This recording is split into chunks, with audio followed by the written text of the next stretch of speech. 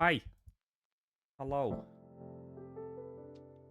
It is that time once again where we gather here once more on a Sunday. And we have a feeling of deja vu as we once more experience the playthrough of the start of Pokemon Scarlet and Violet one more time. This is run number 4, Hall of Fame. So, there have been many at this point. We're getting pretty, deep into it at this point. I mean, we've got, what, 3 to go? Because we're on run 4. We're doing pretty damn well, so pretty good stuff. And we're going to get going fairly soon. So, yeah. I don't really have anything to say. Don't really have any updates or any of that kind of stuff. So, we'll kind of just speed along and get going pretty quickly, I think. Because no real reason to hang around, is there, I think? So, we'll get a motor in a minute and we'll crack on from... Yeah, let's get going, shall we? Let us commence forth, as they say. Yeah, I hope people have had a nice weekend so far, and all that kind of stuff. It's been going well. You know the drill. And yeah, gonna get the game up. I don't really have anything to say. So yeah, I'd rather get the game up and do something interesting rather than sit here awkwardly for the next 5 minutes. So I'm gonna get the game up and get going straight away. Let's crack on, shall we? Let's go. Once more, we enter the character creation-y bit. So pause that, because the game will come up with some music in a minute. But let us design our child once again. By that, I mean literally do the exact same thing we always do, and then just call it Hoth, like we do as well for Hall of Fame. So there you go. Exactly the same as normal. We've just created the same character again. Now, we could do something else with them, but when have we ever been one to do that? So let's not even bother. We are not going to spend any time in the character customization shit, because what's the point? And it will just be a waste of time. Nobody wants to see that anyway, let's be real. So we are just going to crack on. No point waiting around and wasting time. So let's get into it. Okay. Let's get cracking.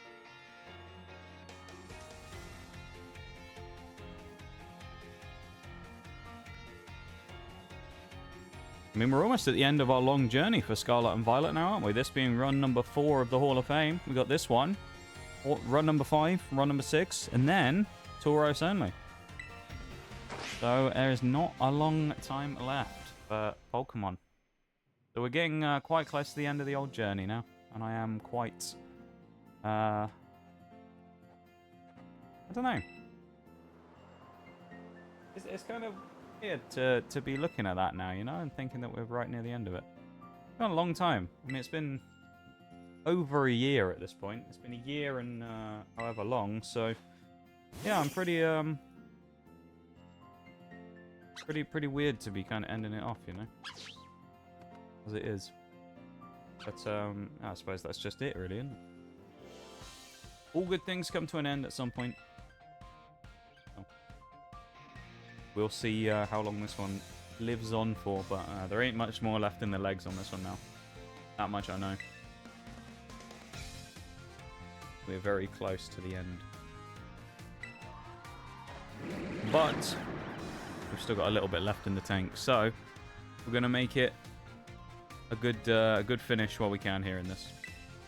Make sure that we get some good stuff done towards the end. Yeah, so let's settle in. Let's get going. And I'm just going to start playing. So,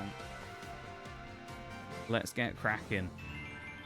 We actually do have the option of picking a starter this time and using it. I need to turn the volume down a little bit as well.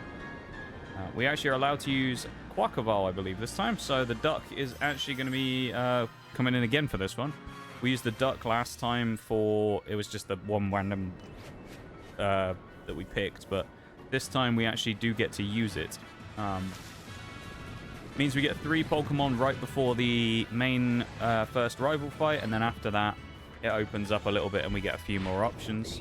The team for this one includes a few legendary Pokemon that we've had across our run. Not literal legendaries, but legendary in nature, in the form of the Sus, Among Us Pokemon, of course, Amoongus, Amogus themselves. We got a number of other cool ones. Palisand is in this one, which was a bit of a goat back in the day of Ghost and Ground. So we got a few interesting ones. I think Tyranitar features here. Garchomp as well is another option. So, yeah. Plenty of Pokemon in this one. Plenty of options. And plenty of interesting things going on. So we're going to see how it goes. Just realised, actually, looking at the date, because it's the 6th now, isn't it? In a couple of weeks' time, won't be that long, the clocks will be changing. Kind of wild. So we'll have that weird 1 week of weird time zone for everybody. I can't remember whose changes first, whether it's mine or... I think mine changes a week before the US, doesn't it, going back? So I think I end up being like wonky time compared to everybody else for a week.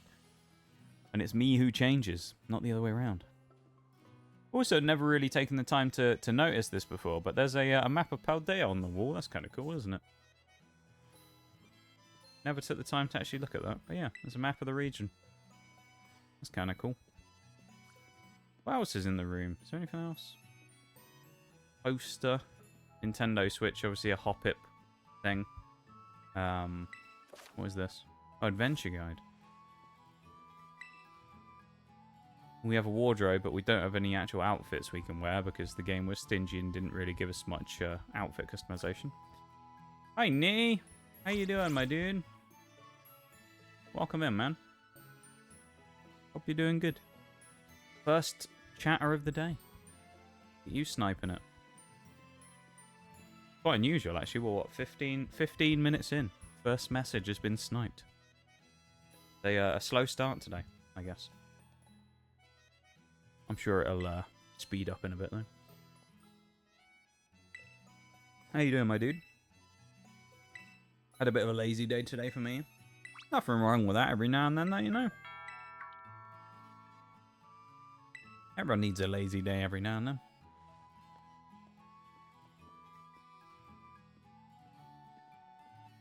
I'll take a sip of my Coke Zero.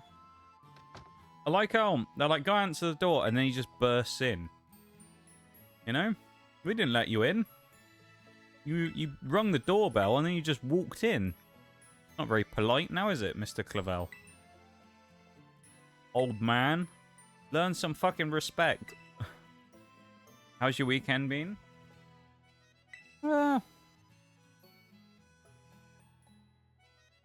Not bad. I'm trying to think, really. It's not bad.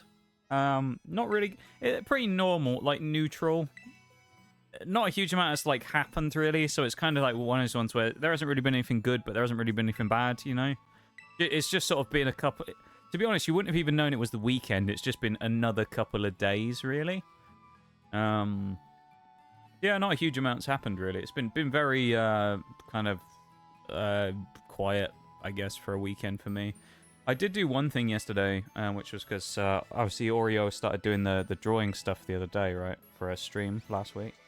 And she's been doing daily little drawings ever since. And she was like, she was talking to me the other day and she told me that I should do it as well. And I was like, sort of maybe I'll give it a go, we'll see. So I actually drew something yesterday. So I guess that's the most eventful thing that happened for me this weekend, is actually I drew something for the first time in, like, I don't know, the last time I actually specifically looked to try and draw something was. But I drew I was told that my first reference, I didn't know what I should do, right? Because I was like, well, it's basically draw whatever you want, innit? And I was like, well, I have no idea. I don't know what I should do. So I decided to ask her for ideas, and of course she said, Quag. So I was like, right, I'm going to look up some reference images on good old Google, see if I can find a good image of a frog, and use that as my like reference.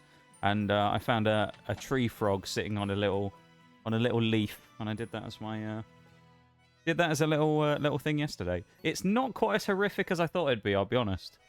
There's definitely a few mistakes in there, and it doesn't look amazing.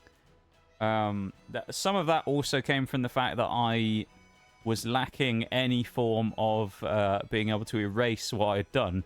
So, because I it was like 2 in the morning when I didn't, and I couldn't find a rubber, as we call them, or an eraser. So I couldn't get rid of any of the mistakes. So there's a bit where it's like a little bit messy. And there's a few things I probably would have done again, but yeah, it wasn't terrible. So maybe I might try and do it a couple of times a week and just sort of see if I can, improve a little over time, maybe, or something. So maybe we'll give it a go. Maybe we'll give it a go.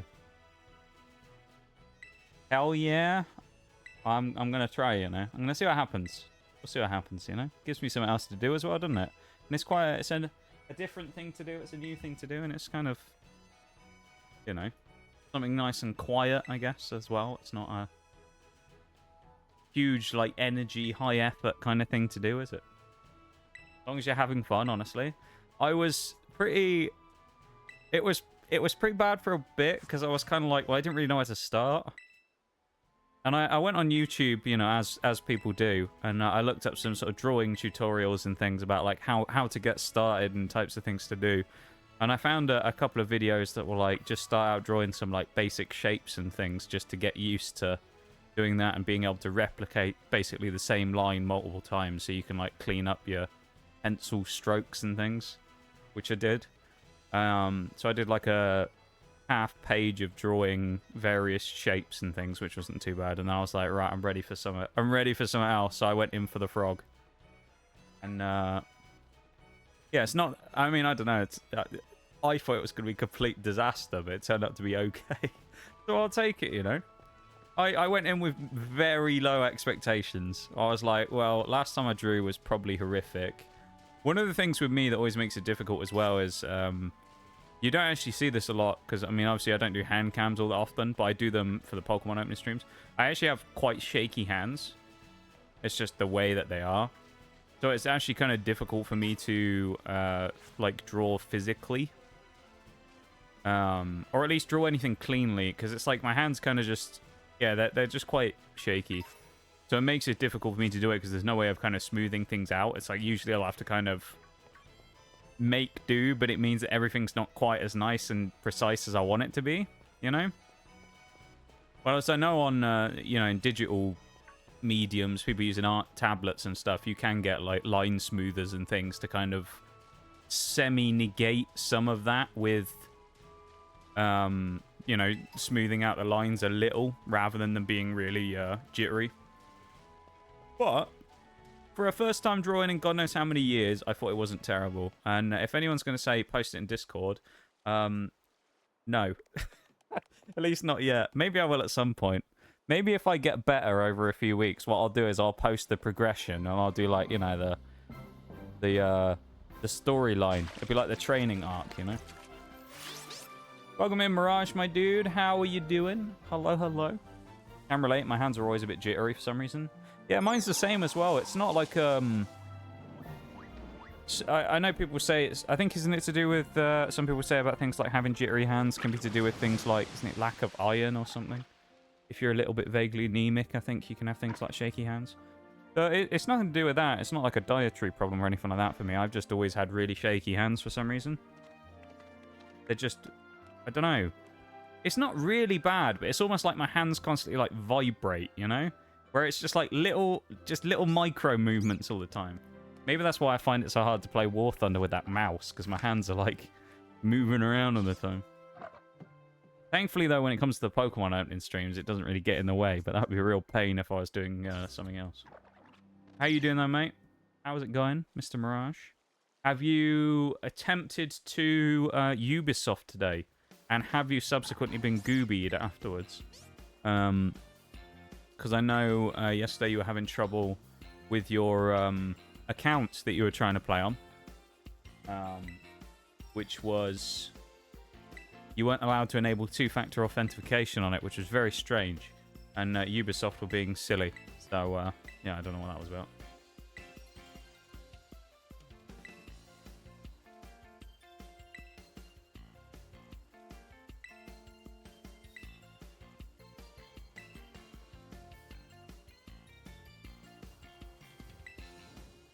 hopefully you were able to have a go at it today. I don't know. Doing well, eating pizza. What have we got on the pizza? We must know, of course. What have we got? What kind of pizza we got? Just going to double check this. I think Quackerval is available here, though. Yes, Quackerval is available. So we're going to be picking up Quackerval. So we're going to pick Quaxley. Here we go. Still Quaxley. We do like Quaxley. He's a good lad. Come on, Quaxley. Let's go. Give him a nickname? No, mate. You have been goobied? Interesting. Huh. That's weird, though. I wonder why.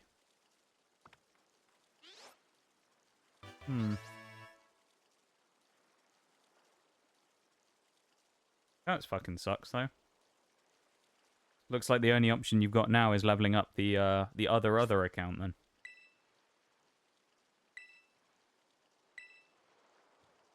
Which is a bit annoying. It's going to take a little while. I suppose the good thing is at least you are, what, like 15 levels away or something?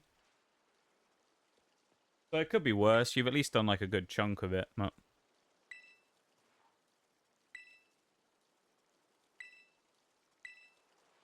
Giving the duck its fair shake? Yeah. The only problem is, and I've just realised, Quaxley's actually really bad for the start of the game just because of... Well, the first gym he's okay, but then after that it kind of falls apart a little bit. Because he's not very good against Brassius, which we can overcome that problem.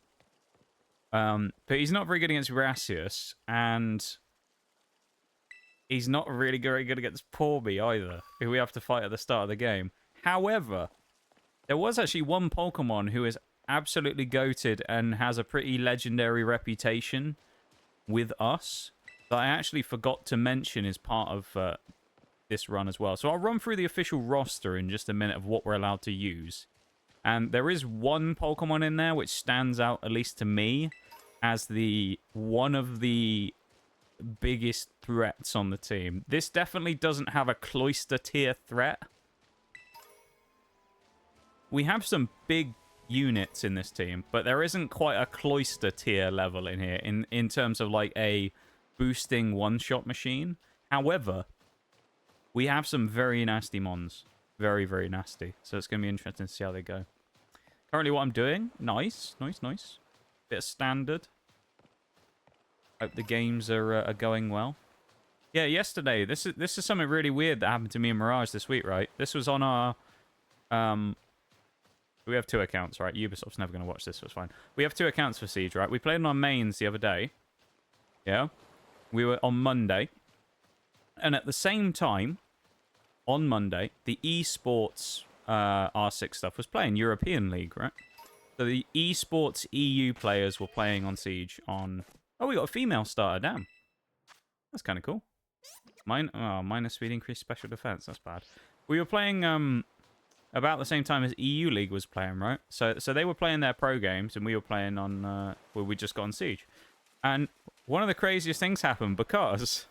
We went into a team deathmatch, and lo and behold, one of the Pro League players, who was playing in about less than 10 minutes after, you know,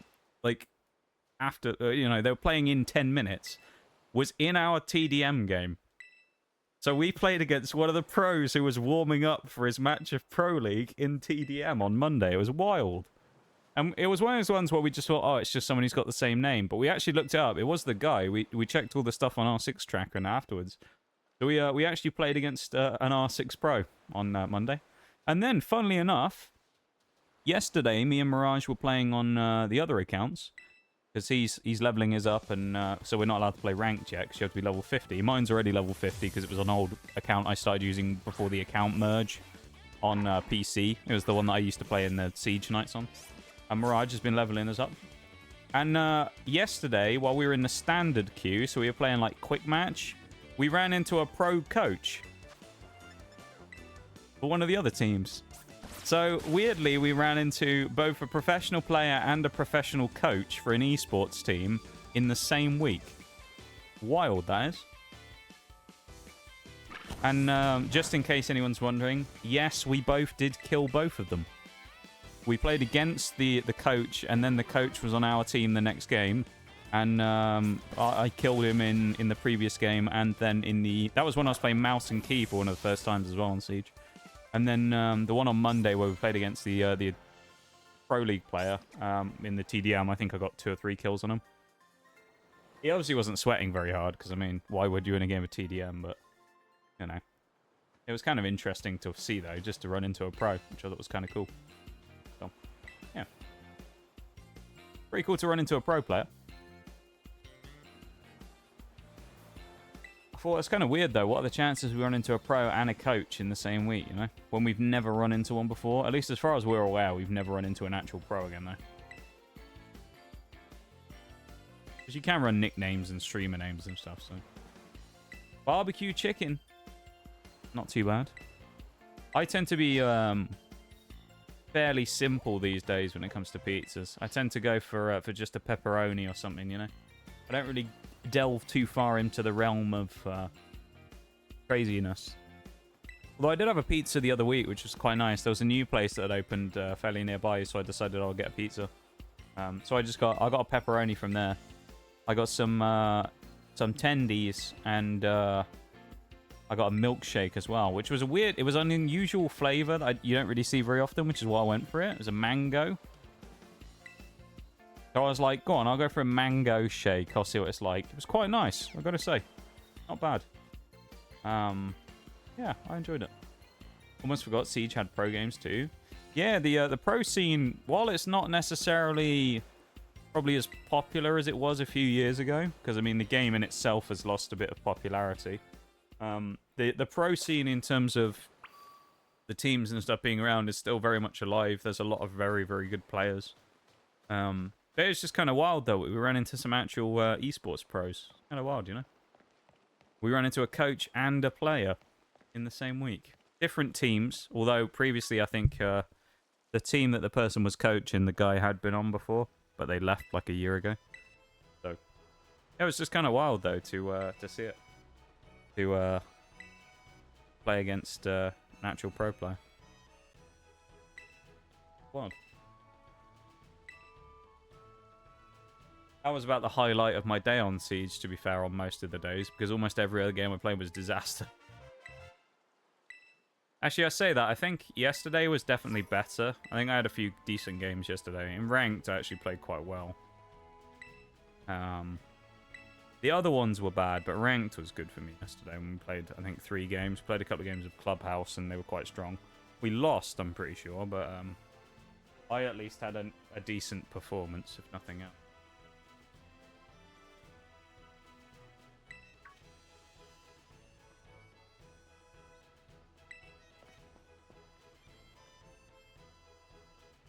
Here's what it is. It is what it is. Sometimes that's just the way the cookie crumbles, as they say, and all that type of stuff.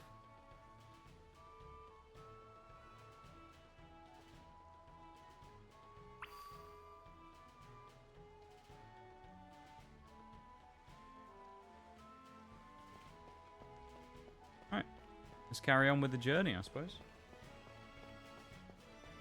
Just over 30 minutes in. We're 32 minutes in. We're about to do our first chunk fight. At least the good thing is that we actually do already have a Pokemon. That's kind of nice. But, so we'll be able to get Pawmi really early, and we'll be able to get ourselves another Pokemon pretty soon. So I should probably run through the roster for today's run, shouldn't I? So everybody knows what we actually have to use. Let me go through that real quick. Let me run through the roster. That would be quite useful. So, what mons do we have available to us? I hear you ask. Let me run through. For the flying type representative from Monotype... Well, not Monotype, is it? I guess Monotype Hall of Fame number 4, if you want to call it that for the official title. First Pokemon we have is Gyarados for flying. That's a great mon right there. For Fairy, we have Tinkerton. Actually, quite a good mon there as well. For the normal type, a bit of a kind of sleeper pick, I think, actually. Grafaiai. Poison normal. The monkey, we can get that quite early as well. Steel, Reveroom. I think we all know how I feel about Reveroom. It's not really that great, but you never know. Maybe it'll have one moment in the sun finally. Ghost Representative, Palisand. I do like Palisand. Palisand is really good. Ground Representative, Garchomp. Garchomp is going to be big.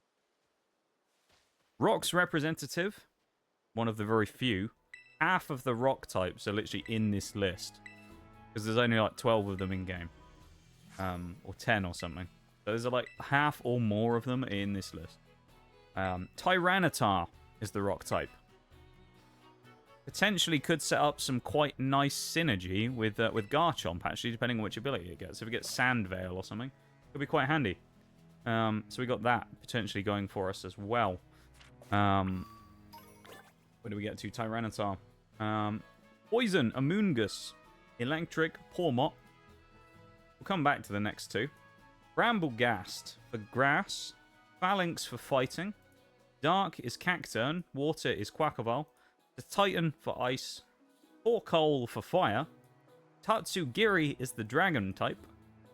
And the final two very much big presences in the runs they were in, and certainly something that I would expect will be quite potent again in the future.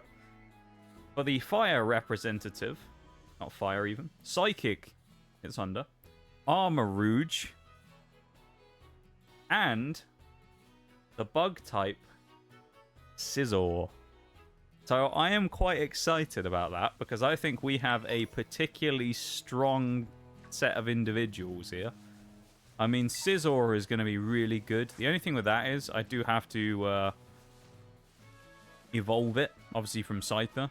Which the easiest way of doing that is using PLA, but that just means I'll have to do it off stream. So we guaranteed won't have Scizor. We'll probably have Scizor by Thursday. That'll be like the thing. I'll try and get Scizor by next stream on Thursday. And I think that's very doable. So Scizor we should have within a week. So realistically by Gym 3 we'll have Scizor. Armarouge we will be getting today as well though. So that should be nice and easy, because that's a fairly easy one to do. We just need to go and get the Auspicious Armor from defeating Bronzor and then go to Zappa Pico. So this is one of those runs where, I know I say this every time I feel like, but there's a lot of setup involved at the start, immediately, and then we can go and do stuff. So this is one of those ones where it's a slow starter. Because we do need to go and get the Auspicious Armor. There are a couple of Pokemon in the early part of this that might be slightly more tricky to get. Not this one, though, because we're about to go and get Pawmi. But one of the early ones is going to be annoying to get. I mean, Charcadet's very easy. We can actually get Gibble kind of easily if we want to, but I don't think we will. Tinkaton is one of those ones, or Tinkertuff, whichever one it is. I can't remember which Tink it is. Whichever one it is. Is it Tinker... whichever... I can't remember which one it is. Tinkertuff. It's Tinkertuff, isn't it? I don't remember. Whichever one it is. You can get it in the ruins fairly early. It's just one of those low spawn rates. So we can go and get one. It just might take a few minutes of trying to find one. But I know we can get them over by Claw, so... That's a lineup. It really is a good lineup, isn't it? I mean, even if you just look at some of kind of the power mons, like the big ones, you're looking at, like, Garchomp, which is... I mean, it's Garchomp. You know? Like, you can't look at this team and go, oh, it's not that great. You've got a Garchomp in it, or like, we will have a Garchomp. That's a big mon. Big, heavy mon, a lot of damage. You know, potent, strong physical attacker. Just on its own, a very good mon. Then you pair it with arguably one of the best rock types, Tyranitar, who, of course, is going to be pretty goated when it comes to ability like crossover, because Sandstream on Tyranitar obviously is basically its only ability, I think, isn't it? Other than it's hidden, maybe. But Sandstream is, I think, the only ability it usually rolls with. So we're going to get Sandstream T-Tar, and most likely, because Rough Skin, I think, is a is like the hidden ability on Garchomp. We'll either have Sand Veil or... what's the other one? It's not Sand Rush. Maybe it's just Sand Veil we'll get that on Garchomp. Because I don't think we can get Sand Rush. If we can, if you can get Sand Rush Garchomp, that'd be OP as shit. Be amazing. I'd be very happy with Sand Rush Garchomp. Very happy. Very happy indeed. But you never know. We'll see. We'll see how it goes. We'll see what happens. I'm excited. I'm looking forward to it. I think this run has a lot of potential. Is it the, on paper, the strongest looking run we've ever had? No. But it's got bags of potential, I think. Don't remember if the ability changed on Evo or not. We can have a look. I mean, we've got the time. Let's have a look, shall we? Why not? Not like we're in a rush, is it? Garchomp. Pokemon Database. Sand Veil is its only ability. Rough Skin's the hidden. There you go. I knew Rough Skin was the hidden. It's crazy to me that Garchomp doesn't learn Earthquake, though. That's actually wild. You can teach it to it as a TM, but Garchomp on just base doesn't learn Earthquake, which is insane. You can actually get Outrage and Earth Power on it as well if you do Legends Arceus Garchomp. Interesting. Mega Garchomp gets Sand Force, which is the other one. Which it boosts its power, but obviously we don't get access to that one. So, yeah. But it's still good, though. And then, so that means we're going to get guaranteed increased evasion from Sand Veil via the use of Tyranitar. So I think that's particularly good. And then T-Tar, I'm pretty sure, is the same. Sand Veil is its or Sand Stream is its guaranteed. Weirdly, its hidden ability is Unnerve, which means it's not able to eat berries, but that seems really redundant on T-Tar, honestly. It seems pretty bad. So I don't know, it's a weird ability to have. The only thing with Tyranitar that I look at, and it's kind of a bit of a letdown in this run particularly, is it's the Hydreigon conundrum again. Because Hydreigon evolves really late and it becomes an issue because you can't use it for a lot of the game. And the same problem seemingly happens with T-Tar, just slightly lower. So T-Tar 55 is where it evolves from Pupitar. So we won't have T-Tar until the Elite Four. By which point, let's be real, T-Tar's general usefulness isn't as high as it could be. Because if you think you had T-Tar earlier, it'd be a lot more potent. Because the last few fights of the game, we've got Ground type, which is really bad against, for T-Tar. We've got Flying, which to be fair is good for T-Tar. Steel is bad for T-Tar. Dragon, kind of a mixed bag. The champion team, well, admittedly, isn't really that great for T-Tar either. And then you've got the final couple of fights, the rivals. Most of their teams aren't super weak to rock types. So, yeah, T-Tar's one of those ones where it sounds like it'll be really strong, but I actually don't think it's going to have as much of a presence as we think it will. I think he's going to exist, but he's not going to be a huge member of the team. And that potentially T-Tar's main role here might be more of a Garchomp buff than it will be anything else. So that might be how it ends up playing out, is it runs as more of a Garchomp buffer. Who knows, though. Curses, why did Game Freak think it was okay to make Hydreigon evolve that late? I don't know, man. I don't know why they did that. It's such a bad idea, though, isn't it? I mean, even in Gen 5, when Hydreigon came out, or Hydreigon, I guess, is the correct pronunciation, isn't it? 'Cause it's, it's supposed to be German numbers. But Hydreigon, I'm pretty sure in Univert, it's kind of a similar story, where if you were playing with, like, a Hap-type system, aren't the Elite Four all, like, out of your range anyway? I think. It's something like N is, like, the first people or one of the first people you'd be able to fight N and Getsu, so like the first couple of people you'd be able to actually face with it at like regular level, I think. Which is basically the end game, isn't it? Like the final couple of fights in the story. But yeah, Hydreigon, it's sad that it suffers from that, because if it was possible to change it to make Hydreigon come in sooner, I would allow it. The problem is like, if I say, well, let's just add Hydreigon in, say, for the Elite Four, right? Which I probably could do. How much use is it really going to get?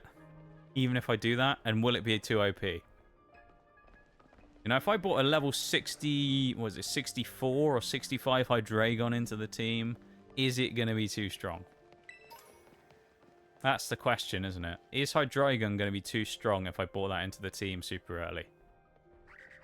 Well, even in the Elite Four is early for that thing.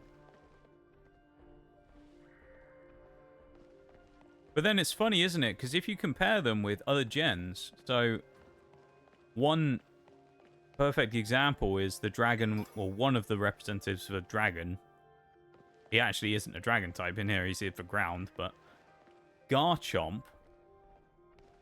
Garchomp's first evolution to Gabite is at level 26. His second evolution is at level 45. He evolves at 45. Hydreigon evolves 20 levels higher, roughly. That's crazy, isn't it? 20. That's how crazy that is. 20 levels higher or so.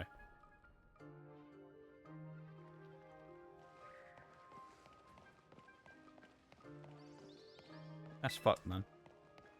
That's fucked. Yeah, it's crazy that Garchomp evolves so soon in comparison to Hydreigon, but, you know, we don't have to worry about it right now because Hydreigon isn't in this run. I think he's in the next one. You double check? Yeah, Hydreigon's in the next run. When he has his fellow Gen 5 mate, Haxorus, for company as well. And also, there's actually 3 dragons in that one, because we also have Appleton, which is going to be hilarious. The Appleton and Jerry, that's actually going to be an interesting team. Gastrodon, Bellybolt the meme. Oh my god, that's a good team.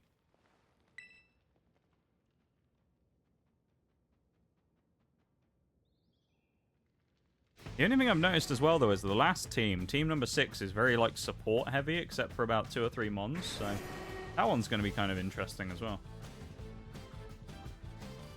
Welcome in, PokePal. How's it going? Good evening to you. Yeah, it makes no sense, doesn't it? And a mad exploit in Sword. What is the exploit you found? What type of exploit are we talking here?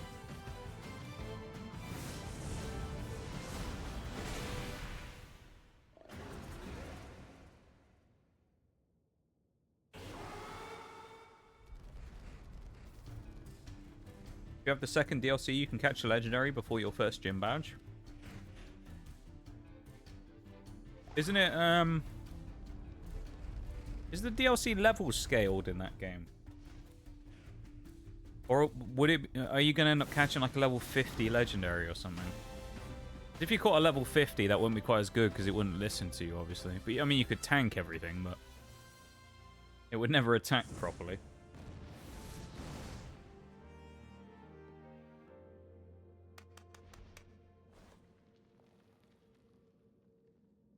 Through the DAs, for the Dynamax adventure. Oh, don't you get one at the start, like, for free? Something like Suicune or something. You do it as, like, the first one. At least in the, well, at least in the version I played. It might be one of the birds, of course, in the... And it listens to you? What level is it? When it comes out of the raid. That's weird. I'd imagine that would have been a fixed level. I guess it... Maybe, well, I don't know. Maybe it is. Maybe it isn't. Who knows? Level 70? Huh. I guess that's just a bug then, because obviously normally a level 70 wouldn't listen to you if you didn't have, what, all the gym badges practically. That's wild. How do you even beat that in a... Oh, isn't Dynamax Adventure, don't they give you a team? I'm pretty sure, don't they give... You can, like, pick your Pokemon, can't you? I think that you use. It's been a long time since I played those games. So. I think for a while I was going to go through and try and get everything in the decks from DA, but I never did. There was a chance it may have come back in BDSP when I was trying to do the living decks, but that would have been because I thought there was a couple of legendaries I could only get from there. As it turned out, there wasn't.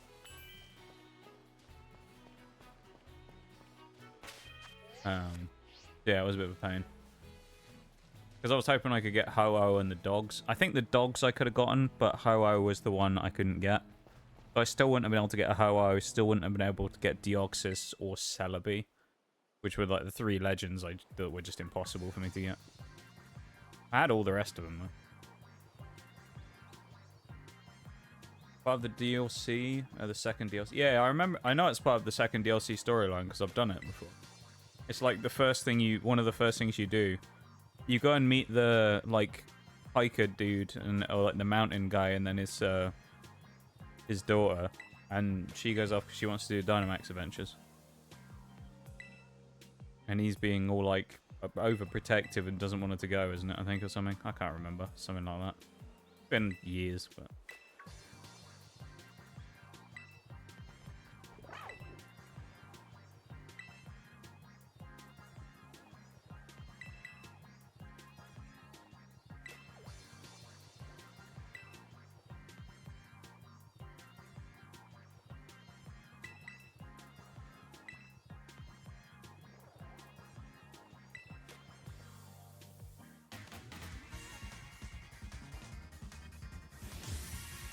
Arvin, fight number 1. Quaxley and Formy versus Squovat. I fancy our chances here, I'll be honest.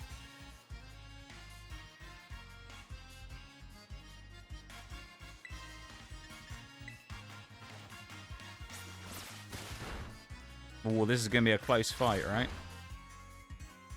Only downside is you can't shiny hunt those later in the game. You can only catch each legendary once per play profile.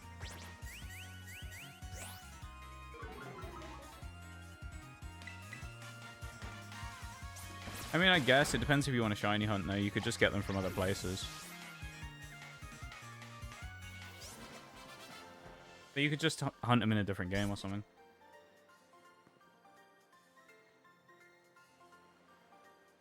Peony is such a sweet father figure in Pokemon. A low bar considering the bar is 6 foot under. Yeah, the only other one you see is Norman, isn't it, I think? I think the only other father figure or the only father you actually see in the whole game is Norman, basically. Raid settings are preventing raids? Shouldn't be. Don't know what's happening there. Let's have a look. No, it says it's fine. I don't know. Weird. I don't know. I'm not sure what's happened there. Tabletop, welcome in, by the way. Probably just Twitch being Twitch, to be honest.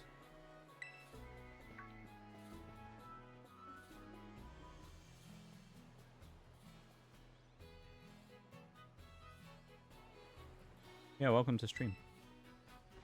Want to join DA hunts with some streamers that do them? Fair enough, I guess, if that's what you want to do.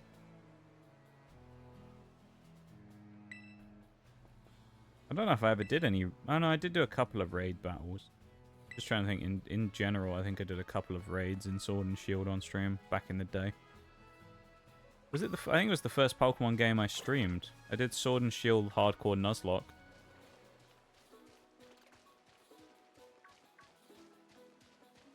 Is this a dragon playthrough?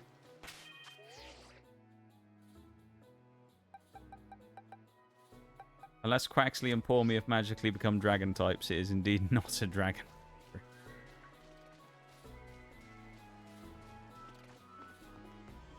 This is one of the Hall of Fame runs. The 4th one now. Been doing them for a number of weeks, if not... Actually, it's been...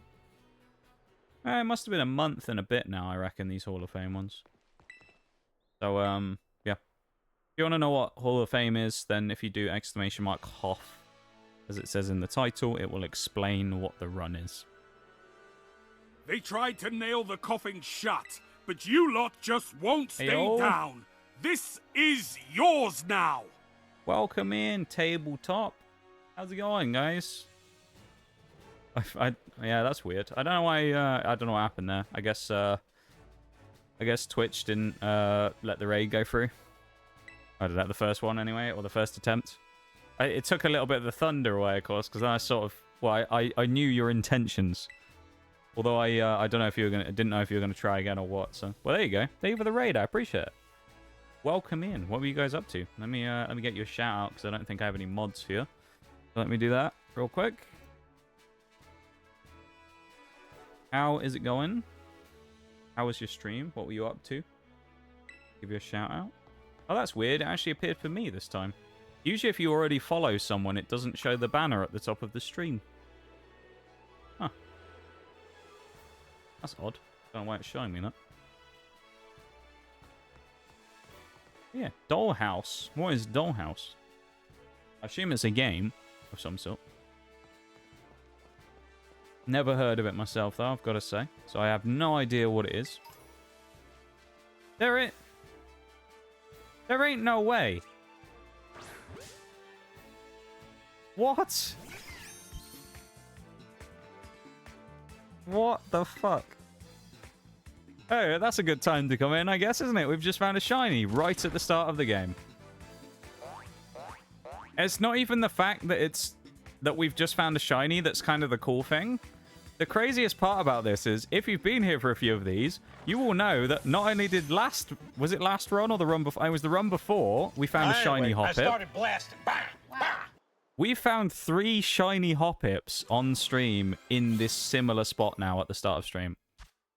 3 shiny Hoppips. What is happening?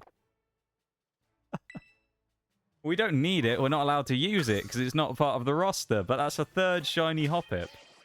Let's have a look at it, I suppose. There you go. That's a hell of a time to come in. There you go. It's a shiny Hoppip. It has increased attack minus special attack and chlorophyll. That's kind of cool, isn't it? There you go. I have 3 now. I think it's just trying to troll because Forks, I know, was Forks was looking for a shiny Hoppip for a while, I think. Because he was trying to do like I think he was trying to do like a shiny Nuzlocke or something for a little while. And I'm sure he was trying to look for a shiny Hoppip and he couldn't find them. Spooky Survival Maze Mystery Game. Sounds pretty interesting. Okay. Okay.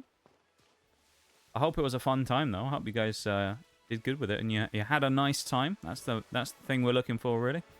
We're only just starting here as well. We're in the very early stages of this run, as you can see. So we've caught 2 Pokemon and now we have a shiny.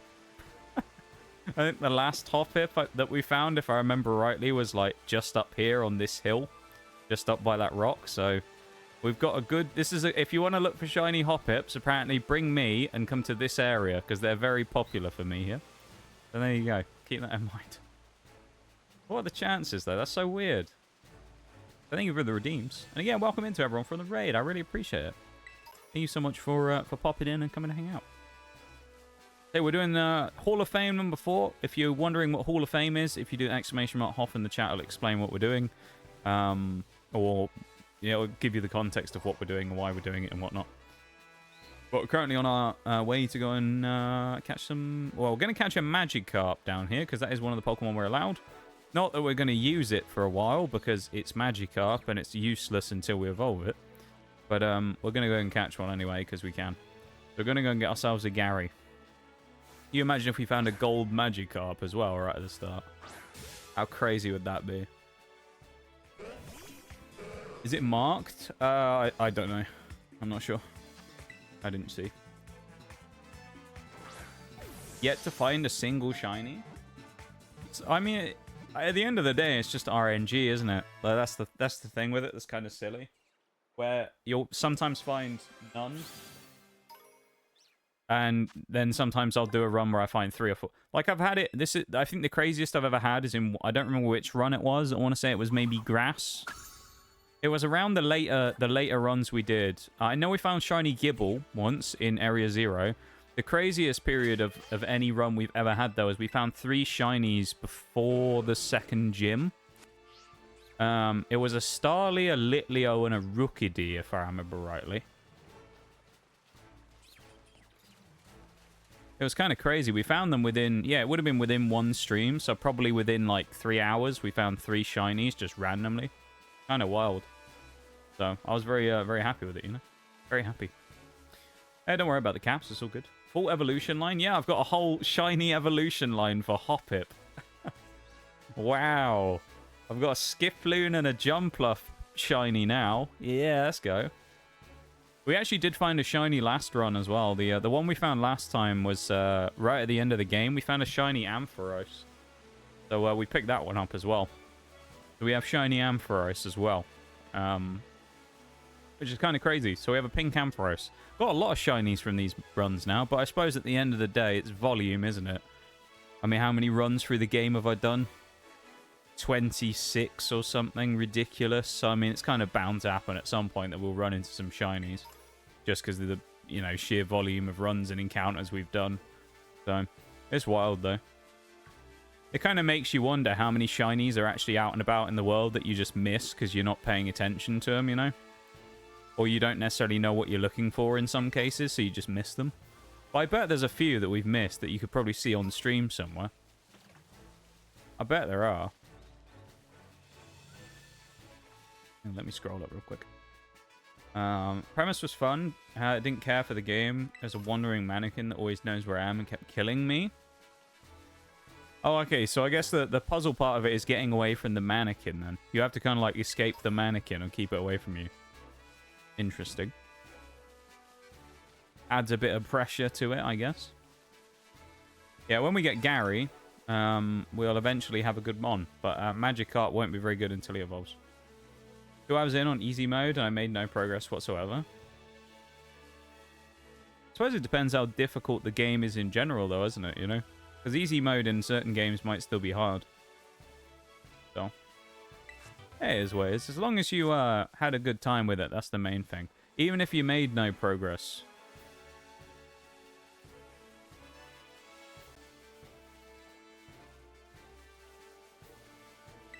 As long as you have fun, that's the end game, isn't it, really? Or the end goal of any video games. God leaves the same, but I have to go. Good luck with the run. Have a good one, Pokepal. Take it easy.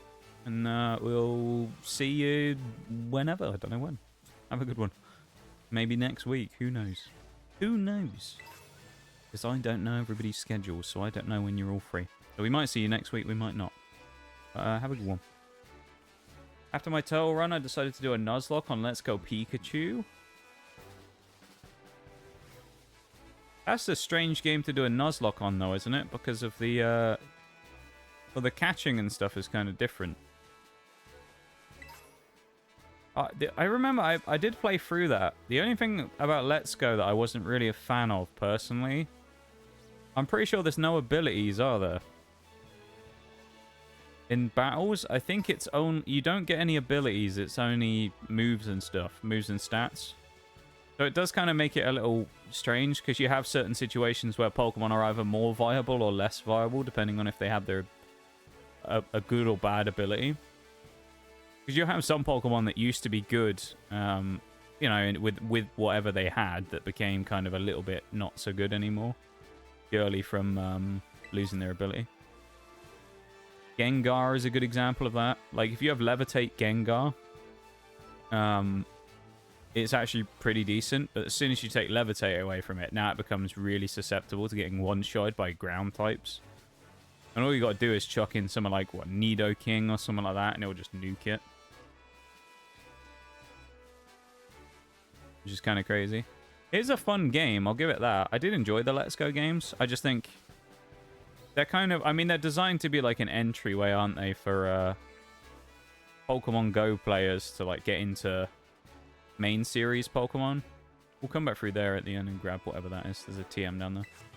But they wanted to get the Pogo players into the main series, didn't they? So it's kind of why it's simplified, I suppose, to a more Pokemon Go type style. While Pokemon won't risk anything, true. But there's still plenty of trainers and gym leaders. There are, yeah. As I say, the abilities thing definitely makes... Well, I don't know if it makes it easier or harder, really. It makes it different. I want to say the move sets in that game are a bit wonky as well, because I seem to remember a few people maybe getting really powerful Oh, you have the starter, that's what it is.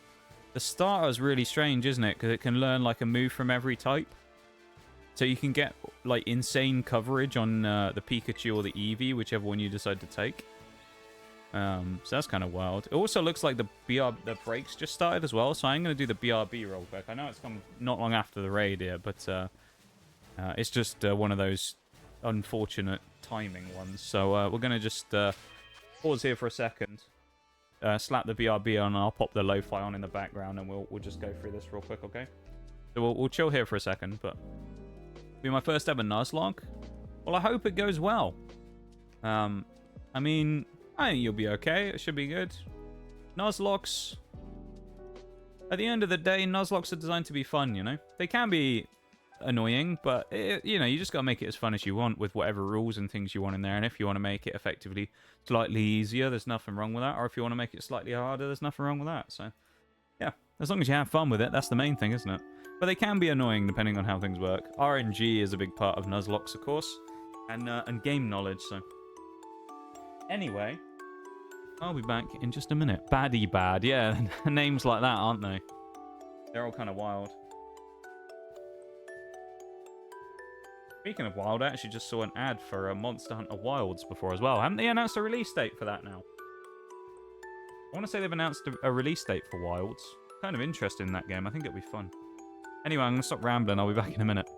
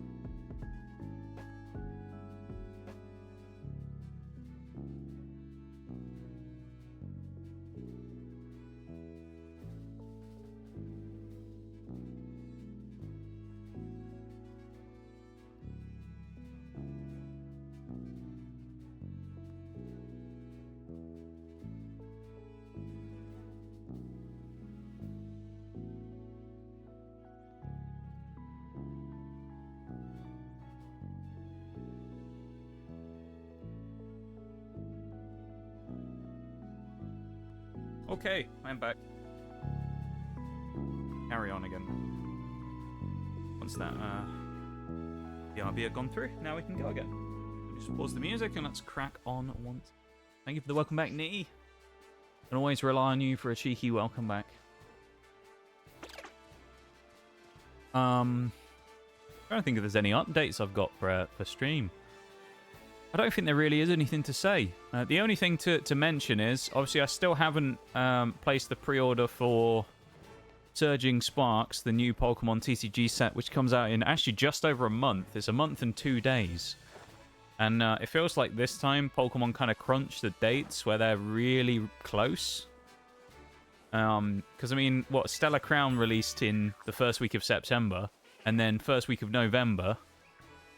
And we're getting, or I guess second week of November, I guess, technically, because it's the 8th, isn't it? But then you've got the next one incoming.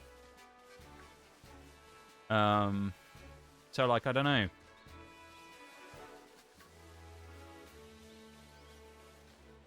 I need to sort that out, though. I need to get the pre-order on it. But, at least at the minute, it's only been, like, 4 days or something.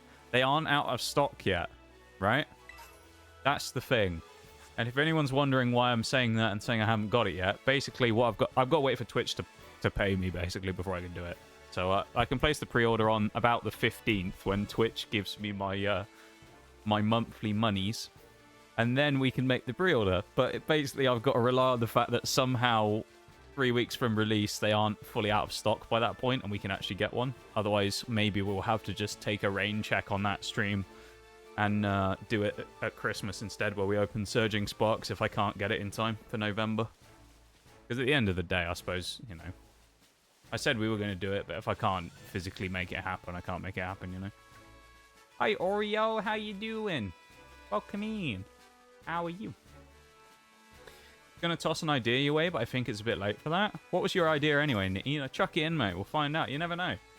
Maybe it's a good idea anyway. You never know. I'm actually going to go over here because I think there's a Rock Blast TM and it might actually be kind of useful to pick up. How you doing that, Oreo? You must... were you at work early today? Feel like you were at work early today and you're now home? Want to say? That was swift. Did we pick up Rock Blast already? Hold up. Oh, we did. Ignore me, I'm an idiot. Leave the Hydrant and Spinal. Just sip of my Coke Zero. That cokey goodness. There's only one more Pokemon we can catch actually in this first area as well, which is Shroodle, which we can get up on the hill. So we'll go and get Shroodle in a minute and then start doing all the fights back. In terms of whether the Pokemon we have right now will be relevant for... Hey, you can get Combee here. I didn't know that. But whether or not these Pokemon will be relevant in the first gym, let's be honest, probably not, because we're going to have Armourouge by that point, and Armourouge is just kind of going to destroy everything. So, yeah. Armourouge is just going to wreck everything. It's going to be easy.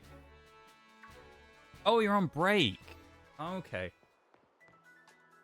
You want a long one tonight, then? I'm kind of confused. Yeah. I mean, it's going all right, though. It's going okay. We're starting a new run number 4. Just been talking about... I was talking about the draw-in stuff earlier as well. The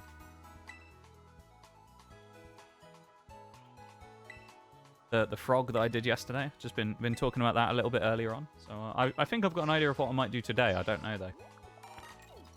So we might see what we do. I have a potential idea of what I might try tonight for an idea. I'll have to find a reference, but yeah, that could be quite good.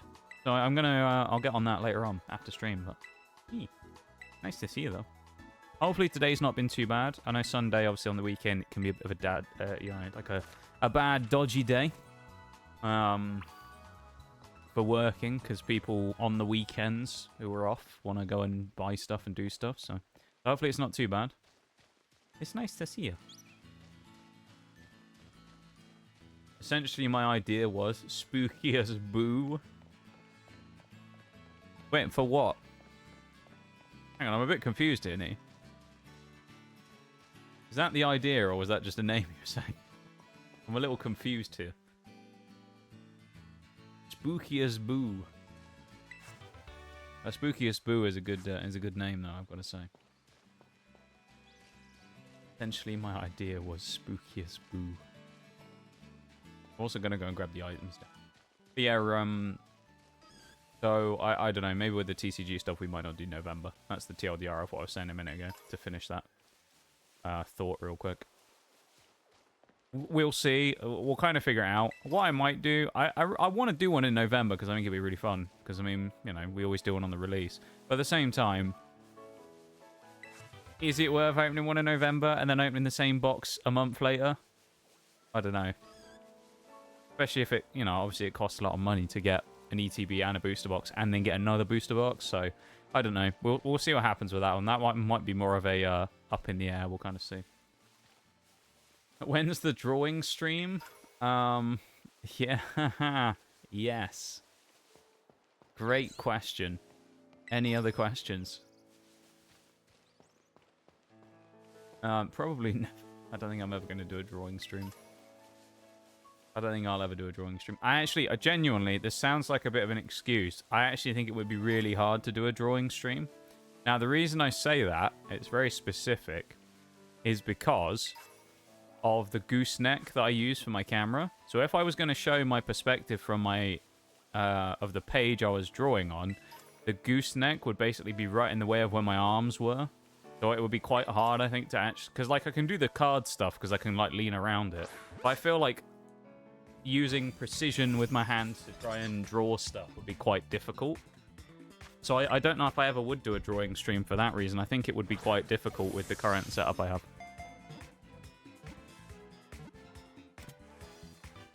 You never know, though. Maybe in the future I'll figure out a way of getting around it. But at least with the current setup that I have, I think it would be too difficult to pull off. I could be wrong. Toxic mouse. How does it look like a mouse in any way, Shrudel? It turns into a monkey, or like a lemur. So why is it mouse? Minus defense, increase special attack. That's actually kind of okay with acid spray that we have right now. I'll tell you that. We need to start fighting the trainers as well. So let's go and fight the children, because that's what we need to do. But yeah, drawing stream, I don't know. Maybe we do it as a meme-like thing. Be another one of those like outlandish things where I'll throw it on with the foot pick thing for forks. And I'll say, like, if we ever hit Twitch partner, we'll do a drawing stream. How about that? Something like that. I don't know. Don't hold me to that, but maybe I'll say something crazy like that. We'll do one if we hit X thing.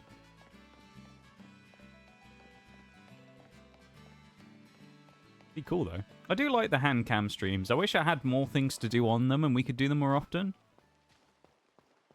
It's like with the Pokemon ones, it's like I would love to be able to do them way more often. It's just that the fact that, like, obviously it's, you know, it's like a fairly big expense to do once a month for a stream, even if it was just like a, you know, say if we went through like each set at a time. So we started with Scarlet Violet base, and each month we opened up a booster box until we got every card we needed to complete the set. It'd be a cool challenge, but it'd also be one of those ones where you kind of like, you know, it's a lot of expense for, you know, mostly getting dupes 9 times out of 10. So, I don't know. I would love to do them more though, because the hand cams, it's just kind of fun. There's something nice about doing it. I just don't know what else I would do for a hand cam stream. Lego building stream would be fun. That'd be enjoyable. Do a Lego stream. Can you imagine that? I haven't got any Lego that I could build, but that'd be great. Want a Lego stream? People do those every once in a while. I quite like them. Oh, honestly, I would have greatly enjoyed Dollhouse if it wasn't for the hyper-intelligent walking mannequin that kept killing me. Perfect atmosphere if you had limited its movements. Some even found me at a respawn point. That's kind of wild if it tracked you down there, though.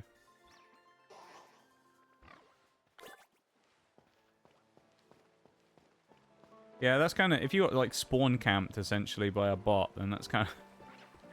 That's pretty stupid. If they set it up with the AI would, like, spawn trap you. That's pretty bad if they did that, yeah. That's a silly idea right there. Even the redeems as well.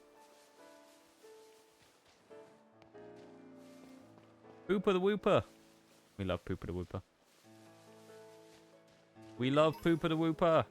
He's just the coolest little guy.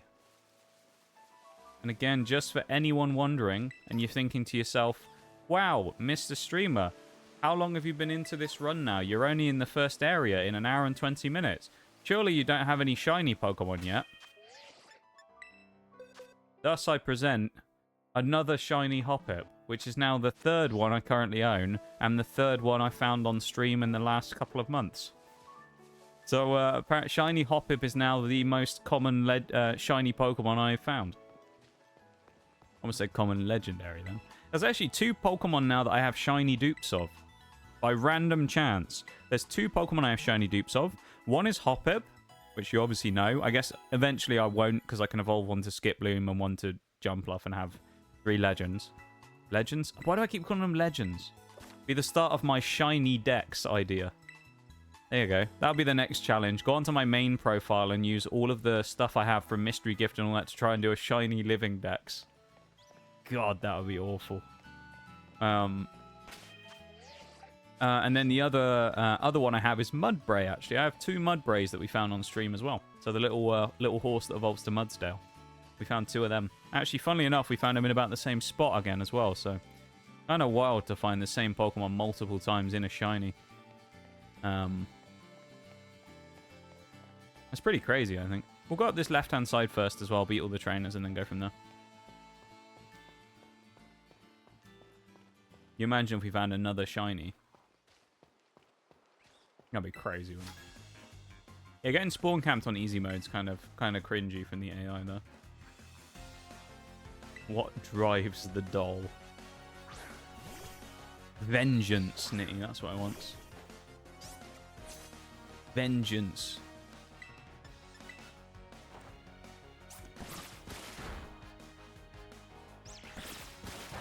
Zuzu's doing a shiny living dex. The shiny living dex takes an incredible amount of patience, and I don't think it was anything that I would like seriously consider doing. I think like if I was here on stream and going, yeah, let's do a challenge, I'll try the shiny living, because even in this game, which realistically Scarlet and Violet is probably the easiest shiny hunting Pokemon game there's been for a while. Maybe up there. To be fair, Let's Go is kind of up there as well.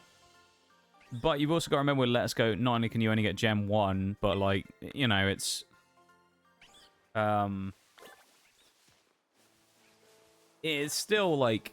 that game probably isn't quite as good as this one, purely from the fact you can get Outbreak Chaining and then Sparkling Sandwich, which helps. Albeit, to get the Sparkling Sandwich, you've got to have basically beaten the game and do 6-star Terror Raids. But... even then, it's pretty hard. Even with a shiny charm, it's pretty hard. Yeah, doing the whole dex, even with a shiny charm, would still take a long time. Because I mean, as I said earlier, it's RNG, isn't it? Like if you look at us, right? You could go, well, some runs we've run through the game, we found 1 or 2 shinies. Some runs we found none. But we've already found 3 random Hoppips, which is... so there you go. We've completed an evolution line, or 2 evolution lines if we evolve Mudbray as well. We've completed 2 evolution lines of the shiny living dex already. And then you realize that how many Pokemon are there these days? 1,035 or something? And then you think, well, actually, we got 5 out of 1,035. And then I've got a couple of others here and there. I know I have a shiny Bronzor that I found. Shiny Relor I found. I don't know if I actually have it anymore, because I don't know where it is. I think it's somewhere in one of the profiles, but I had a shiny Pormo. I found a shiny Porme before. What other shinies have I found randomly in this game? Litleo, Rookidee, Starly. Weasel. Blissey. I'm sure there's Stunky. That's another one. I know we found Gibble. Ampharos. I don't know what else. We probably found a couple more, though. Pokemon Go is the easiest shiny hunting. I guess it depends if you count that or not. If it was... It depends how you count it. If it was me, and I was counting it for... if I was doing this for myself... important to mention that, of course, because people always you know, in these situations, like to assume that whenever anyone says anything talking about it from their own perspective, that they mean that everybody else has to do that and that their word is law, of course, which I don't mean at all. Do what you want with your challenges or whatever, because it's your challenges. If I was doing it personally for my own challenge, I wouldn't count Pogo, because I don't really view Pokemon Go as like an official game. In my opinion, I don't count it as like a, because it's not a main series or a spin-off Pokemon game. It's an app, you know. So I personally wouldn't allow it to be used if I was doing it. So it probably is the easiest to shiny hunt in, but I guess if you're talking like mainline games, taking that out of the equation, Scarlet Violet is probably the easiest. But not because of the odds being any better, but Scarlet Violet's better purely because of the amount of chances you can spawn quickly is way higher, right? That's why I say it's better. So you think about, like, say you compare it to BDSP. We found a shiny Miltank in BDSP. Actually, that's a point, isn't it? We found a random full art shiny in that game as well, which is even less likely. It was in the underground, but if you look at that game, right, BDSP, we found that one Miltank randomly. You can do one encounter at a time, can't you? Because you have to find... You run into a Pokemon, you find out whether it's shiny, then you run away, then you run into another one, then you find out if it's shiny, and you keep going like that. Versus Scarlet and Violet, it's the speed at which you can do it, because I can run up and find a group of 5 Crogunks at the same time and go, okay, let's run away, despawn them, then let's run back and respawn them. And then there's another 5 Crogunks. So instead of, if you look at it like that, if you wanted to look at it with perfect odds of 1 in 4,096 or 2,048, I guess, which would be half odds with a shiny charm. If you want to look at it specifically like that, which of course we know that RNG doesn't work that way, so it's not literally you will get one within this, because, you know, RNG has its own spin on it.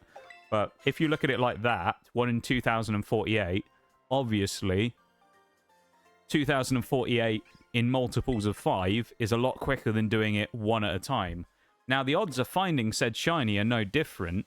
It's just that you have more chances with Scarlet and Violet than you do with, say, BDSP or Sword and Shield, where you can only do one at a time, right? So you can, like, multi-farm at the same time rather than, like, single farming, you know?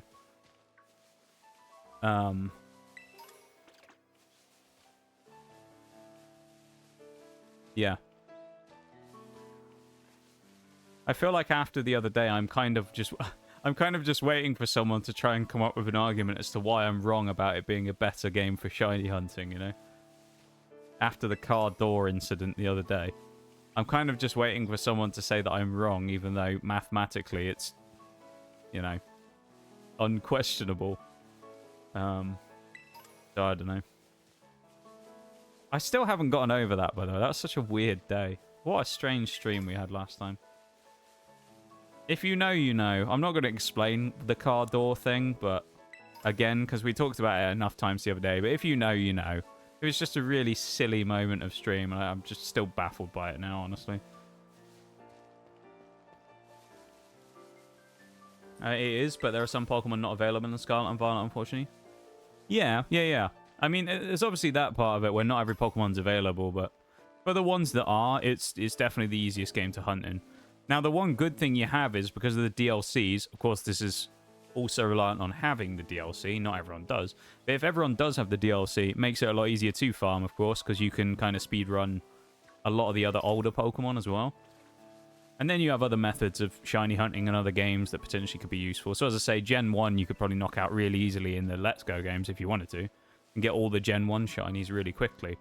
I feel like if I was going to do a full shiny dex, I would probably do it minus legendaries. Just because legendaries, I mean, you can't make any faster. Of course, they would be such a pain in the ass. Because they are just one encounter, one encounter, one encounter. And if anyone remembers when we did BDSP, I remember there was someone at the time who came in who was talking about hunting Regirock. They were shiny hunting Regirock and they'd done like 3,000 resets. You know?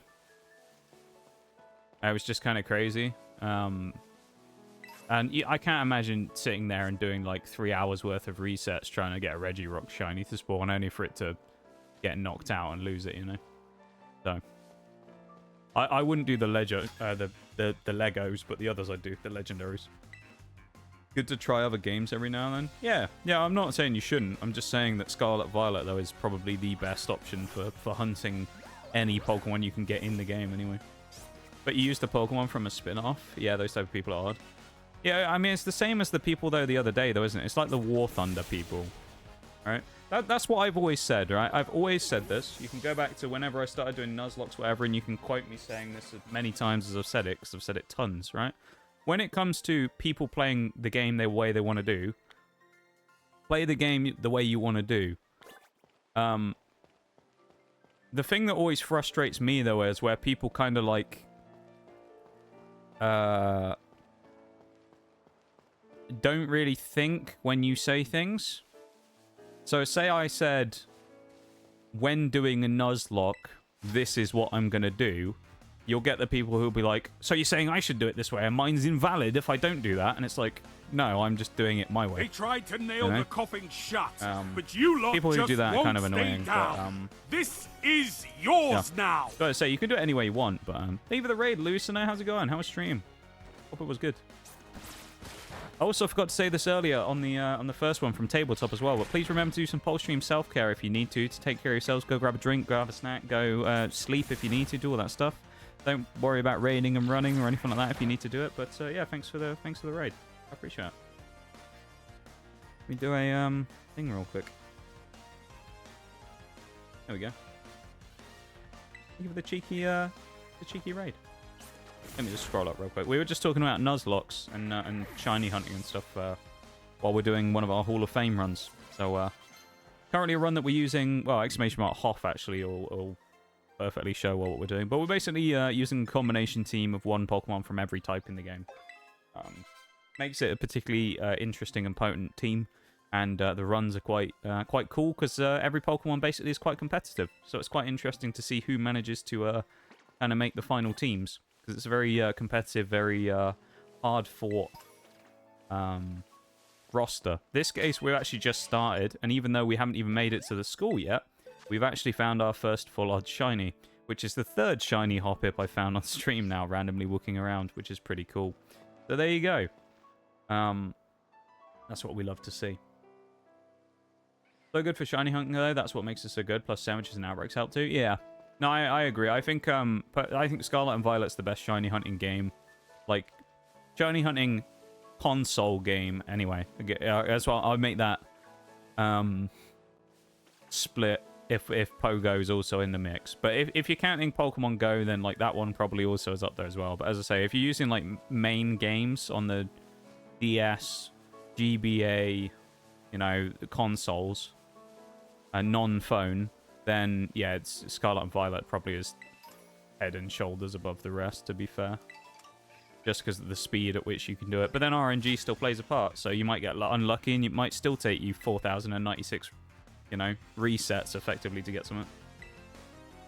Can't shiny hunt legends? All the legends are shiny locked? I didn't know that, actually. That's kind of interesting. Makes banger shiny mons, doesn't let people catch them legitimately. Yeah. Isn't it, I think, well, interestingly, with Scarlet and Violet, I'm not sure if people know this or not, but I think officially, Koraidon and Miraidon still haven't actually had a shiny form released. Game's been out for nearly 2 years now. I think it was November 2022 is when Scarlet Violet first came out, and they still haven't released shiny Koraidon and Miraidon. The only way people can have them currently is from hacking, I believe. So there you go. Unless the only, at least in English anyway, there may be some thing where, I don't know, maybe they've been released in Japan or something, but as far as I'm aware, any like English ones you could find now, if someone tried to show you one, they're all hacked. None of them are real. So they haven't actually released them yet, which I think is crazy that it's been 2 years since the games came out and they haven't released a shiny event for them. Kind of wild. Normally they release some sort of shiny event for them, but for the legends, but yeah, weird. Did it during the ad BRB? That's good, though. Well, good on you there, Tabletop. I'm glad. Good stuff. See, using the ad break appropriately. That's what we love to see. That's why I always like to say it. And I always say it because I think it's a genuinely good idea. But doing a BRB during the ads, obviously where you guys go and have a stretch or drink or do anything you need to do, it's the best way to do it because then you don't have to worry about watching the ads, do you? You can dodge all that. It's great. We kind of need to level up a touch before we fight this next fight, I think. Just because Paul Me... Or, well, do we? Our Paul Me's only going to have Thunder Shock. Oh, no, it has Quick Attack and stuff. Yeah, you know what? Let's go for it. Why not? Let's go for it against Paul Me. Let's have a crack. Why not? I think we can do it.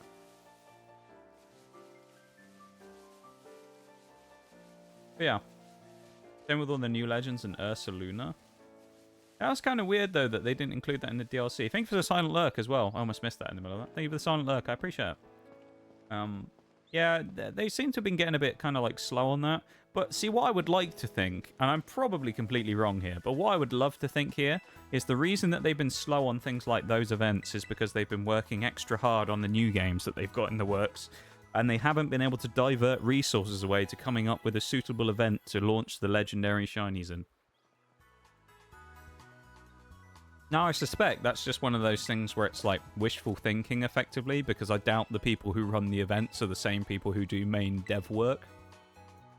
It's like, you'll see it all the time, won't you? It always makes me laugh. Siege players do this a lot, where like Ubi will release a new skin on the store, and you'll just get a bunch of people being like, "Oh, fucking Ubi, they spend all their time with the devs making new skins, but not fixing the game," and it's like... You do realize they have an art department that makes skins. They don't do balancing of the game. Like, some poor artist who works for Ubisoft making gun skins is not the guy sat there balancing fucking operators, my dude. Like, it's not they're not the people to blame. Hi, Shags. How you doing, man? How are you? Good to see you, my dude. How is it going? How are you doing? I hope you're doing well. Pleasure to have you here with us as always.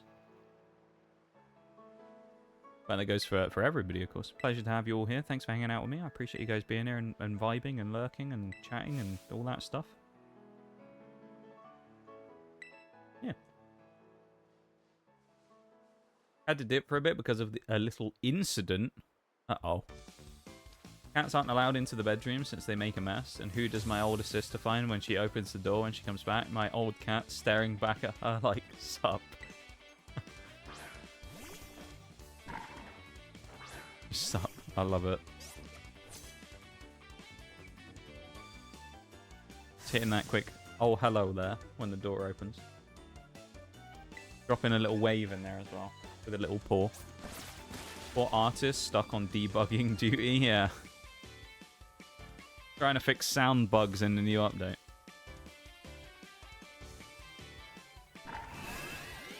I mean, you could, like, the only thing you could really complain about with that is, like, you could say they could be using resources somewhere else. I could understand that one. Someone saying maybe the resources used by that they gave to the art people to make the skin could be used in some way to, you know, work on the game in some way rather than a cosmetic. But, like, yeah, I always find it a bit silly when people complain about things like that because it's just one of those sort of people who obviously don't know how it works and just moan about stuff for no reason. I feel like we get outsped here. Let's go for wing... No, let's go water gun, not wing attack.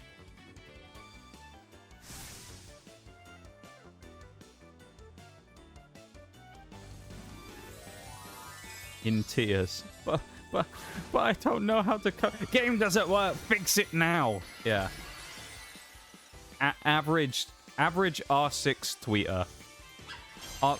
This is just for reference as well, because I know how this works. All right, this is a joke, and this is my interpretation, my impression of the average R6 tweeter. Okay, so Twitch.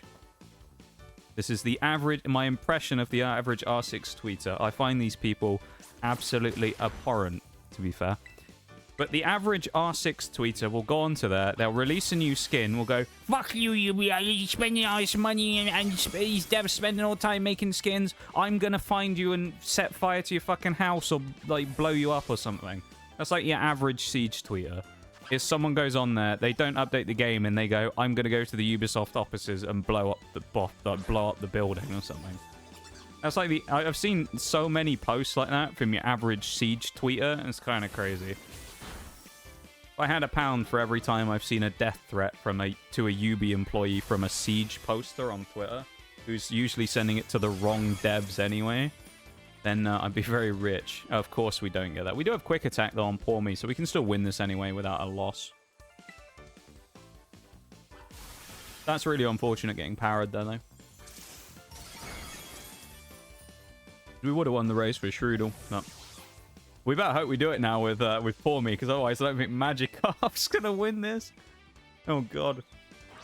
I don't think Magikarp's gonna claw this one back, you know. We go for a quick attack. We need to kill N2. Oh, okay, it's close. We have to eat a Thunder Shock.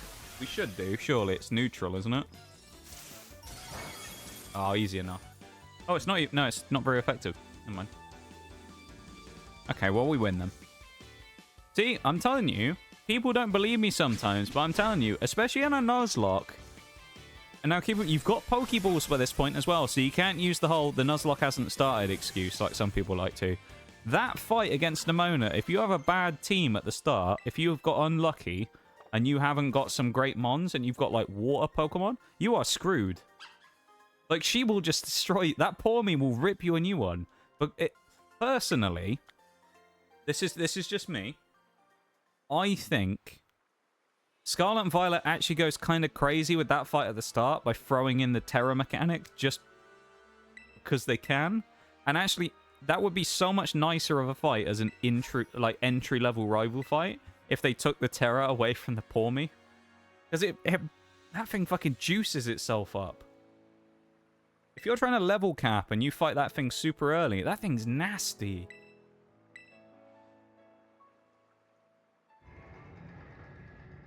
The quote, Ilya Brizgalov. I assume that's how you pronounce the name. It's only a game. Why you have to be mad? Of course. A classic quote there, Nitty. Classic indeed. Why you have to be mad, indeed. That's what I want to know. It's only a game. Why you have to be mad?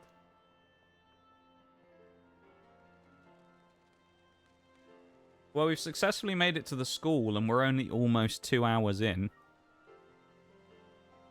I swear, this first episode, whenever I do this, I call it, like, episode, chapter, whatever you want to call it. Whenever we start a new run, it's always really slow. It's always, like, all the actions in the last, like, hour of stream. Right? Because, like, the first 4 hours is, like, a little bit of leveling up, a little bit of setup, getting the items, catching the mons, getting the evolution items, whatever we need, going and getting, you know, leftovers. And then it's just out of nowhere, it's just like, right, now we're doing like 4 fights in the next 20 minutes. Just out of nowhere.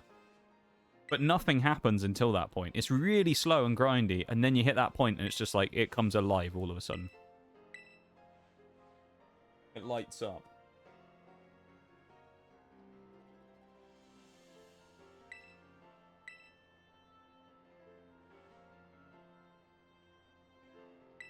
Slavic accent redeem when?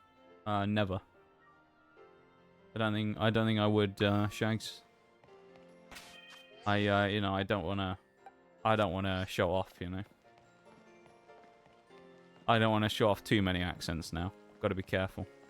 Don't want people getting jealous of my my skill. I actually can do a few other accents. I wouldn't say Slavic's one that I really do. Every now and then, but not very often, no. Slavic's not a shoe-in for me, I'd say. Not standard one, that is.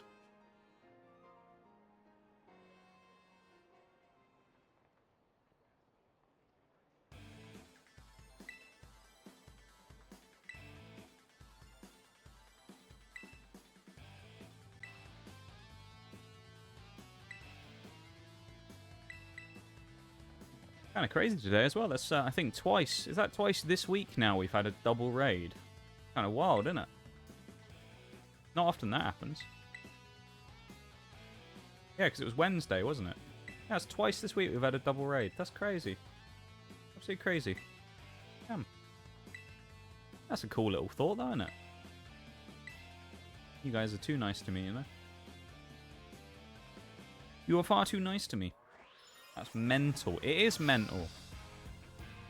I remember, actually, there was a small period. It must have been in March. So I have this little thing that I keep. It's just like a general... It's just kind of like a... How do you even describe it? It's basically a table that I have. It's like on a spreadsheet that I use just for... It's like a stat tracking thing. I don't use it as like looking at where the stream's, you know, as like trying to, you know, analyze the numbers. But it's just kind of like a record of just how we did. You know, it's kind of like our just like score sheet for the month. How I look at it. So I have like various different things. So I'll have like, you know, average viewers, amount of follows, or things like that. And number of raids is one that I have on there as well. Just kind of like see and go, wow, where was the... What was our like best ever score that we've done? And I think it was March this year is the best ever one we've done for raids in 1 month. And it was really weird because I seem to remember that 1 month we ended up doing a ton. It was like every raid was like doubles or triples. We had a quad raid in one. We had 4 raids in one stream once, which was insane. If anyone is actually wondering, you're probably not. But I believe the highest, if I'm right and the way I've recorded it anyway, the highest amount of raids I've ever had in 1 month was 24. I think it was 24. I think it was 24, yeah. Which is crazy. That's the highest amount of raids I think I've ever had in 1 month, was 24. Now, that was an outlier, because I think if I look at the rest of the table, I don't think we've ever come close to that again. So... It was a one-off, but like, damn. So it's kind of crazy to think that we probably did more raids than we had streams in that month. I'd argue we ought to be even nicer. Oh. Would you, Nitty? I wouldn't. I wouldn't say that. I've got to be careful about talking about being nice or people being nice to me. I've got to, you know, I've got to make sure that certain people aren't around before I start talking about that. Otherwise, I've got to be scared. Otherwise, you know.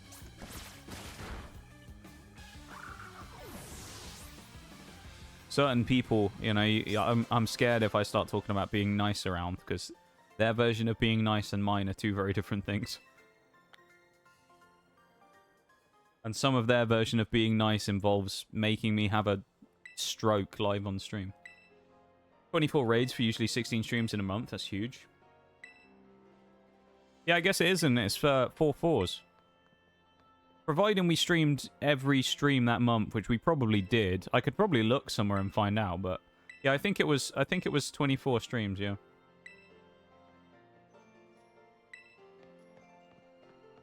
That's just the way it is, isn't it, with that? It's crazy though. That's by far I think is the highest I've ever done. I think steadily over the years I've had, obviously as I've become a bigger streamer and whatnot and I've met more people, I think roughly my like amount of raids has gone up, I think. If I seem to remember, I think the max we ever had, as I say, was 24, and I think the lowest we ever had was 5. Something like that, which interests me. I think our max and our lowest have both been this year, which is kind of interesting. The 2024 has been a weird year of like... 2024 has been a weird year so far with the ones I've looked at, because from what I remember, I only remember this because I literally updated it last night. I do it at the end of each month, so I put September's stuff in yesterday.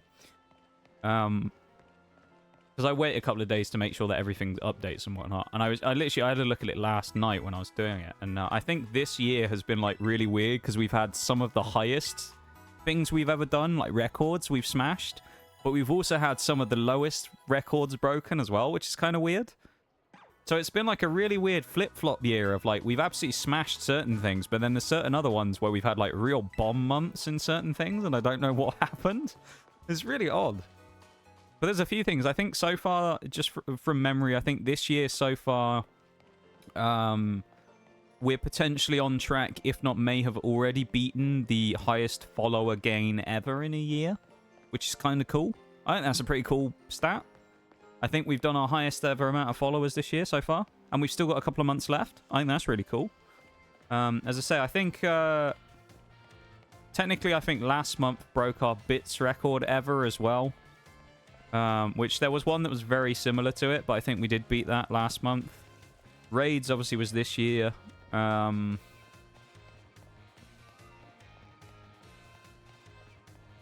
trying to think what else. Technically, sound alerts is one that sound alerts I keep up with as well, just as another like one, because it's just kind of interesting just to see how that stuff evolves over time. Which technically we did, but I also started doing that this year, so it'd be unfair to say that. But yeah, we've got some interesting ones though, some interesting little stats you pick up from that. Just as I say, it's nothing more than just a kind of, oh, that's kind of cool, like just looking at it and seeing kind of as a review of what kind of happened in the months, you know. It's just interesting to see. I would.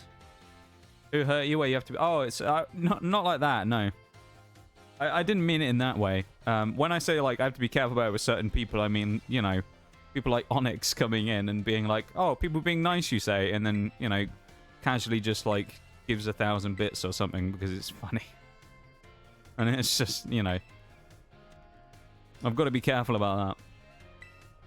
It's one of those things, even these days, right?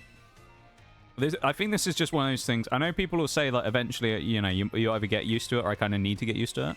But it's one of those things where I think no matter how many times it ever happens, I'll never get used to people doing things like gifting subs, dropping bits, buying things on Throne, etc. Those types of things. I'll just never get used to it because it's one of those things that is so like weird to try and accept because I'm so bad at accepting things.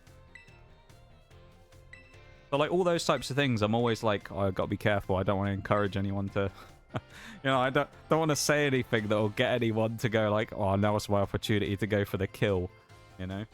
I mean, like, look at that. We randomly started a hype train last week, like on what was it, on Thursday in an ad break.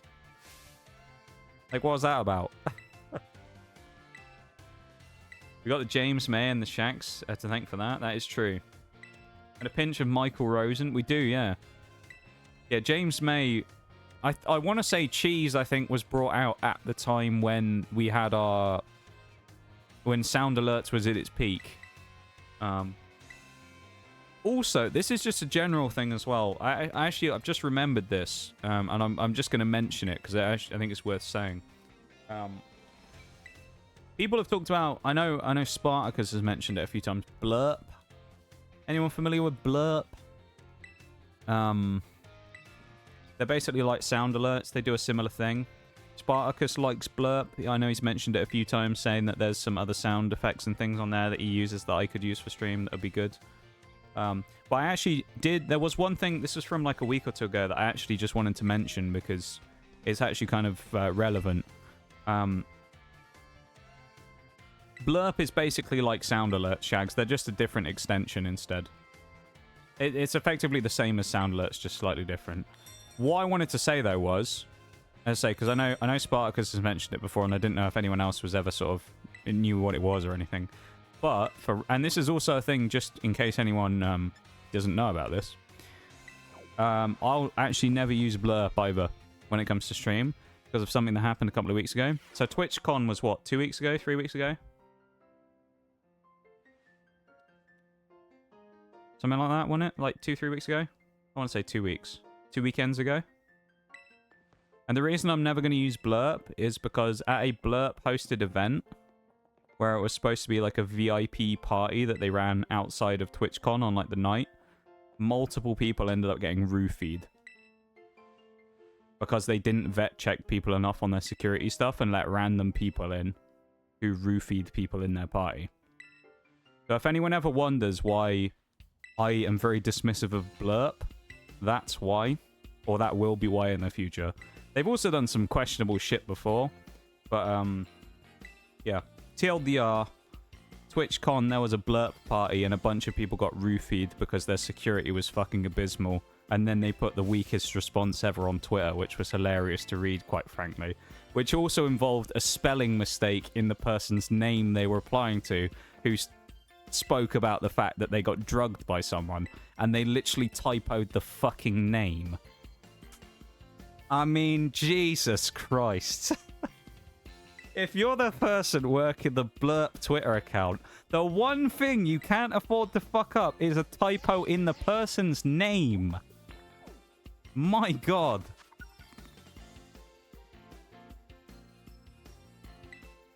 like, I can understand someone like misspeaking if they were doing that, but could just for a second you think that, like, say Nitty, I was talking to Nitty, right, and Nitty had done something and told me something, and I was trying to be sympathetic, you know, and I was like, oh yes, Bitty of the Cosmos. You'd be like, well, he clearly hasn't read the name then, has he? If I'm calling him Bitty or something. It's just like, mate, what are we doing? So yeah, if anyone ever wonders why I have a personal thing against Blurp now, that's why. Because I think that's pretty unacceptable, really, that they ran an event which had... And there's a lot of stuff about it on Twitter if anyone wants to go and look into it yourselves. There's a number of people that came out that ended up getting drugged at this party by a group of fucking weirdos, apparently, who turned up, who weren't supposed to be allowed in. From everything I heard about, anyway, generally about TwitchCon, it was a bit of a disaster. Because you had that at this party that went on, but apparently also half of the event was dominated by a bunch of kick streamers harassing people.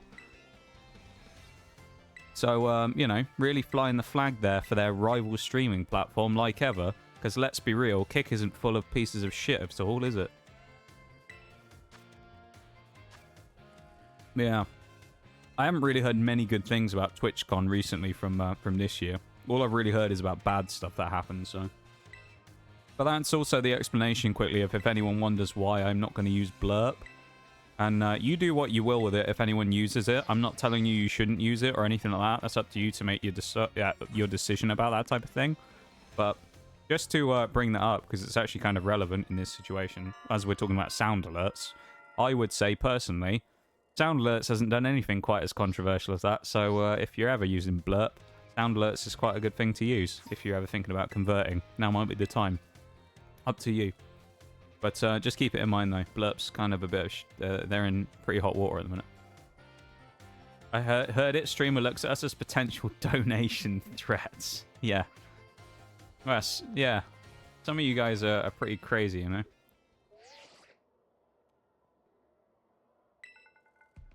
I can't trust you not to do things. Who might Nitty of the Cosmos be? Yeah, right. Hi, Bruce. Welcome in. Sounds about right for a TwitchCon. Yeah, what was it? Last year, someone... Was it they broke their back? Someone broke... They broke something in that foam pit thing that they had with the foam cubes that actually wasn't padded on the floor. It just went to the concrete. So someone jumped into it, and it was actually only like 8 inches deep, and they... I think they broke their back or something on it. And then you've had the Blurp drugging incident this year. It's like, it's not looking great for... The one thing you can say, though, is to be fair, the Blurp thing wasn't actually in relation to TwitchCon. It was just a post-TwitchCon party that they ran. It wasn't run by Twitch, but like it's still just a stain on the event in general, because it was something that happened during the time there, right? That's crazy, though, that all this shit happens at TwitchCon, man. That's why I'm probably never going to go to one.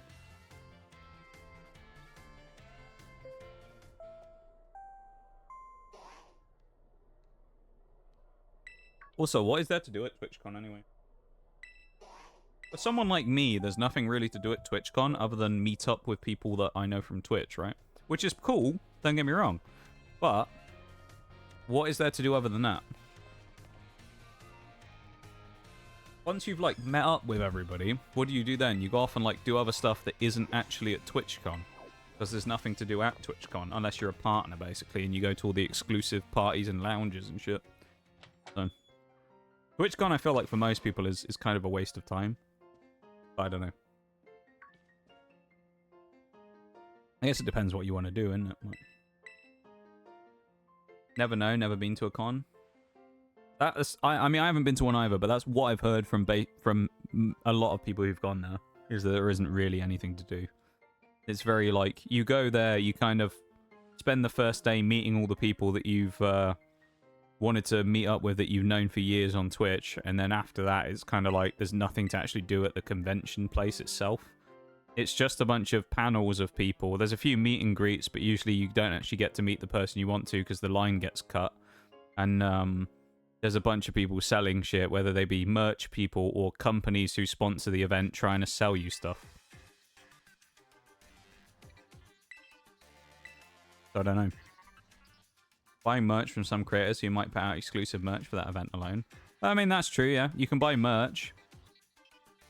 But then this is kind of like the thing, isn't it? So you do that, all right? Let's say we're going to buy some merch. So I'm going to go and buy some Notorious TSG merch because he's my favorite streamer in the whole world.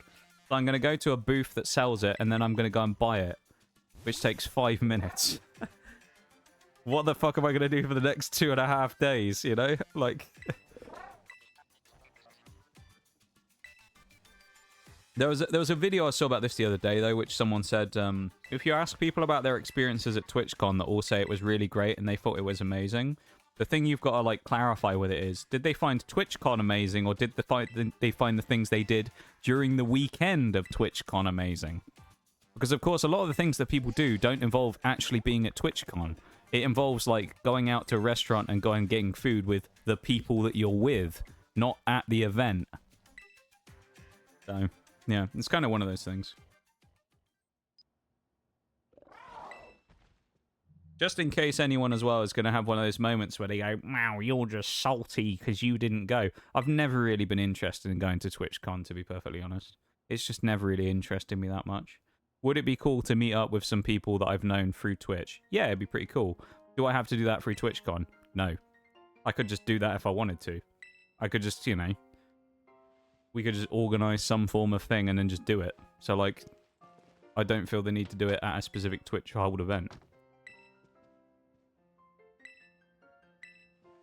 While you're at it, get some nutritious MSG merch. They're pretty good too. Oh yeah, I'll get some of that as well. That's another 5 minutes added to the tally. Hang out at the Rogue Energy Turtle Gunslinger booth. Yeah, that's pretty funny. Yeah, Rogue. They should be there. Comic-Con just sounds better and possibly more interesting. Yeah, when I say this as well, I'm not also saying this about all conventions. Just keep that in mind. I'm not saying that conventions in general are dead and there's nothing to do. Specifically, TwitchCon is a situation like that where there's not a huge amount to do. From what I've seen and heard. A lot of cons out there's loads of things to do. And, I mean, there's, you know, you've got, like, tons of booths, artist stuff. You've got, like, yeah, the merch stuff as well. But you have, like, panels, things like that. I think Bevan went to PAX, didn't he, recently? And you have, like, some of the other game previews and things. You had, like, Monster Hunter Wilds preview and stuff like that there. So, yeah, there's a lot of stuff like that at other events where there's just more things to do. But, I mean, that's just the way it is, really, isn't it? Some events have more things to do, some don't. That's just kind of how it is.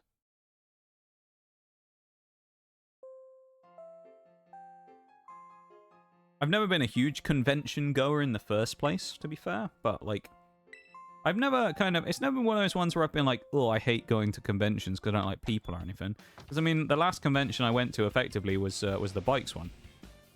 I've talked about this a little bit, but obviously I'm into motorcycles. But there's an event they run in Birmingham called Motorcycle Live. I think they run it once a year.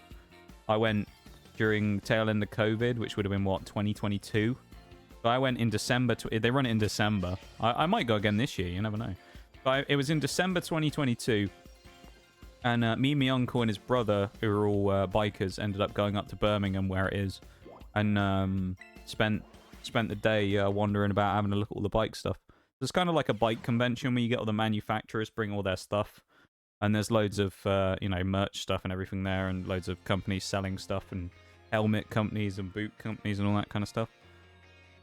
It's like a biker's wet dream, you know? So, yeah, well, that was the last convention I went to, I guess, technically, in 2022, if you want to call it a convention. But it was actually really cool. I quite enjoyed it, though. I had a pasty. The last time I drank full sugar Coke as well, because they didn't have any Coke Zero. My teeth felt like they were falling out afterwards. That's the way it is, though, isn't it? Been challenged by Home Invader Namona. I like that. Comic-Con and other adjacent conventions that weighs miles better. Yeah, I agree as well. From what I've seen and heard. And then you also have the big panels and things at those, which seem really cool. Where you can go and find loads of people for, you know, just movies and stuff coming out, which is always kind of cool. And games and stuff. Bikers descended into Birmingham, yeah. Yeah, there's loads of them. Oh, it was great, though. I might go again this year. You never know. I thought it was really cool. It was a really cool place to go to. If you like your bikes, I mean, there's loads there. There was, like, companies I've never heard of. There was obviously some of the big boys there. You had you know, all kinds of like merch booths and things. You had loads of different bike accessory stuff. There was electric bikes. There was, you know, obviously regular fuel bikes. There was all kinds of stuff. There was loads of things there. All classes, all types, all kinds of riders. There's loads of stuff. There was an area where you could test ride stuff as well if you had a license. You could just go into this big pen inside the convention and just go test ride a bunch of shit if you wanted it. They just had a bunch of like random bikes on the side, and you could just say, oh, I want to jump on that Honda, you know, 1000R Fireblade, and they go, all right then, show us your license, show them your license, you can hop on a Fireblade and give it a blast around for a few minutes. We are going to switch to the BRB for a second though, because it is time for that, of course. So we'll do that very quickly, as we have hit the 2-hour point of stream, which is insane that we've hit this point already. We're steaming through stream today, going very quickly. That being said, actually let me update the sheet first as well. We now have Gary, so that's been cool. We got Gaz. We also have Grafio. And Pormont. Okay. I need to catch some more Pokemon in a minute. Next step is grabbing items and catching more Pokemon. That's the next thing which we need to do. But I'm going to go stretch my legs for a minute, of course, as I do. Have a quick stretch, have a quick drink, do all that stuff you know how to do. And just like Tabletop did earlier on, now is the perfect time for you to have a quick break if you need to. So, go do it. I'll be back in a minute, okay? BRB.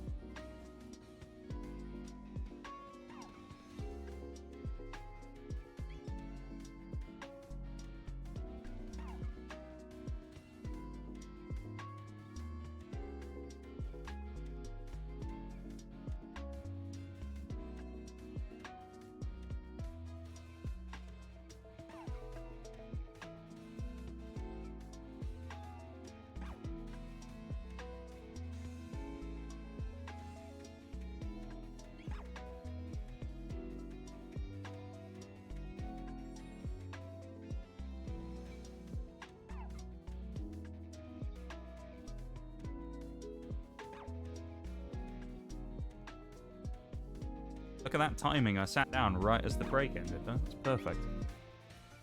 That was perfect timing. Okay. I refuse to take a break. I mean, I can't make you take a break, can I? If you don't want to take a break, you don't have to take a break. You know, that's up to you. If you don't want to take a break, you don't have to. But you should, because it's good to get up, stretch your legs, have a drink, have a do whatever you need to do.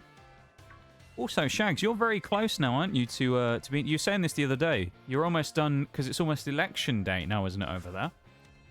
When is your final day that you're working on the stuff that you were doing? Interfering in official government bit... I mean, helping with the election. Shags is our, like, man on the inside. He's in there, you know, doing some work for us on the inside, you know?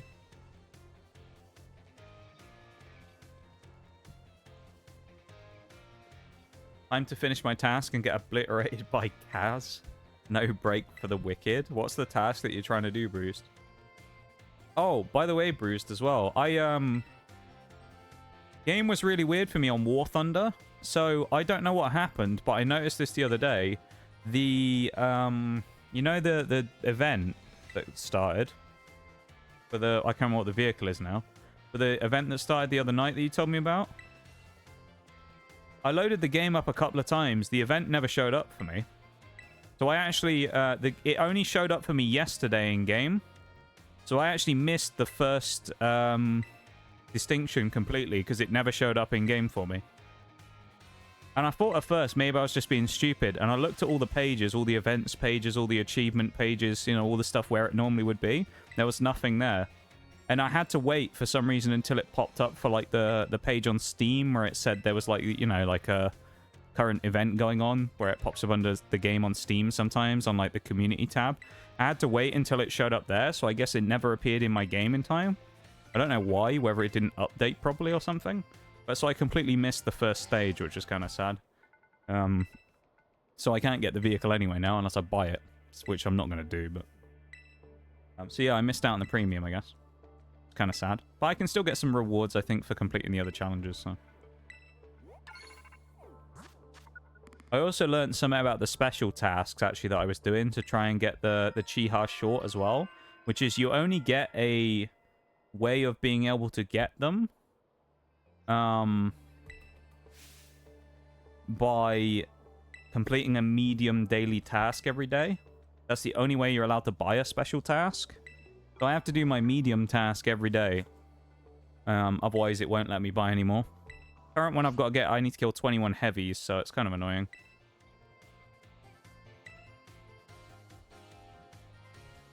Tell us all the secrets, yeah.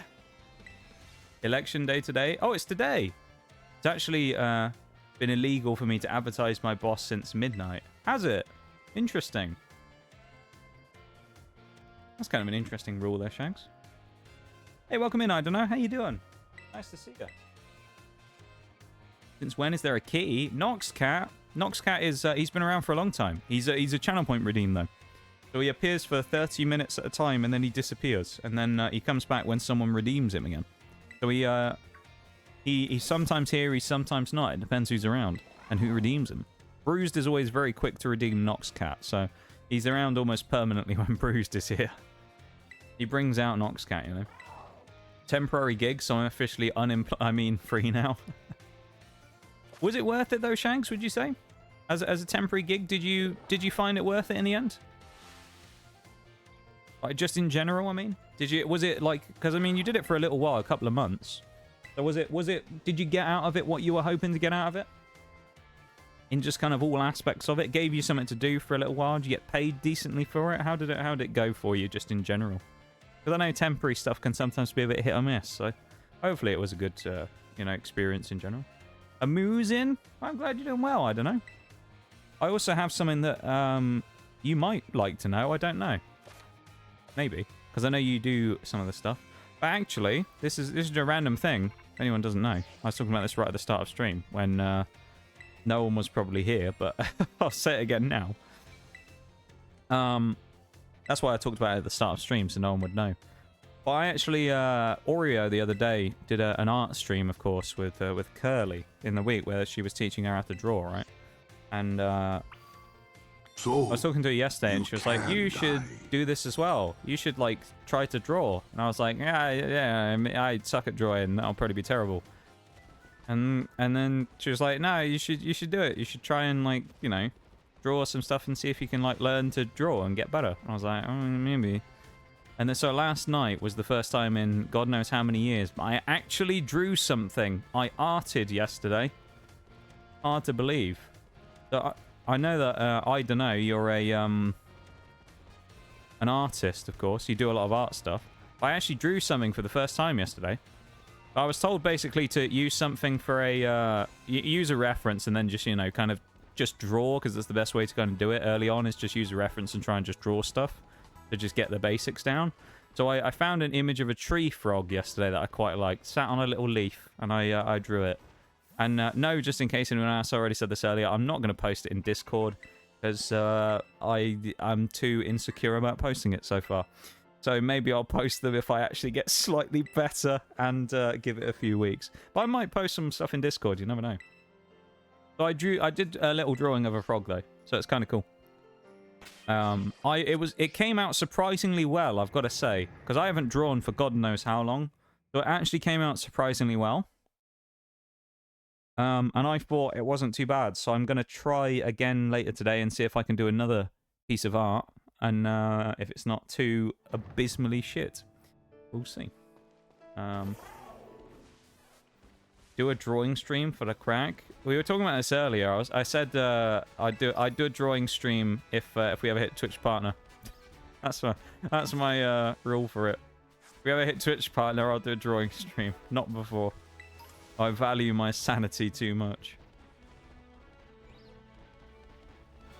I have too much self-respect to embarrass myself doing a drawing stream. It'd be awful. Look at that. And art. Yeah, I arted. You did an art. I did. I drew a piece of art. So I just got this random image, as I say, that I found on Google when I just searched for frogs.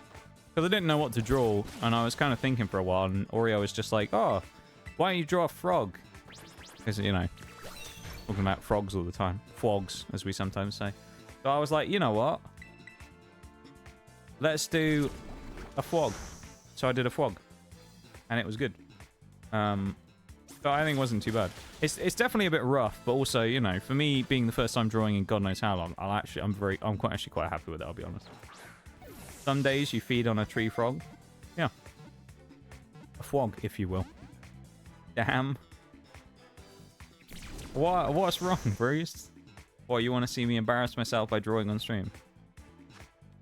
I just hate doing things that I'm bad at on stream.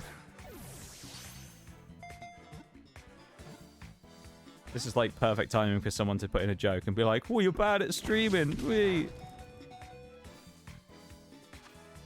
Why do you stream then? If you don't like doing things you're bad at doing on stream. Wee.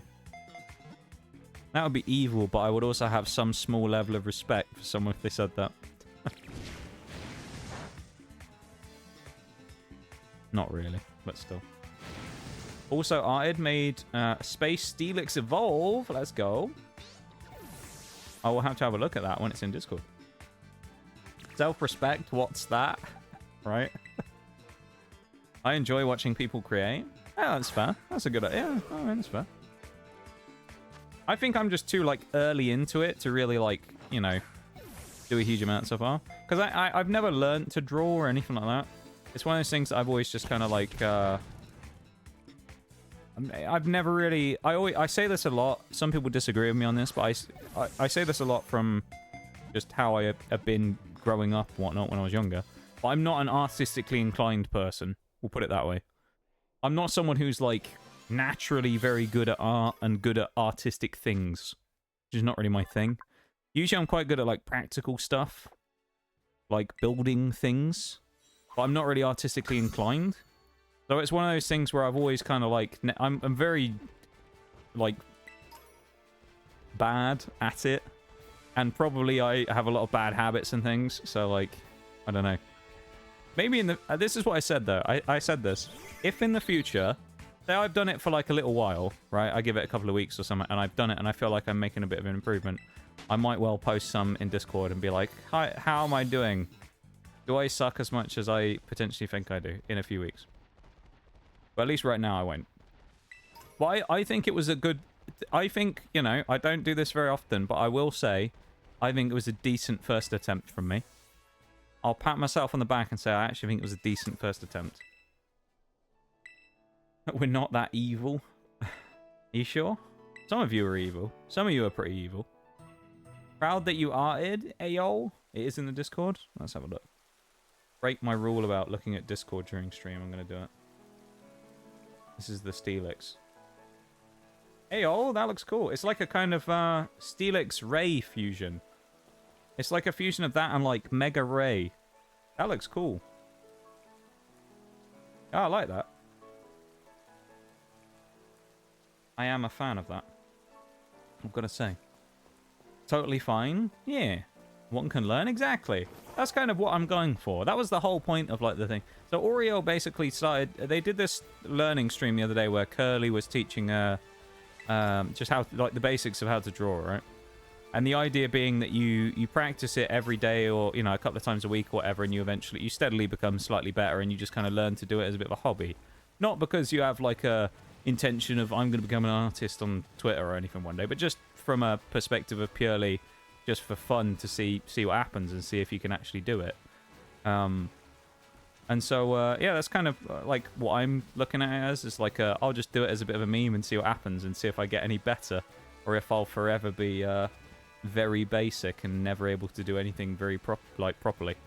I'd probably make artists cringe if you saw me draw things, I suspect. Like, why the fuck is he doing that? His method, his technique is all wrong. I swear I can jump up here normally. This is probably just some crap item as well, but I'm not even going to waste my time here. Probably a rare candy or something. I think we can get Tinker Tough or Tinker Tink, whichever one it is. I don't remember. Whichever one it is. We can get one over here in the ruins somewhere. I just need to go find it. So we'll go and find that Pokemon, and then we'll go on for everything else. Because we need a bunch of items and stuff like that we'll go and find. But we'll go and grab that first, just because we're over here. So we may as well. Yeah, you're right there, Bruce. People can learn. And that's kind of the point, as I say. It's about learning and picking up something maybe as a new little thing to do. Why not? What's the worst that can happen? I do it for a few weeks. I go, you know what? I'm just not really getting into it too much. I'm not really improving or anything. And I just go, yeah, I gave it a go for a month or 2 months or whatever, and it's just not really my thing. Because I say, as someone who's not artistically inclined, it's kind of one of those things that's quite difficult for me to try and do. I was also saying this right at the start of stream as well, but this is a thing as well. I also do have quite shaky hands, just in general. It's weird, because you don't see it a huge amount on the, well, you do to some degree. What the fuck? I thought that was a shiny or something then. It's a Rookidee and a Pawmi inside each other. They've, like, spawned inside each other. I wonder what that was. Like, what the fuck is this Pokemon? The blue Pawmi. Yeah, so I have quite shaky hands. You don't really see it on the hand cam streams normally when I do the openings all that often. It's not really something that you can really visualize all that much, but my hands, think of it almost like my hands constantly like vibrate almost. So yeah, it's kind of hard to like draw smooth lines and things, so it makes it even more difficult, but yeah. I'm trying. That's my thing. I'm gonna try and I'm gonna see what happens.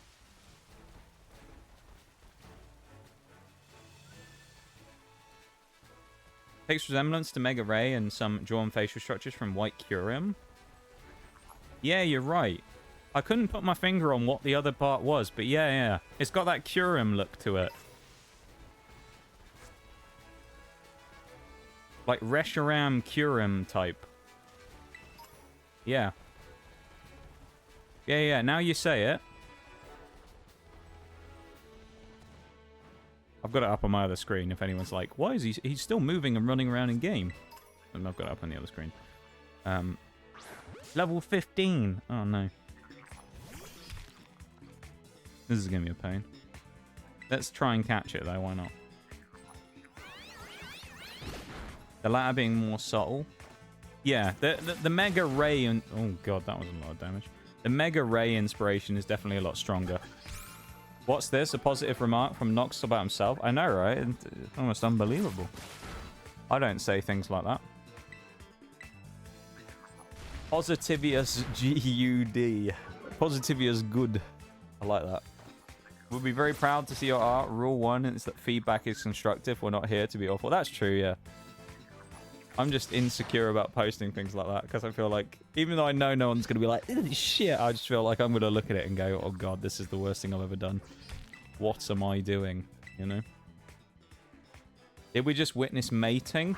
Well, I don't know, Shags, potentially.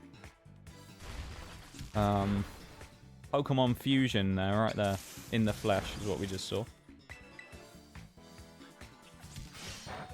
Alright, pull me paralyzed, please. That'd be insane. Yes! We got static! This gives us a good chance of actually catching. Come on, pull me! Okay, this is doable. Let's go for the Great Ball. Hit me with it. Hit me with the Great Ball. Come on.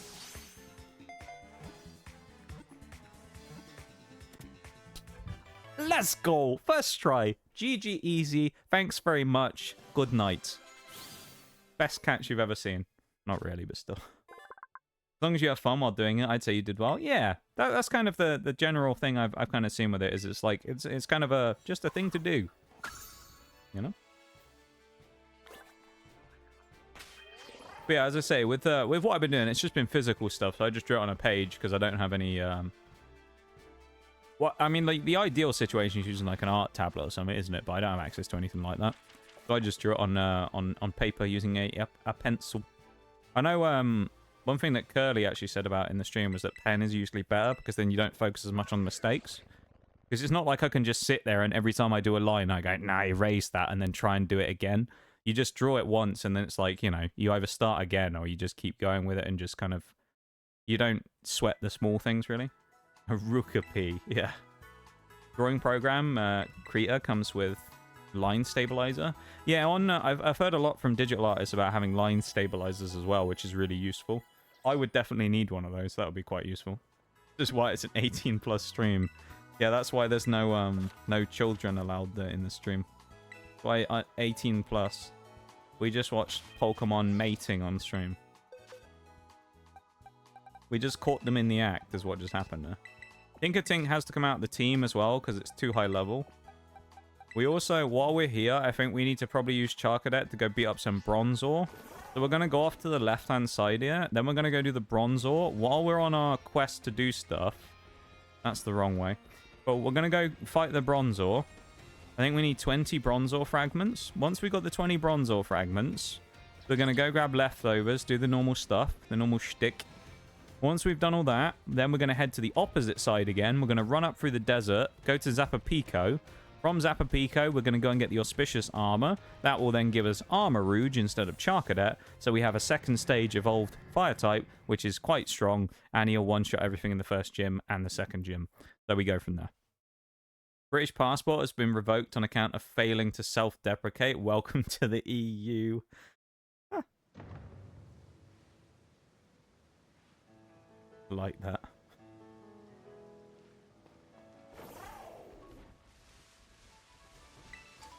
I'm gonna be extradited.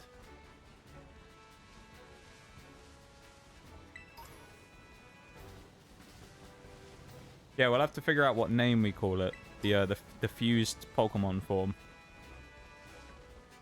Here to be awful, evil, and a bit chaotic. You are pretty chaotic, Bruce. I don't know if you're evil and awful, but you're pretty chaotic. I'll give you that. You are chaos incarnate. David Attenborough. Nature at its... Oh. Let's give these lovebirds. I have no idea what these are. You could just... has anyone seen it? There are these videos that are kind of Attenborough-esque. I believe... I'm not sure if it's the official YouTube channel or what, but it's called like Poke Earth on YouTube. But they'll make like Attenborough-style documentary videos about Pokemon. There's one about Clodsire that I quite like. Oreo sent me these ages ago. I think it's called like Poke Earth. Or it's like Poke Planet or something. It's like a play on one of the like Planet Earth or one of those type of like nature documentary type shows. But it's like an edited version with like 3D Pokemon sprites. It's just kind of amazing. Where you'll just hear him be talking about like, you know, the Spheal migrating up north for the winter or whatever. And things like that. That's great. The Clodsire one is particularly good, I found. Then again, I like Clodsire. He's a cool little guy, so... Poke Earth, that's the one, yeah. Sus Armor, Auspicious Armor. Not Sus Armor. Sus Armor. So it's basically any female armor from any game in existence.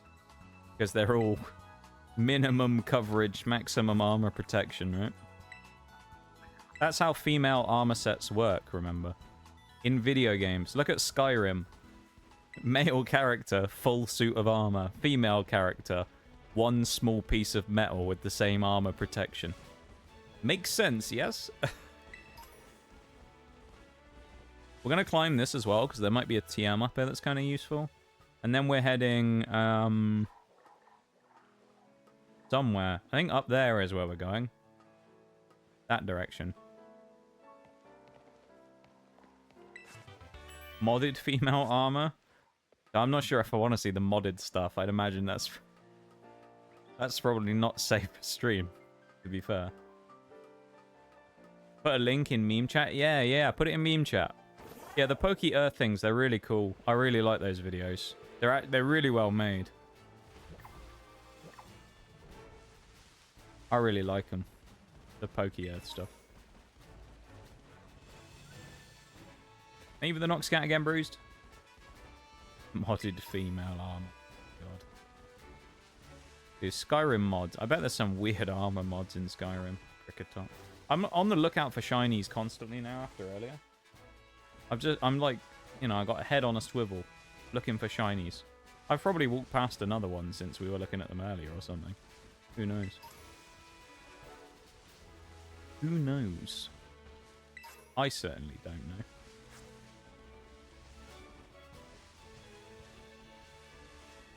The bikini is infused with draconic magic. Yeah, exactly.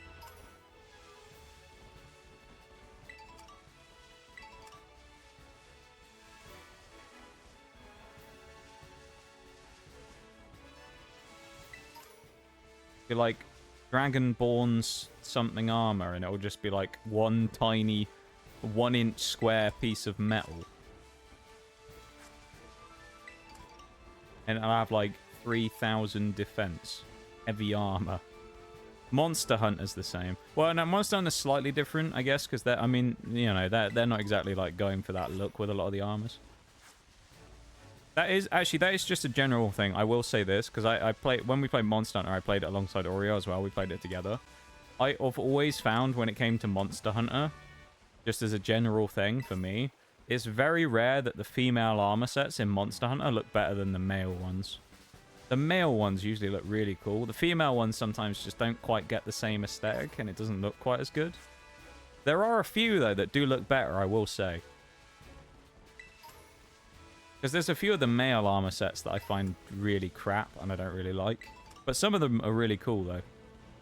Usually it's like the master rank ones that are really cool. Yeah. I need to get back into Rise as well. I was talking about this the other day. I still haven't played Sunbreak, and I've had it for over a year. Living, breathing, hoping towards the day there will be a game where the woman is decked out and the man gets a mankini as armor. I think there are situations like that in games where you get like some meme armor sets for the dudes. I'd say Monster Hunter does have some like fairly decked out armor sets when it comes to both of the you know, the genders in game, whichever character you go for. I think it's just one of those ones where aesthetic wise I just prefer the dude armor because it usually just looks cooler. One thing in Monster Hunter that always gets me, and this is just a general thing when it comes to armor sets, I'm not a big fan of open face helmets. This is like one of my like takes about this stuff. I don't like open face helmets when it comes to stuff like that. I like closed face helmets. They just look cooler, I think. How many do we get? 1. Alright, we need 20 bronze ore fragments, alright?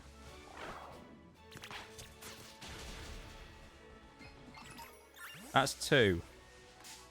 Fuck, we ran into him. Or it'll work on the ORK principle in 40k. If you believe hard enough, it will do the thing. Yes, I mean, that's also possible. That's a bulky bronze ore, my god. Oh, damn. That's a bulky boy. Let's use fire spin so we can get some chip damage while we're confused. You remember earlier when I was talking about, like, this is going to be a long setup day? We're literally 2.5 hours into stream, and we've not even got near fighting. We haven't even got leftovers yet. That's how slow we're going right now.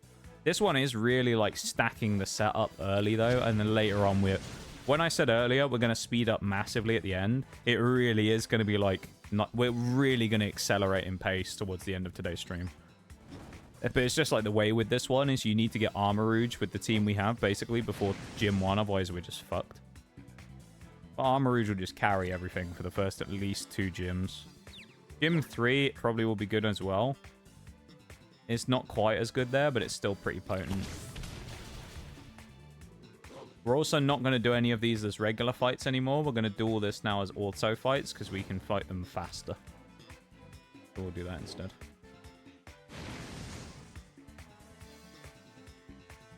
Yeah. Saying that a minute ago, though, is it just me who finds it crazy that we're 2.5 hours deep in stream already? Can't just be me, right? Does it not feel like we've been going for, like, less time than that? It's almost the opposite of the last couple of days. It feels like we've been going, like an hour or something. I don't know. Okay, we got another 1 fragment, so I think we're only at 3. Let's just double check, though, that we didn't get, like, an extra one. Because it's just useful, because I don't want to over-level, so I don't want to fight more than I need to. Okay, we're at 3. We need 20 as far as I'm aware. From what I remember, anyway.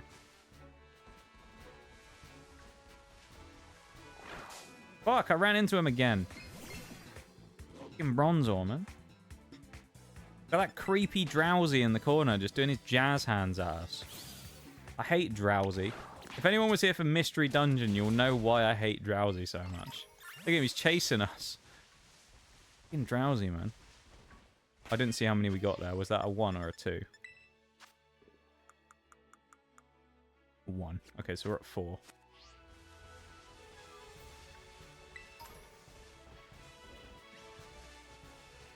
Can you imagine if we found a shiny Bronzor? 5 fragments. 6 fragments.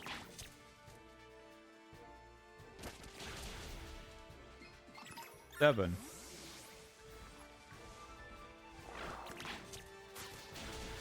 8. 9. Okay. Number 10.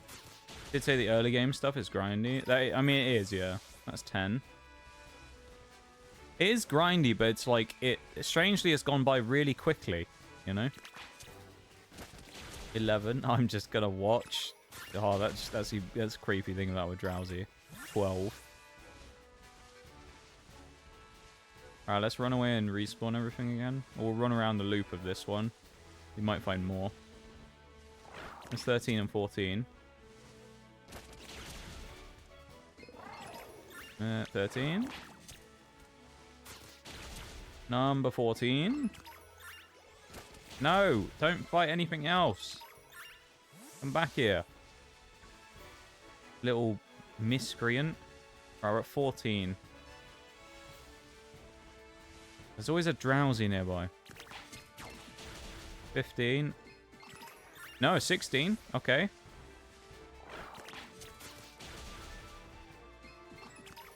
17.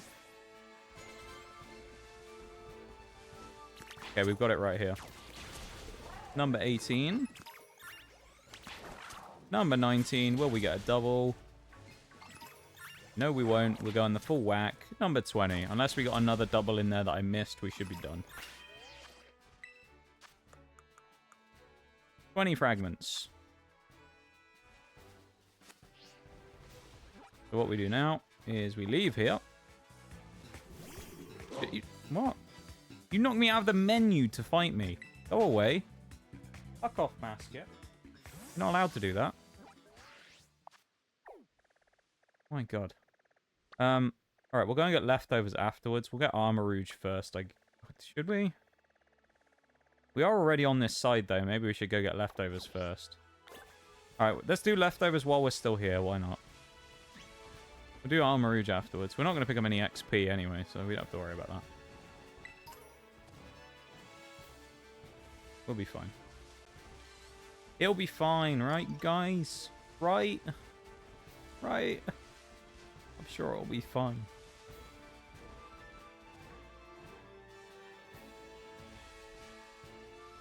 Yeah, now we have Armor Rouge, level 14 as well, so he's already basically, or, yeah, she in this case is going to be ready to go. Right? Right?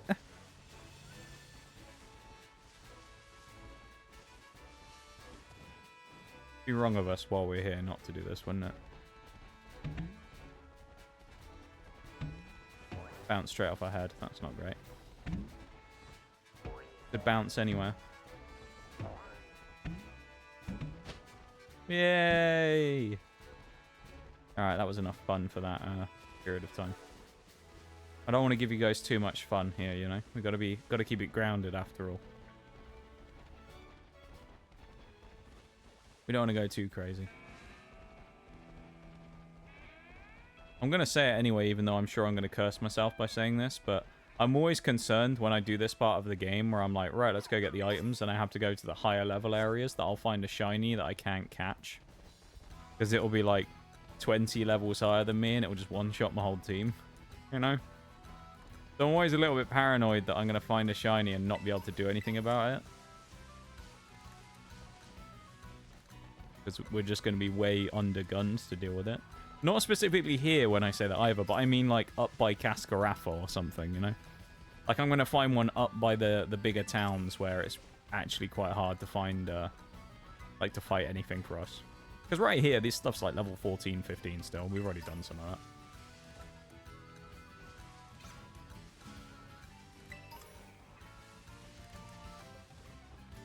Also wish, this is a small quality of life thing, but I wish in this game they did the thing from PLA where they make the noise for when a shiny spawns.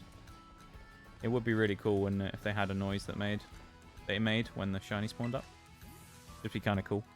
Because then you can walk around, you wouldn't have to be quite as switched on to looking around. You would just hear like, you know, that special plink noise that it makes when a shiny appears. You'd be good. You don't need to refresh ourselves on it. Right. Oh, actually, that reminds me. Another shiny we found. Psyduck. Of course. We found a blue Psyduck before, haven't we? Yeah. I was trying to think earlier of all the shinies we found, but... There's another Psyduck over there. I wonder what that was then. Skiddo? Well, we did find Skiddo, but we lost it as well because it got deleted. But we did originally find a Skiddo. I'm sure there's other shinies I'm forgetting that we found during these runs, but we found quite a few, actually. Really cool. Or just in general in Scarlet and Violet, we found a few shinies here and there. Some of them did, admittedly though, some of them did end up getting deleted, and that was because at the time I wasn't using Pokemon Home. So I, like, didn't even think about it. Because I just kind of viewed it as like a throwaway profile, and I kind of forgot to move them, and then wasn't using Pokemon Home, so...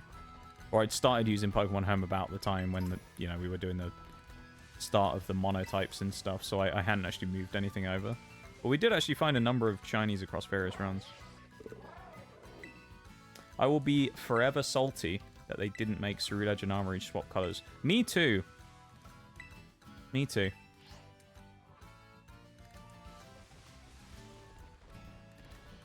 Me too, dude.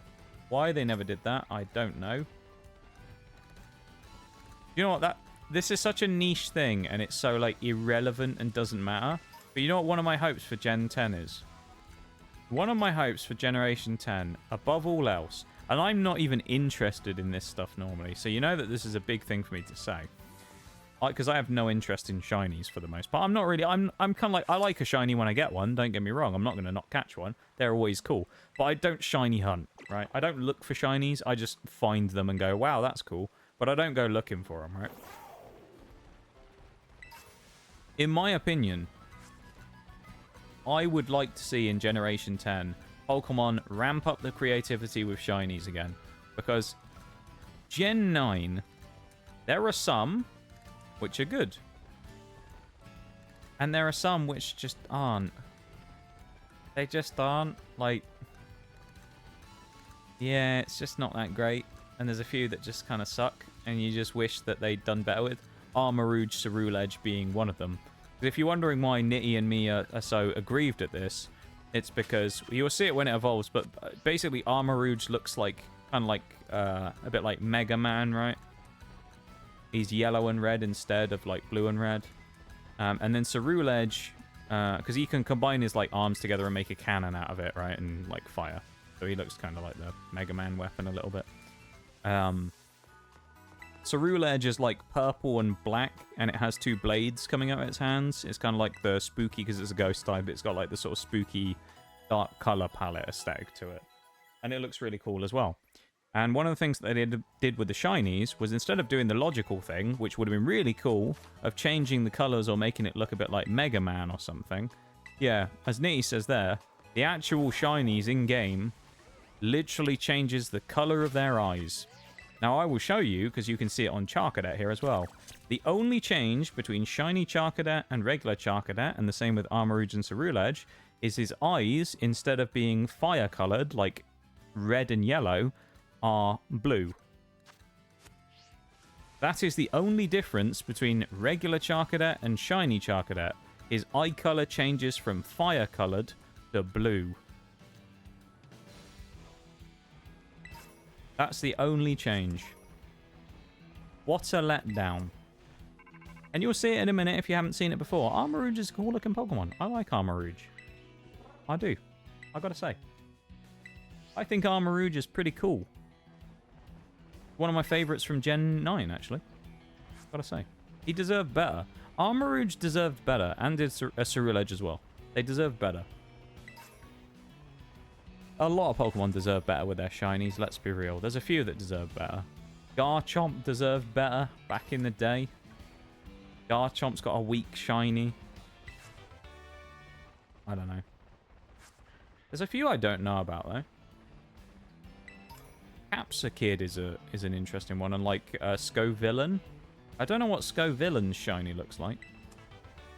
I'm running around and grabbing like all of this stuff, which I probably don't need to. It's just wasting even more time. And earlier I was talking about how we haven't done anything basically all stream. We've just been running around. And we're wasting even more time just grabbing all these crap items. None of it's even useful. You think they'd have stuck with Gibble's shiny colours? Yeah, right? The blue and yellow would have worked fine for Garchomp. I think it would have looked cool. Or, here's an idea, if they didn't want to do that. Make him shark-coloured.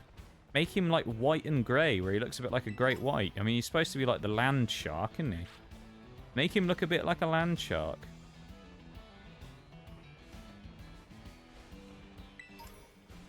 Why not? Or something. But it's just some of them they just went really boring with. And it's such a letdown with some Pokemon that they just have rubbish shinies. And again, I'm not like a shiny hunter or anything, so it's not really something that hugely bothers me. It's just such a letdown when you do find one. You're like, oh wow, it's actually a shiny. And you find out it's very slightly different. Like Bronzor changes from blue to green. That's kind of cool. Funnily enough, I actually found my shiny Bronzor here. It was on my main profile, but I found one here.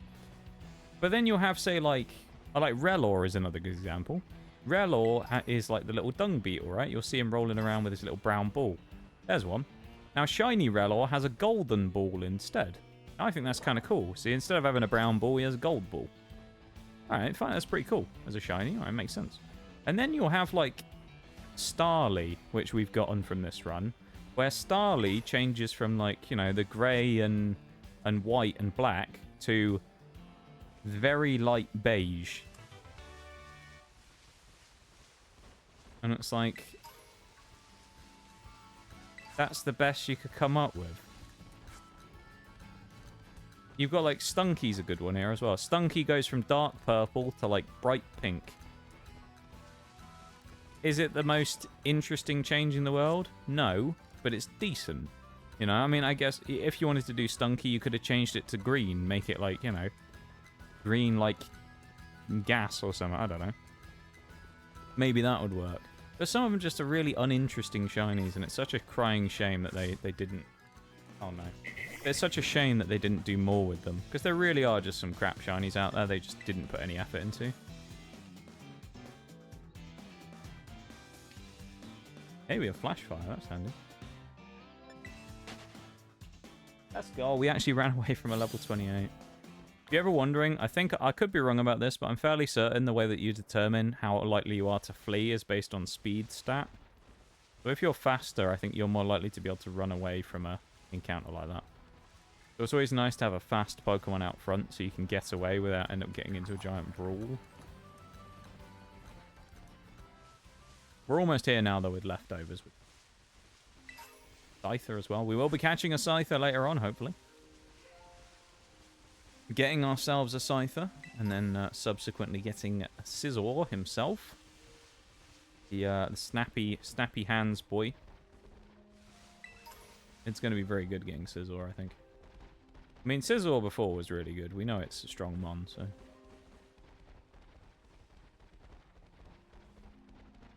Right on Captain Morgan's grog vessel.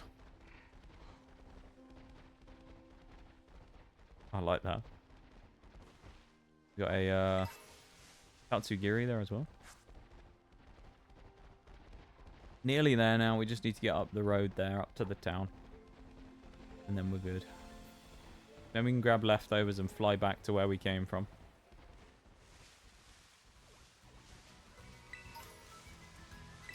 Welcome in, Mystic. How's it going? I am doing... yeah, I'm doing okay. Doing alright. I have to say, I'm doing okay. How are you?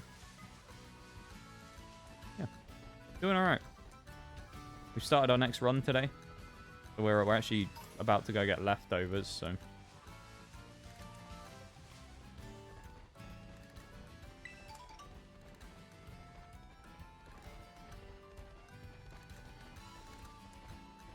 We're on the way in the early game right now. That being said, we've done nearly 3 hours of early game. We still haven't fought a gym, so... It's the only problem with these, like, monotype runs and that is, depending on which ones we were doing, some of them are really slow starters. Some of them are a lot quicker, but some of the ones where you don't get too many options early on, and you have to evolve something before Gym 1 takes a long time, you know? Always a bit annoying. Yeah, Murkrow. That's good. Pink Murkrow is the shiny there, I believe. We'll also go to the Pokemon Center so we can get the fast travel for later. Yelled at by a customer. He didn't like the canopy we supplied him, so he yelled at me. Of course, because that's the natural thing to do. To yell at someone who is completely uninvolved in whatever the problem was that they had, of course, naturally. It turns out he's the one who didn't know how to pilot it. There you go, and it was the guy's fault after all. That's always the way, though. People get annoyed at the wrong people. That sucks, though. Hopefully that guy was made to feel very stupid when he found out that it was him who was the problem, not the item itself. Because, yeah, that sucks, though. Doing stuff like that. We were talking about it earlier with kind of game devs get it a lot, where people will kind of just put game devs in general on blast. But, you know, they'll complain about, like, skins being added to a game, and they'll complain about the devs not realizing that those same devs don't work on skins, you know? Like, they have, like, an art department that'll work on something, and then another department working on something else, and the wrong people end up getting shouted at for no reason. Always sucks seeing things like that, you know? People just don't think. It's very sad. Right, let's fly all the way back. Fly here now, we need to go to Zapapico. It's gonna be a long run to Zapapico, but we're gonna have to do it because we want Armor Rouge. I say we kind of need Armor Rouge.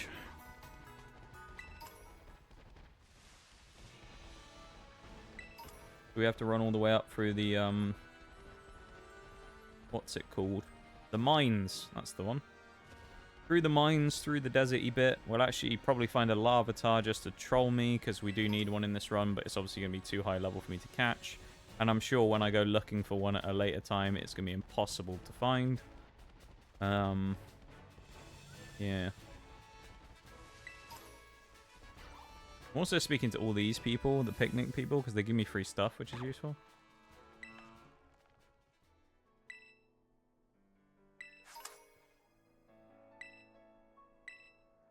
So you just gave them something slightly different to what they were specifically looking for, and then they complained. I mean, if it's effectively the same thing, then, you know. It's just kind of on them being annoyed for no reason at that point. People just get annoyed for... People in general just get annoyed for not a lot. Particularly in, like, retail places. As I say, usually what you'll find is that it's not the person they end up shouting at the end is not the person who caused the problem in the first place, or whatever it was. So it's always annoying when you see that, because it's always someone who gets unfairly blasted by someone for something they didn't do.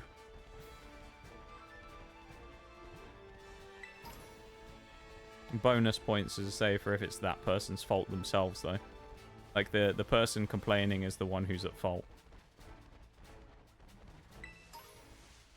Well, they complain something doesn't work, yet they don't know how to use it properly or whatever.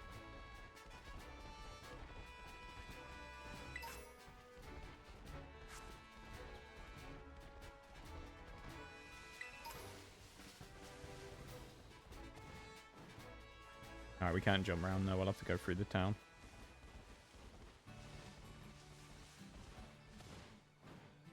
But yeah, hopefully though, you know, you can chill, have a nice evening though, doing whatever it is you want to get up to. Have a little vibe, have a little chilled time, and, you know, put it behind you. And start tomorrow a fresh day, not worrying about people like that. You just gotta worry about people like me instead.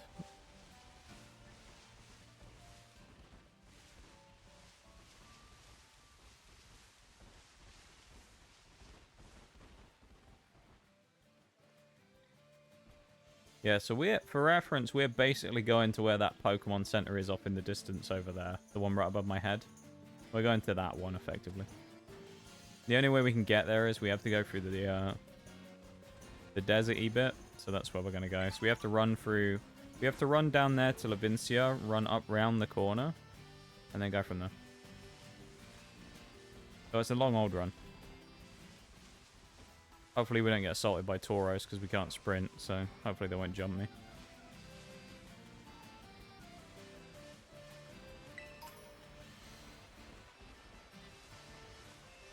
Also realizing the opportunity that Pokemon missed by making the Red Bull Pokemon as well. Making a Red Bull as the shiny for Tauros, but I think it just inverts the colors slightly, where the black becomes grey and the grey becomes black or something silly. That's another really uninteresting shiny, the Tauros fighting.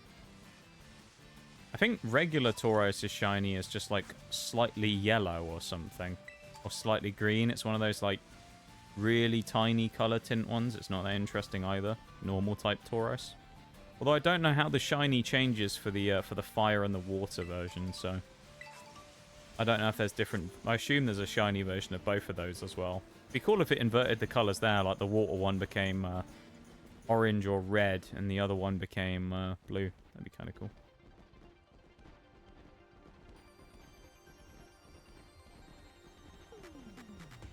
Damn, first ban of the stream there on a bot. Get rid of that. How come most people like the Scorpion and never played about it, but he does? I mean, it's probably... The thing is, as well, you've got to remember, is some people just like to complain. Like, there are some people who are kind of chill about stuff, and anything that happens is kind of like... They're not too worried about it. And then there's people who immediately just go, oh, I better complain. And it's like... And then they just create an issue over nothing. Like, if you look at, like, Royal Mail, that's a good example for me, right? I hate Royal Mail. I really do. They're like, one of the national mail companies, right, for delivering mail. They're not even a company, really, are they? They're just an organization, really. But they deliver mail to people all over the country, right? They're like the standard mail delivery service. They deliver your regular post, as we call it, or mail, as well as packages every now and then, sometimes through them, right? I've had nothing but bad experiences with them. Particularly in the last, like, 3 to 6 months, I've had some really annoying experiences with them, where multiple packages have taken way longer to get there when they were on, you know, quick shipment speeds. They'd be on, like, 24, 48-hour track delivery, and they'd take, like, a week to arrive. Or I had an issue with them the other week where it was they, like, manually decided not to bother delivering it one day, but they didn't actually tell me why. And then they tried to tell me the next day they did attempt to deliver it when they never did, and it was all just a mess. But, like, I probably had, maybe in the last, say, 2 years, somewhere between 5 and 10 bad experiences with Royal Mail. It wasn't until the most recent one, less than a month ago, that I actually complained about it to them. And then the best part was, my complaint, which wasn't... My complaint to Royal Mail was pretty much, just be transparent about stuff. Don't just give me some rubbish, arbitrary reason as to why you decided to do something on my behalf without asking me first. Just say you don't have enough staff, so you can't deliver it. Don't say, I told you not to deliver today, or some shit like that. That was basically my criticism. I was like, well, just be more honest about it, and people will have less of an issue with it. And I said that I've had, like, multiple issues. I loathe getting stuff from you, but I don't really have a choice most of the time, right? But just, like, be honest about it, and you don't have a problem, because people are going to be fine if you say, yeah, we're short-staffed, we can't get it. You can understand that. Versus if someone just randomly says, yeah, we attempted to deliver it and you weren't there, when you know that that's just bullshit because you've been there all day waiting and it hasn't turned up. You know?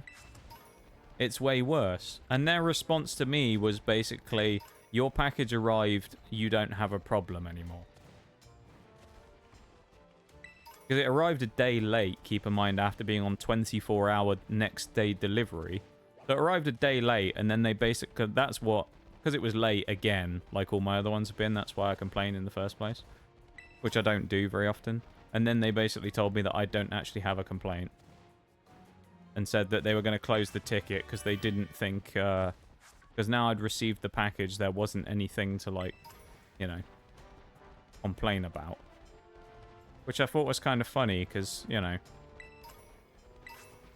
Great customer service skills there, I guess. Yeah, you don't have a problem, my guy. Just drop it, you know? And it's like, not sure about that one, Royal Mail. Maybe the fact that you lied to me? That might be the problem here, and maybe you should sort that out and listen to what I said? Like, instead of... Yeah, I told you there'd be a lavatar as well. Maybe you should listen to that, like, useful advice rather than just going, no, there's no problem here. I mean, so what? We lied to you. That's fine. Royal Snail? Honestly, dude. I'd trust Gaijin to deliver my mail faster than fucking Royal Mail. I trust Gaijin about as far as I can throw him. Taurus Canto is a shade of I think I drank too much green. Yeah, it's nauseous green. That's how I describe it. I feel like throwing up green. That's Tauros' shiny color. You know, if anyone ever sees someone that they describe as looking green when they're really nauseous, that's how you describe Tauros' shiny. Oh, hello. Oh, we had a big lag spike. We've been getting a lot of lag spikes recently. Oh, it's only 10. Oh, God. I thought it was 20. Alright, so I wasted my time a bit there, because I thought it was 20. Oh, well. This is what we do. We use the auspicious armor, okay? And we're going to get Mega Man. Let's do it.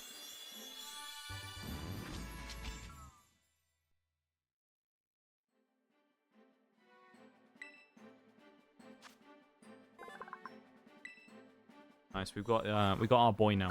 We got our boy. Psy Shock, that's also a really good move. Say that. Let's keep Clear Smog for now. We'll actually drop Fire Spin because it's just a crap move. Gaijin would use a tank to deliver it. Yeah, they'd fire out the FV4005's barrel. It'd still arrive in better condition than Royal Mail delivering it, though, to be fair. I'd take my chances. Right, let's head there. 20 seconds till an ad break as well, just a heads up, everybody. So I will take a quick BRB in a minute, because I need to go and refill my drink and stuff. But, yeah, so not long, and then we'll be going on there. Okay. Just so everybody knows. What's your WeChat? What is a WeChat, Bevan? Never heard of a WeChat before. Is this me being old? Is this like a new thing? WeChat. Never heard of that before. Welcome in there, Bevan. How you doing, my dude? Feel like I'm just being old there. I say while not being that old. Everybody likes to tell me I'm old. I'm not that old. Welcome in then, my dude. More of an Asian thing. Oh, okay. That also explains why I don't know it. It's like an Asian website then. Or it's just like a thing that's popular in Asia, I'm guessing.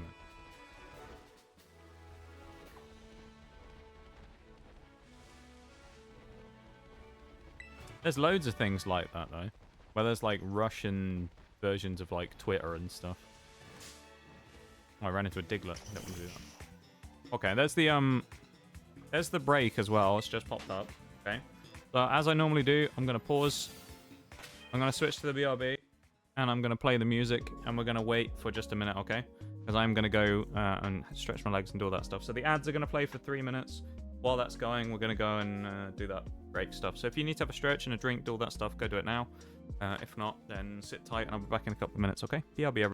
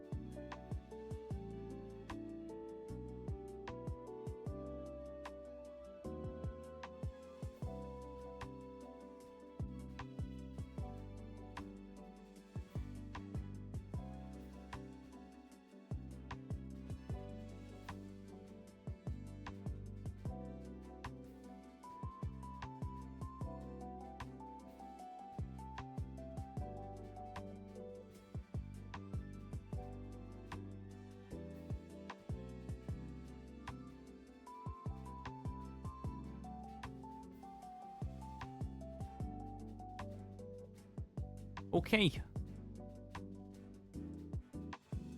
I am back.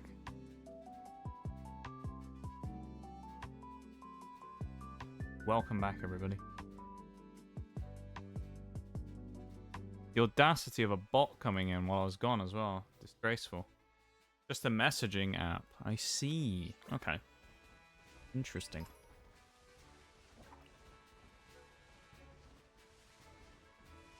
What's your WhatsApp? I actually barely use WhatsApp, to be fair. Mainly because I'm unsociable, so I don't talk to people. The only thing where I actually actively talk to people on is Discord, basically, and even that is pretty limited. Thank you for the welcome back, Nee. Yeah, switch back now. Went to the Pokemon Center. Definitely didn't forget to switch screens at all. I promise. So I think we've caught everything we were going to catch super early. Or at least everything we need anyway. If there's anything else we want to catch, we'll get it later. Now we've got to do is level grind these guys up to level 15. Alongside Armor Rouge. And then we will fight the gym. Which the gym will be very quick.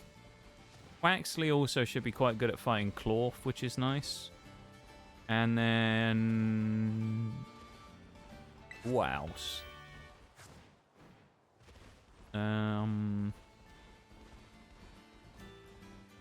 Yeah, Gym 2 should be easy enough as well. So Gym 2 should be easy, Gym 1 should be easy, Clorf should be easy. All of the challenging fights for today are over, basically. And by challenging fights, I mean literally the first rival fight with Nimona, where she has a level 9 for me.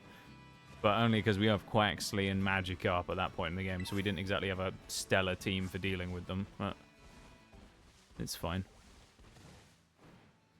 What I'm going to do is I'm going to go do the gym challenge now. Level 15 is the level cap here, if you're wondering. Just if you're playing along at home, so to speak. Level 15 is the cap. For Katie, that's our highest Pokemon, which is Teddy Ursa. So we can't go above level 15. Closest Pokemon we have right now. We also have Tinkertink, who currently isn't in the team right now. But we do have... oh, increased speed. We do have Armor Rouge, though. And actually, I probably can do a move relearn on it, can't I? Yeah, I can get Mystical Fire. There you go. Drop Ember, pick up Mystical Fire, which is like a 60-70 base power move with a guaranteed chance to drop special attack. So, yeah, it's going to be pretty useful. Armor Rouge is going to be pretty tidy, I think. Quite happy about having Armor Rouge. Azamon proves to potentially be quite useful, and of course, it's just a bit of a fan favourite. By fan favourite, I mean I like it. It's a good mon. So we're going to use it. That's how it works, right? I like it, so we're going to use it. There will be no complaints. It's just a great mon.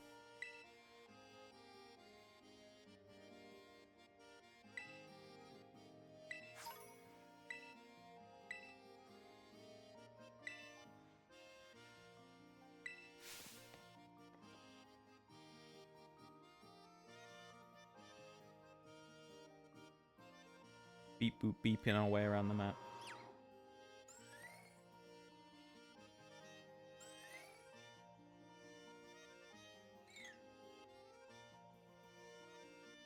Okay.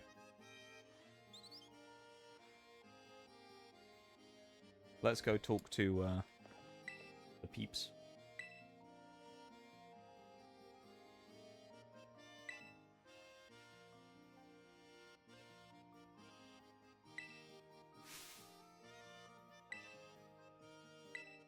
Once we do this, I mean, this should be 2 easy one-shots. Probably on Venonat and that, and then we'll go in. The gym shouldn't be hard at all. I'm not really concerned. Have a good one, Nitty. You take it easy, my dude. Thank you for hanging out and chatting with me for a bit. I appreciate you being here and vibing. From your first chatter today, weren't you, as well, of course, as I said earlier. So there you go. You've done a good shift, though, Nitty, today. A good shift indeed. You have a good one, though, my dude. You take it easy. We'll see you on Tuesday. And you have a wonderful rest of the night, okay? Sleep well, man.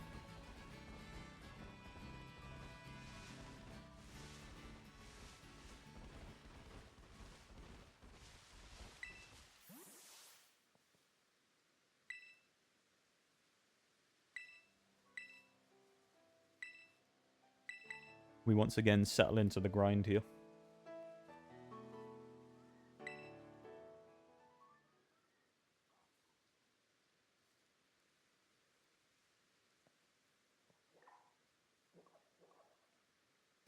Hi, Shaylay.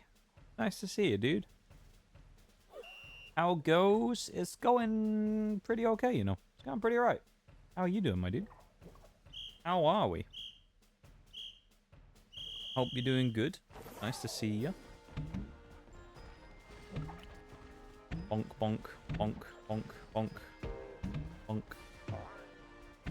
Bonk that. Gone backwards, so well. Doesn't matter. Talk to this person and we'll one-shot them with my Armor Rouge. Doing alright. That's what we love to see. Hope you've been having a nice weekend so far. Hope everyone's been having a nice weekend, really. If I haven't had a chance to say that to you yet. Whoever may be here. Yeah. Hope everyone's having a nice weekend. And thank you for being here as well, everybody. Appreciate you guys hanging out. On this fairly quiet Sunday today for me. Not a lot going on in the game, so it's quite a quiet day. No no all action, big fights like there was last stream. That's the only bad part about these Pokemon runs, is like the last day is kind of the best because of how many boss fights you do in a short space of time. Always kind of sucks because you have like a massive... What the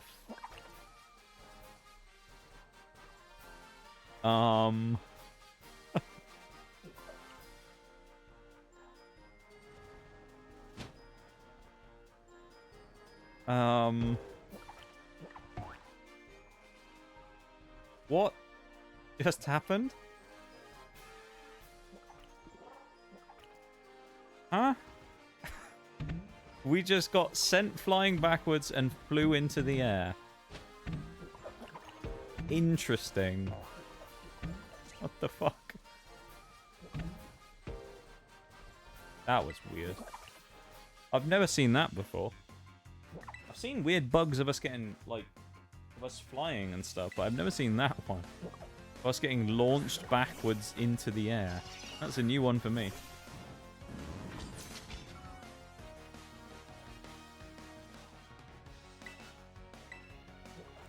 That's such a weird bug. What?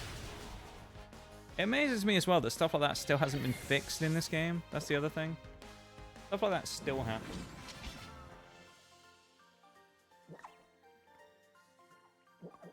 Like, it's kind of funny that that still happens. Right? Like, what the fuck?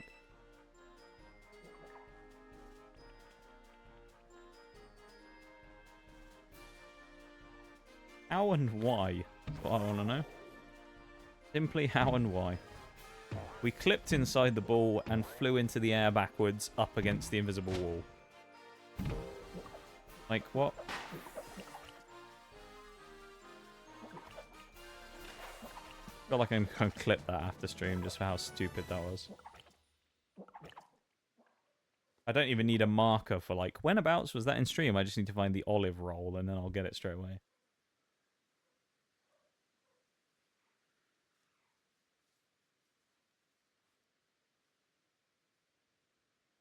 We're not going to do Gym 1 straight away. Where I could save a bit of time and do that, but we don't need to, right? We don't need to. Saving time is not necessary right now. What we'll do is, let's fight these level 10. Let's see how much a Jigglypuff gives us. How much does a Jigglypuff give us in XP? A fairy type, of course. Being fought here by our poison type Intruder. Okay, it's a 2-shot kill. Jigglypuff's kind of bulky, so... Oh, damn, it's competitive. That's actually got a kind of rare ability. Damn. Usually it's Cute Charm. Competitive Jigglypuff, though. Didn't know that was a thing. Powerful egg you shout out? Apparently. Apparently indeed, Bruised. We certainly, did some weird stuff there with that ball. It had the, pulse of 1,000 suns or something. I don't know. That was weird. That was really weird. The bugs where you get, like, stuck on things while you're on the back of the Pokemon of Koraidon. I don't know if the same thing happens with Miraidon as well in the other game, but at least with Koraidon, from my experience, there's so many weird bugs like that where you jump on something and just get stuck. Or things like that. Like the amount of times I've tried to jump over a bench or something, and then you just get stuck, like, sliding down the other end of the bench, and it eventually just resets you, because it kind of gives up, and it's like, well, I guess we'll just place you back somewhere else, because this isn't going to work. It's like, okay, then. Thanks, game. Just go and put me over there, away from the bench, so I don't get stuck again. Please.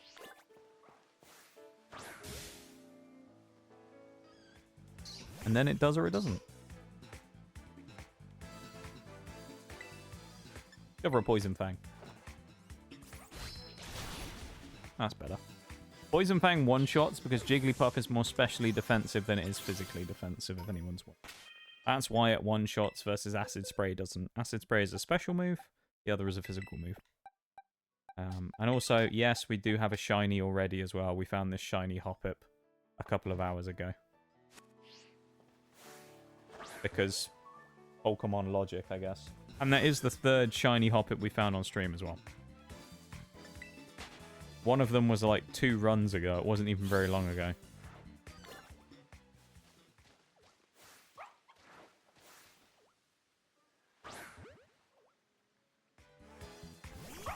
It is pretty crazy that we find as many shinies as we do there randomly walking around. Like, I know we've been talking about shiny odds and stuff, but it is wild that we find as many as we do on stream. At least I think it is, anyway. I also need to take the time to change to fast text speed. There we go. That's useful.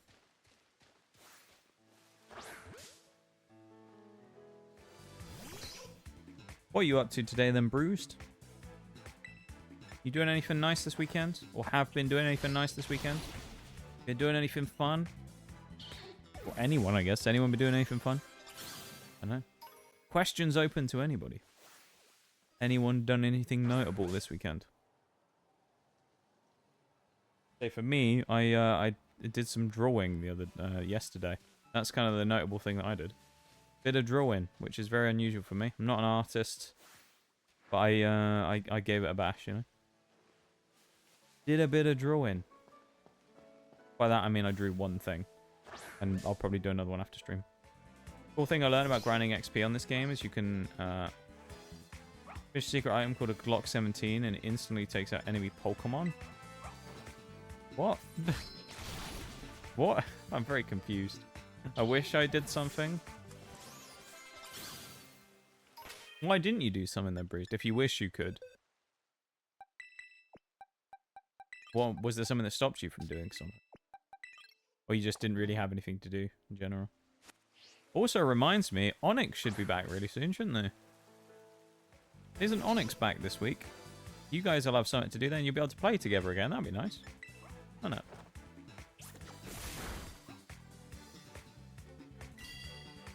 You guys will be reunited.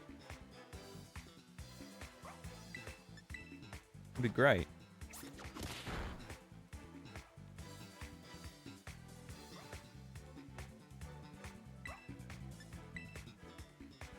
It's still disabled, really?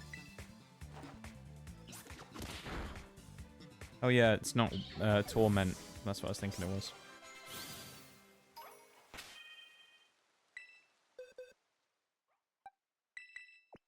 Alright, so that's 4 Pokemon ready. Magikarp obviously is kind of a... Magikarp is just going to sit in the back seat here and not do anything because it's Magikarp. And we can't get it to do anything because it has no moves, right? The Magikarp is kind of just going to exist. He's not going to actually be used here because it's Magikarp. And if you know about Pokemon, Magikarp has literally no attacking moves until it evolves, so... Level 7. We need to fight water types though, so we'll fight a Buizel. Family crap, and yeah, he should... Oh, okay, that's fair. So I can Terra, I mean, have really fun games. I don't know what day's back, but... He'll probably be jet lagged to shit as well. I imagine. Surely it's not a great adjustment coming back from over in Asia time zones and then switching back to European. Be nice to have Onyx back though. I like talking to Onyx. Cool dude. All the better then. Well, you not found the secret Glock 17 in Pokemon? I have not, no, because I don't think it exists, does it?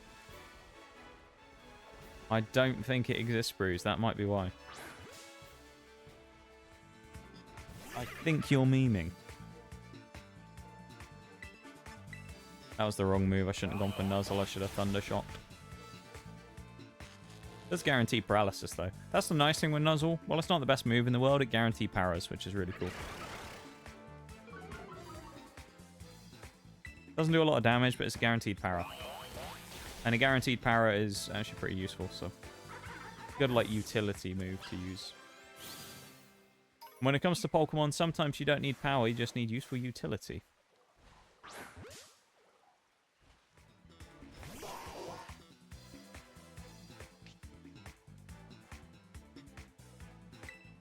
We got Cloud9 there by Psyduck as well. What a guy. What? No, it definitely exists. It's just very rare. You just end everything before it starts. Random trainer walks up, like in the old games where you used to walk into their like line of vision and they like challenge you to a battle. And he walks up to you, the like exclamation mark goes up, and the guy's about to challenge you, and then you just whip out a pistol and shoot him. Our eyes are met, so you have to battle me. Bang, bang. Just shoot the guy.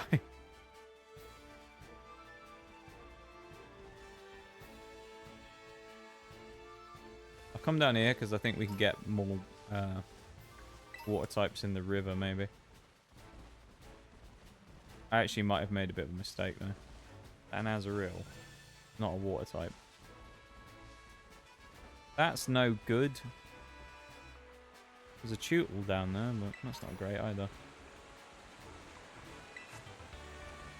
It's a billion XP, isn't it? I think. Billion XP gain, wanted level gained. Yeah, right. How many zeros is that? It's 7 zeros, yeah, I think. I'm only quick reading it, but I think that's 7 zeros. Like Skyrim, you get like a 1,000,000 gold bounty. Speaking of course, Skyrim again this week. We're going to be doing actually the last of the faction quest lines, won't we? Because we did the Dark Brotherhood last week. We're actually doing the last of the faction ones this week, which is correct. Unlike last time where I think at this point on Sunday I'd said what we were going to be doing and it turned out I was wrong, so I forgot. Where I said we were going to be doing the Civil War. We didn't do the Civil War, of course, because we hadn't finished the Dark Brotherhood yet, and I hadn't realised that. I'd forgotten. But that means Tuesday, when Skyrim returns, we will be doing the last of the faction quest lines, which will be the Skyrim Civil War. So, that's going to be quite good. We'll get a good chunk done there. Skyrim Civil War will be finished, so the last of the faction quest lines will be done. So the only quests in the base game then will basically involve a bit of grinding. It'll be Daedric artifacts,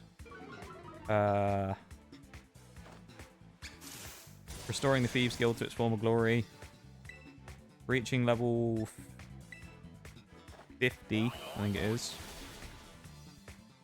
and whatever else there is. There's a few other things we need to do. There's not too much stuff though. There's Master Criminal for getting a bounty of 1,000 gold and all 9 holds as well.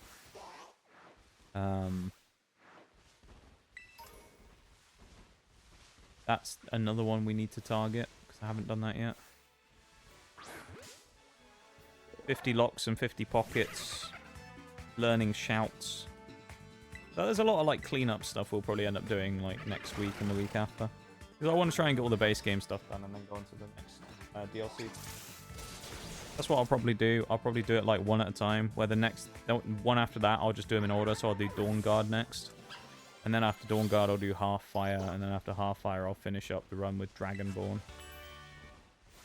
I know Dragonborn, I think we need one of the high smithing levels anyway to use Stalrim. So.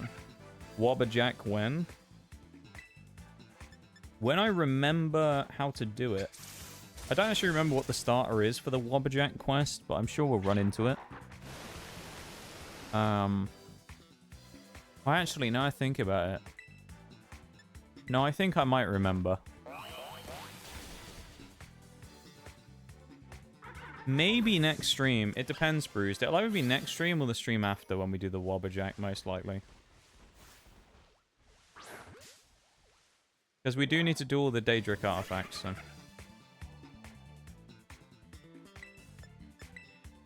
Could never do that once because I have, for some reason, a hate for killing NPCs. Oh, what, the 1,000 bounty one?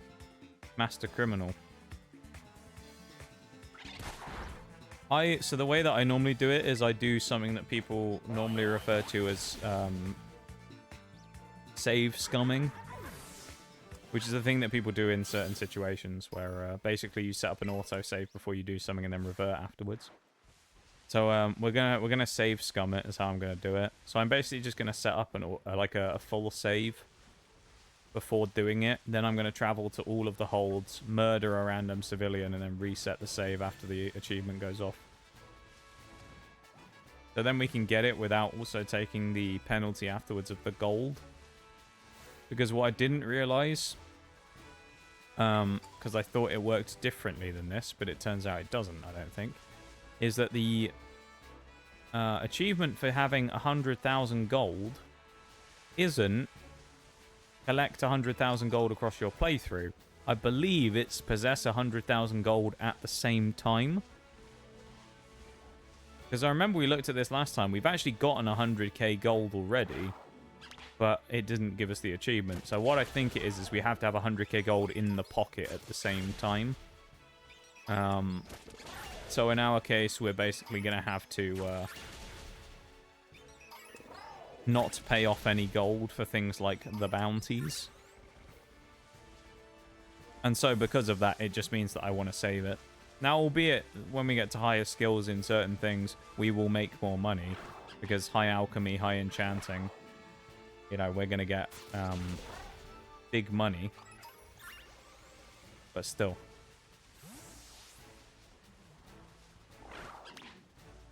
We've still got to make stuff using crafting and go from there, and that can be kind of expensive. Oh my god. Shiny Psyduck. I don't think we can swim, though.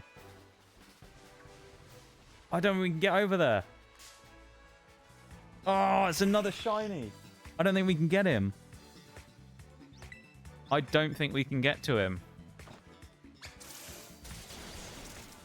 At least, I don't think we can get him before he despawns. No. Oh, he's coming to the water, though. No, Psyduck, go in the water. Go in the water, go in the water, go in the water. He's going near the water. Come on, Psyduck. We can't sprint either.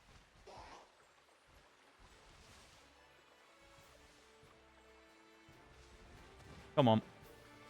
Don't drag us. Oh, we made it. Hey, yo! Shiny number 2 of the run. Let's fucking go. We actually just found another shiny.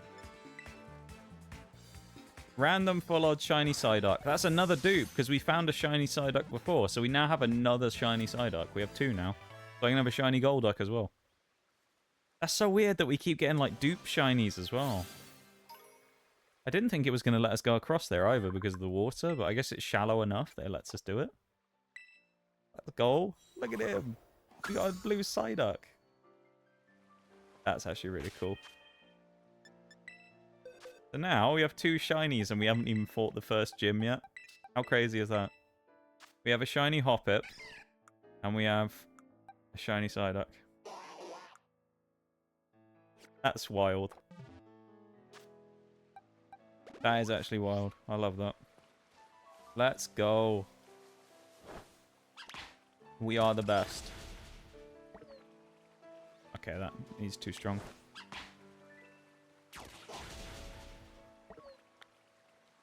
Alright, never mind. We just got absolutely hammered there. Absolutely destroyed by that Psyduck. And the Marrow. We'll have to make our way back across again. We'll see if we can jump from this side and get back across. Riolu. Oh yeah, everything's way stronger on this side, I forget. This is where we're going to go later, though, and we're going to try and catch ourselves a Scyther. Like, up around this area. Voxel there. I thought that was another shiny or something. Come on. There we go. What are the chances of that, though? 2 shinies, man. Random full odd shiny twice. Some people go shiny hunting and don't have as good luck as this. That's hilarious.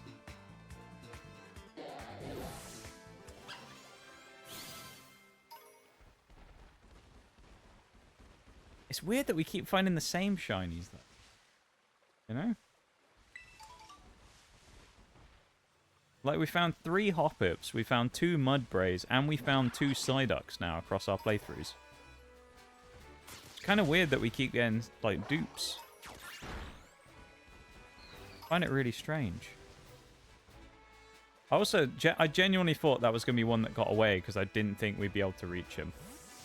So that's super cool that we were actually able to get him. Thinking about it, it was in a similar location, because I want to say... the last one we got,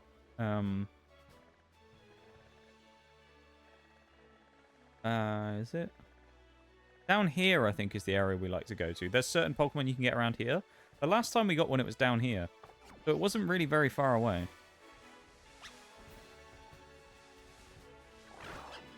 That's crazy. So in our last 2 runs now, we found 3 shinies. Because we found Shiny Hoppip, Shiny Psyduck, and Shiny Ampharos, which we got at the end of the last run. That's wild.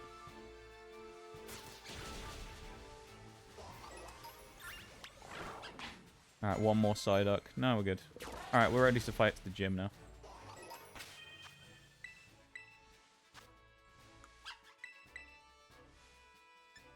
Dig, we'll take that as well. We'll drop Scratch and pick up Dig. In a span of 9 years, I nearly have all achievements for the original Skyrim. 11 years. Damn. Doing better than me, Bruce. I've only got 37 or whatever it is. You're closer. You're going to race me to the end.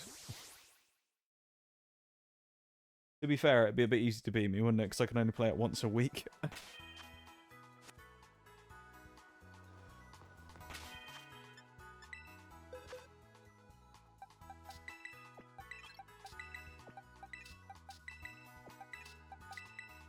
Alright, this is our team.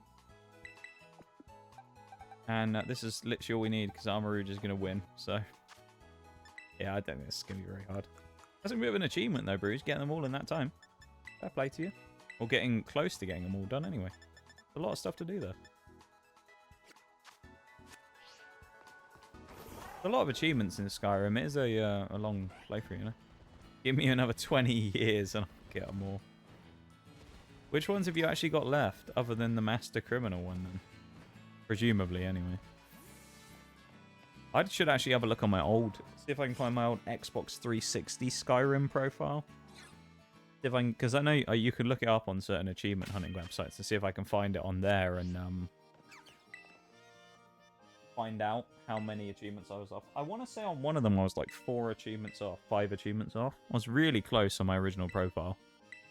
I know one of the ones that I didn't get was, it might have even been 2, was the werewolf and vampire perks ones. Don't think I got those. I think Master Criminal I didn't have either, so we call that maybe 3. I don't know what the other 2 were that I didn't have, so.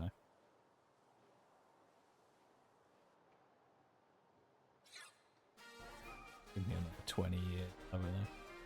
Give you until Elder Scrolls 6 comes out, and then you can do that as well. That's going to be like my thing for stream. Play Elder Scrolls 6 and get all the achievements in it. That's my challenge.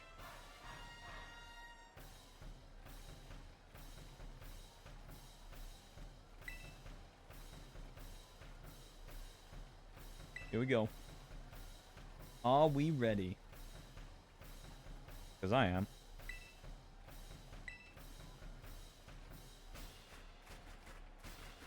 Do it. You know what? Let's go. Full force.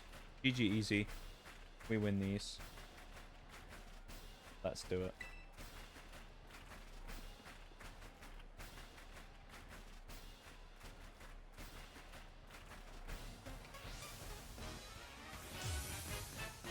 Let's go. Get ready for the Armarouge show. We have an hour and 20 minutes. We need to beat Clorf and one more gym after this. I say that because this one is a formality and should be done in less than 5 minutes. Mystical Fire. One shot. A formality, as I say. Married. Easy enough. Get married. Hard worker. I think that's mine or cook food, chop wood. That's actually an easy achievement. Wanted, which is... Oh, is that escape jail?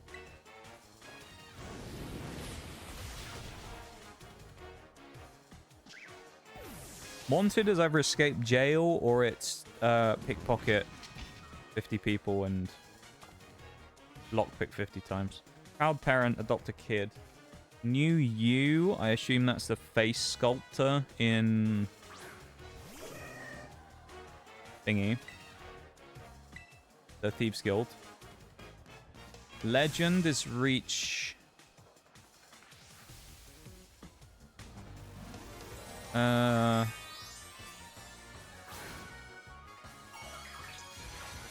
wonder if Legend is either reach level 50 or kill a legendary dragon. Okay, Legend Dragon. Oblivion Walker is get all 15 artifacts. Vamp Master and OO Master, I assume, is Werewolf and Vamp perks. Master Architect is build 3 wings on a house, correct?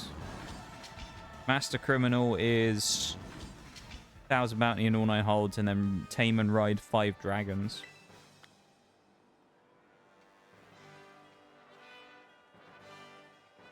Which I don't remember how you do that, but I'm pretty sure it involves Dragonborn DLC.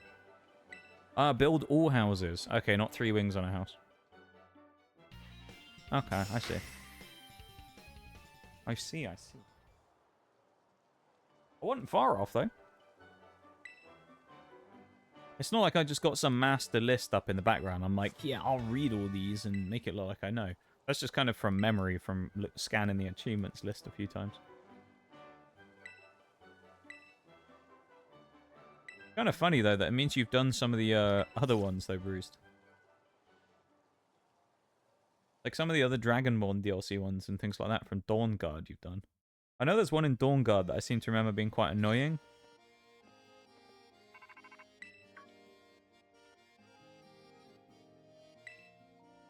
Oh, wait. No. I don't think we need to do it. That's good. At least I hope we don't.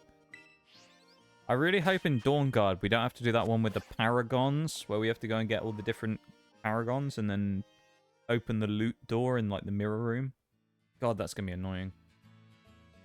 I don't think we need to, though. I don't think that's a requirement for any of the achievements. Dawnguard? Yeah, when you have to travel through the... You know you have to go through those weird, like, dimension gates? There's, like, those big Paragons you can find. There'll be, like, the Diamond Paragon, the Sapphire Paragon, and those kind of ones.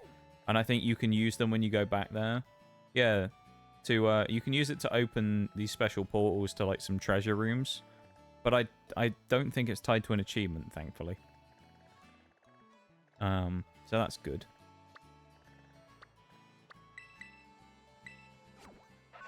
Paragon's mirror room. Yeah, it's at the end when you end up going, when you're trying to get to, like, the end point, you have to get to the castle at the end, don't you? I think. Isn't it a castle? Something like that. And you have to travel through, like, the weird mirror-y thing. Yeah, there's a bunch of, like, special giants. They're called, like, Cyclopses or something. And if you kill them, you get these Paragons while you're in that weird place. And then if you use the Paragons, you can open, like, treasure rooms.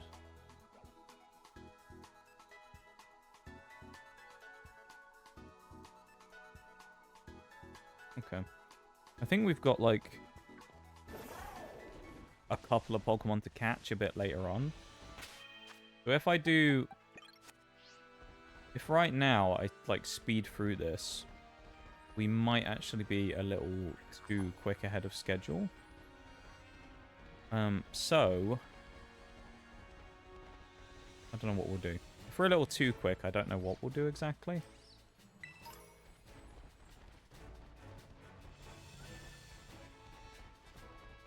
We'll figure out.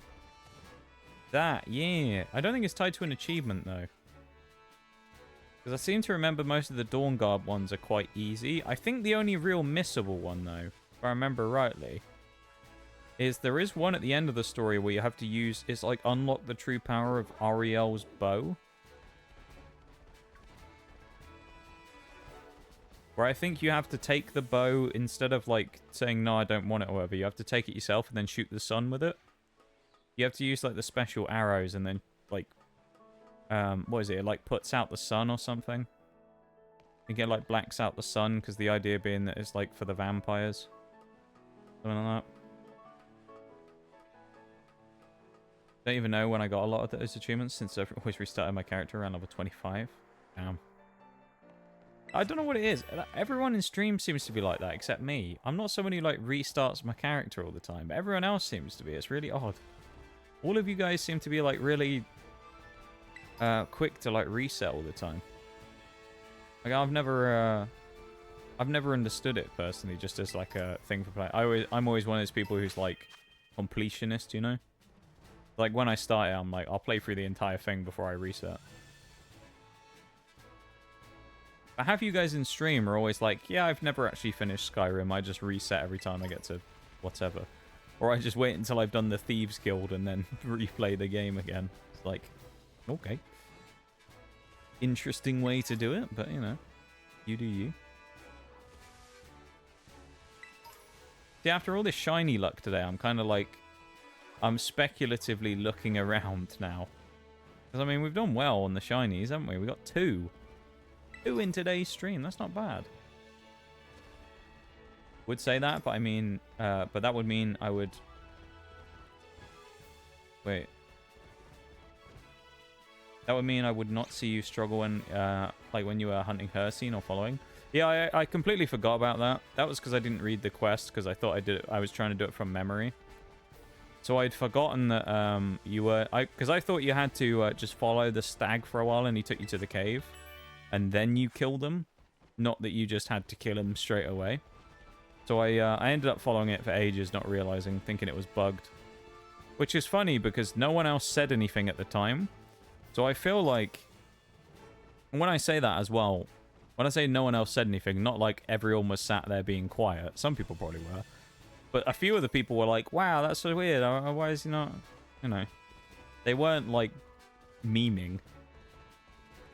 So I wasn't the only one. But that's just because, as I say, I didn't read the quest saying kill the stag. And I just tried to do it from my memory from 10 years ago, whenever it was I last did the Hercene quest.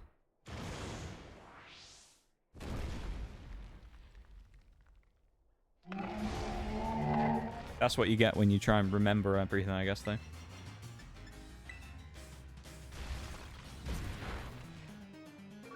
Was really wanting so badly, but you said you don't want help. Yeah, that's because of someone was backseating in that stream and it was rubbing me the wrong way.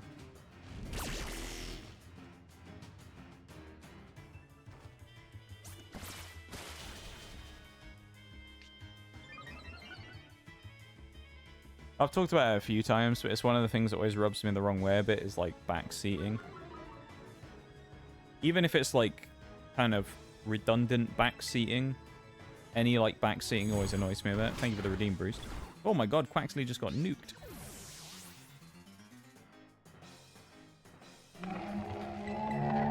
Yeah, I just find it kind of annoying when people like either do or try to tell me what to do while I'm playing. In some situations, if I'm really stuck and I ask, of course, as I say, I never have a problem with that. But it's like if I'll be, I don't know, playing this here, right? And I was doing a fight against the Elite Four or something. And say I set up my team the way I wanted, and then someone's around me like, why aren't you using this? You should be using this. And it's like, why don't you let me play the game? You know? Or just like unsolicited advice is another one. You know, kind of just like unwanted stuff. Like during the Pokemon opening stream when we did that. When the topic of values came up of cards. And I was kind of like, yeah, I'm not fussed about values. I kind of don't want to know. But it's always vaguely cool to know, well, I have something that's kind of like, you know, without looking it up specifically, but I know is like decently high up in the set's value list, right? And I specifically said, I'm not really that interested in, like, the values or anything themselves. But it's just kind of, like, vaguely cool, right? Like, I don't want to look it up. And I'm not going to look it up, but... And then... You know, looking in chat and then seeing a couple of posts about, like, this card is the 5th highest in the set and approximately is this money, you know, things like that. Where it's just kind of like, we don't want it. Like, stop. Like, kind of like, you know, unsolicited, like, stuff that you just don't want.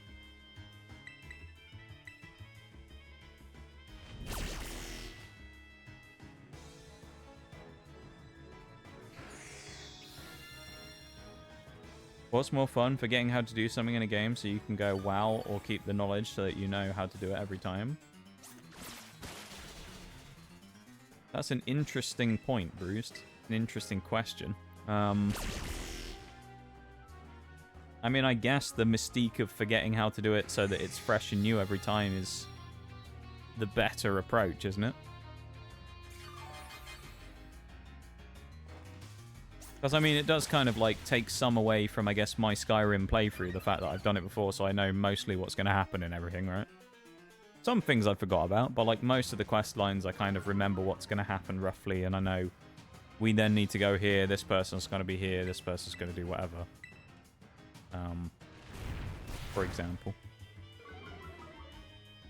I don't know, I guess it swings and roundabouts in it, as we say. It depends how you feel about that type of stuff. Some people, prefer having a fresh look at everything. Some people, you know... I guess it's kind of like the War Thunder thing, isn't it? We were talking about the other day with realistic. Some people revel in the fact that they're able to memorize the weak spots of every vehicle in the game. And then some people, you know, like me, aren't really that worried about it. You kind of learn by doing, you know? And I'm like, oh, let me go and shoot an IS. What's the IS's weak spot? Literally its entire front, because it's weak as shit. Online game knowledge is power? Can be, yeah. I guess it depends what the game is, but yeah, it can be. Siege has one of the biggest ones like that, where it's an advantage to have huge knowledge. The amount of games I've won in Siege from getting a kill through like a bit of floor or something that people don't know you can shoot through. Or whatever. And quite a lot of times stuff like that happens. People just aren't ready for it. Got our evolution on our starter as well, so we have the goofy looking duck now. I'm not the biggest fan of Quaxwell, to be fair. Quaxley is cool. I'm not the biggest fan of Quackaval. And I'm not the biggest fan of Quaxwell. But Quaxley's cool though. Little Quaxley. The little dance duck. Cursed with the knowledge of War Thunder. See, as I say, with those kind of games, you kind of pick up, like... I feel like general knowledge fits most things. Right? Like, as I say, when it comes to, like tanks. Like War Thunder. Basically, if you have a flank shot at anyone, if you're going to shoot one of two places and you're most likely going to kill them. Front of the hull, in like what I call the front corner, where it's like, you know, usually where like the upper plate kind of flat, you know, is like going onto the roof at that point. So you've got like the top of the hull, where like the corner is there, so you're shooting kind of like above where the drivers and that would be. Or middle of the side. It's pretty much always going to either do one of two things, ammo rack or set on fire. Like, usually there's ammo or fuel tanks stowed behind those sides almost all the time. And it's just a free kill, or at least a free cripple on someone. And it's kind of like the, you know, thing like that, general rule of thumb. And then you get used to it, so like Germans pretty much guarantee you shoot them through there, you're almost always going to kill them. Or German vehicles, I tend to find if you're shooting at them from the front, shooting them in, from my perspective, the right-hand side of the front will almost always kill, but the left won't. Shoot a Tiger if you're going to shoot it in the front, shoot it in the right-hand side. Kills, left-hand side doesn't tend to. Same with the Panzer IVs and Panzer IIIs. If you shoot them in the right-hand side of the hull, I assume it's that there's just like the shell go, I don't know, maybe there's less crap in the way, so the shell like explodes further in on that side or something. I don't know what the logic is behind it. But it almost always seems to kill if you shoot them in the right-hand side of the hull. But like stuff like that I'll kind of pick up over time, but I'm not going in and going, ooh, What's the optimal spot to go and shoot the Tiger 1 in, you know?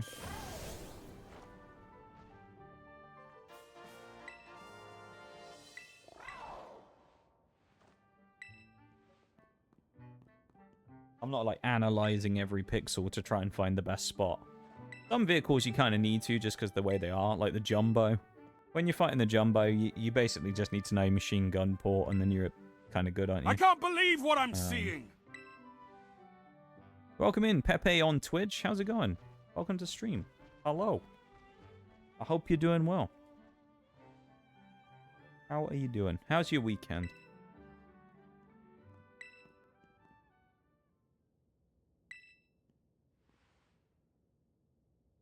Hope it's going well. Thank you so much for the follow. I appreciate it.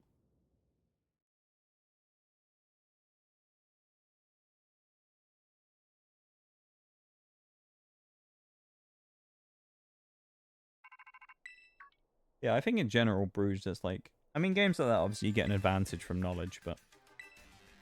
It kind of depends what you want to do with stuff like that, isn't it? Sometimes you get good knowledge and it gives you a massive advantage. Sometimes good knowledge doesn't always. Because it has to be backed up with other things as well. Good knowledge is useful, but good skill, I think, will always probably beat good knowledge, in my opinion. Just from personal experience, I think having good, like, skill in any game will probably almost always beat strategy. Good, what about you? I'm doing pretty decent, thanks. Doing pretty good. We're just playing through one of our Hall of Fame runs, as we call them, through Pokemon Scarlet and Violet right now. This is our current roster that we're working with. We do have a bunch of other Pokemon we could catch, but these were all the things we could get under the level cap for the first gym of 15 at the time, so this is our current roster. We actually have been lucky enough to find 2 random full odds shinies as well, so I feel like our luck's pretty good today. So, yeah, we're doing pretty decent, I'd say. We're certainly being lucky, if nothing else. See, just because of getting those other 2 shinies, I'm like super on the lookout now. Just trying to get a glimpse of anything that's slightly off-coloured. Really what I want to find one day is a blue Clorf, but the chance of me actually finding one randomly is really, really slim. I would like to find a blue Clorf, though. Getting the shiny of the crab would be nice.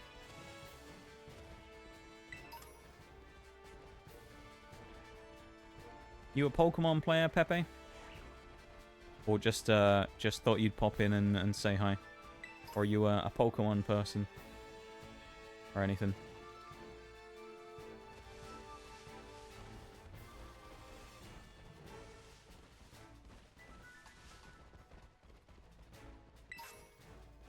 May as well grab these items as well. We've got the time. And you never know, we might find a shiny down here. You never know. You never know. Play Pokemon. Got a little frog there as well. Little frog. You never know though sometimes. It's actually kind of amazing the amount of people I think that you find on Twitch who come into streams when you're doing various things who, you know, either don't or have no like knowledge of whatever it is that you're playing, you know. But they just come in because they just want to vibe. It was always a interesting thing to find out if someone's come in by like random chance because they saw the stream, or if they're, you know, interested in the game or whatever it is you're playing or doing. Don't necessarily have to be playing a game on Twitch, of course. Oh, there's a Dunsparce there. I didn't know that was there. Interesting. Like Fwogs. Fwogs are cool. I do like Fwogs. I was talking about this earlier, but actually I did some art for the first time in God knows how many years last night, and I actually drew a Fwog. I got a reference of a tree Fwog, and I did a little art piece of it. Took me 10-15 minutes or something. I was quite happy with it in the end. There were some mistakes, but for someone who hasn't done art for God knows how long and is not an artist by any means, I was pretty happy with it, you know. Always thought the tortoise was weak until I faced one, and oh boy, was I wrong. Funny enough, Bruce, I don't think I've had a problem with fighting a tortoise yet. I think I've had 2 altercations with a tortoise that I remember. Both of them were won by me. First one was when I was in the Tiger 2, and I ended up... Admittedly, it was quite lucky, in fairness. I ended up... we jumped early. But I ended up shooting him in the cupola. It was on Japan, I think, the map. And he was turning kind of down a hill a bit, and I couldn't really see him. But he had his hatch, like one of his machine gun cupolas, like stuck up over the ridge. And I kind of fired a bit of a snapshot off at him with the Tiger 2. And it penned through the cupola and one-shot him. And the other one I remember doing, which was more recent, I was playing with Mirage on this one, was in the Jackson with the 305 Heat FS rounds. And there was a tortoise down the end of a road on one of the city maps. I don't remember which one. And I was like, well, I'm never going to pen this guy. He's a bloody tortoise. But I'll have a swing at him anyway, because maybe I'll distract him before he kills me. And I fired a shot off at him, penned him straight through the upper superstructure and one-shotted him. And I was like, oh, okay, never mind. It's just a tortoise, just one-shotted, you know? No problem. Okay, I'll take a kill on a tortoise. It's got a shiny white cocoa from an egg. Let's go. It's, the chances of that are particularly low, so congratulations. Love to see people getting some good luck with their various bits, whatever it is they're going for. Shiny hunting, egg hunting, whatever they're doing. Always nice to see. Damn, but that's arcade, but fair. Why does it matter if it's arcade, though? Doesn't really... Or, like, as in, it won't... It wasn't one of those things where it's like I aimed up a shot using the pen marker. It was... I didn't expect to pen him at all. So I just snapped a shot off it. Hit him, like, center mass right in the top of his superstructure. But I don't think it was one of those ones where, like, in realistic, it would have been much different, you know? Other than that, I would have had to have aimed it, of course, but... I seem to remember we were capping a point and he was down the end of a road and there was probably like... I don't know. 2 or 3 other people with me. But it wasn't like one of those ones where it was a 1v1 and I had a chance to kill him. It's like he could have easily shot someone else, so I don't know. It was one of those ones that I think was like...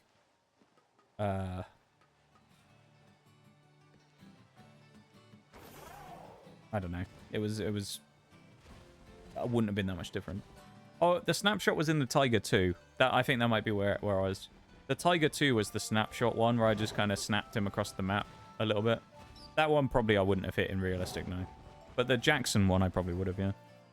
Name him Pink Fwog, since we talked about the almighty Fwogs for luck. Let's go. That's what we love to see. I guess it makes sense, doesn't it? Because you are called Pepe. So it makes sense that you're a fan of Fwogs. Just a heads up for everybody as well, because it's useful to say this.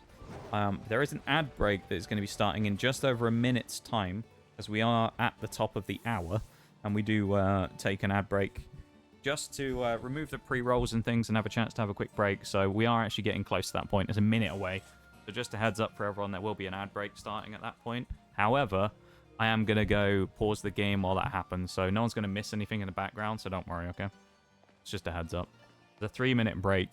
I'm going to go stretch my legs, refill my water, all that type of stuff. And we'll be back straight after that. But there you go.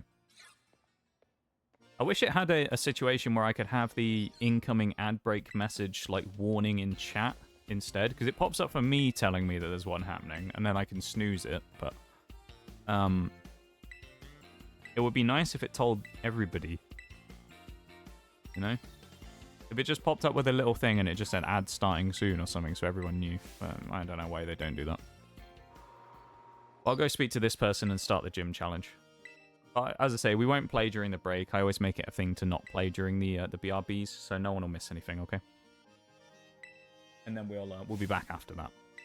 I do feel my throat getting a bit dry, so I probably need to go and refill my water bottle real quick. Yes, I said the funny thing. Water bottle. I will put the lo-fi on when we go to the BRB screen, so we'll chill here for a second and wait for the break to start, and then we'll do the Sunfloras afterwards. Once we got the Sunflora, we will go face Brassius. Honestly, it should be a really easy gym fight. Once we're done with Brassius, we probably will go and try and catch a couple of more Pokemon.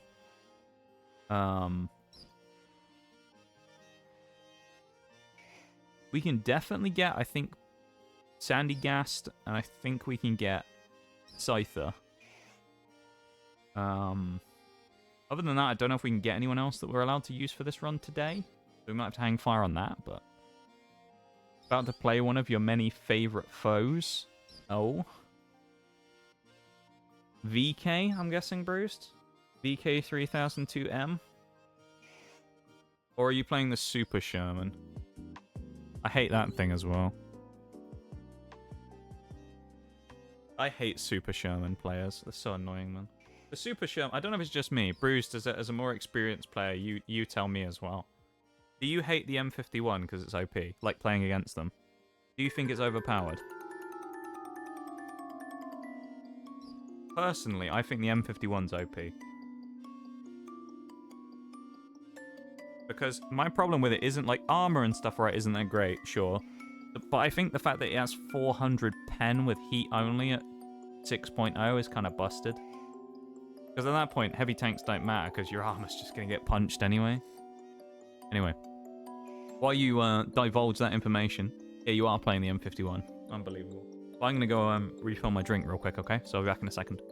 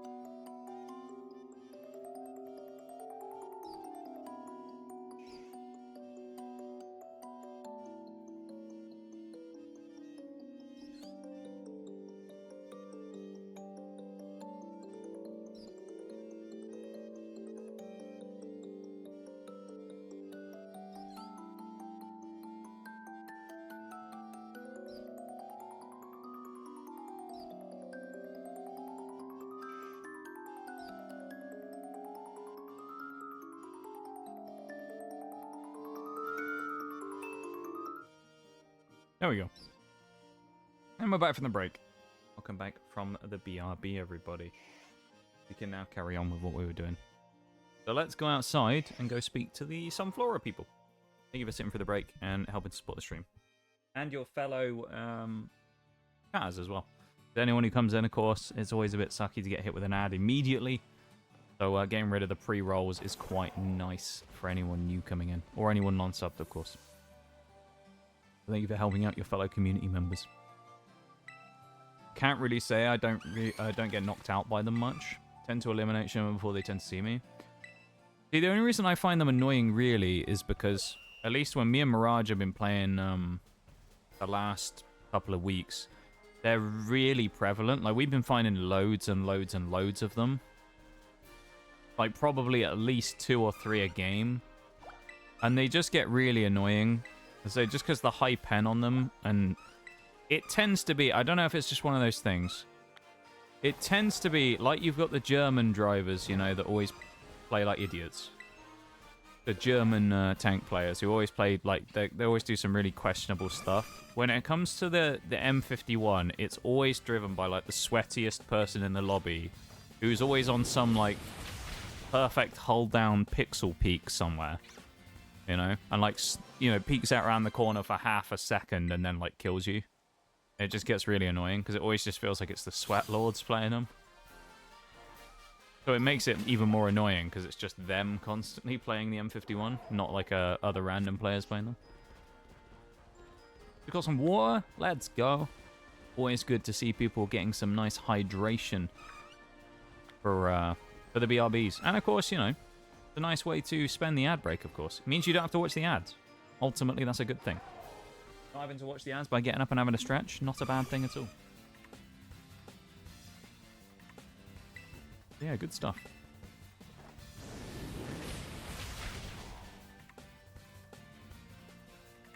Oh, Gliscor, damn. That's actually a good mon as well. We've also just got 17 here on Quackoval. Or Quackswell, even. So we can sub him out the team, even though he probably doesn't need to, but... we'll keep him in. Chikorita, now. There you go. A Chikorita. Good old Chikorita. May it serve you well in your endeavors in Pokemon community game. Hi, Forks. How are you doing, my dude? Nice to see you as well. How are you, man? Lucky. Well, lucky getting Chikorita. By the sounds of it, it's one that you wanted, then. I know Chikorita is not the most popular starter in the world. At least when it comes to Gen 2, I always find it's kind of the least popular. People really like Totodile, and people really like Cyndaquil, I find. How goes the run? It's going good, folks. It's going good. So far, I mean, we're 4 hours in, and we're up to Gym 2. So we're kind of at that usual fairly slow pace for the first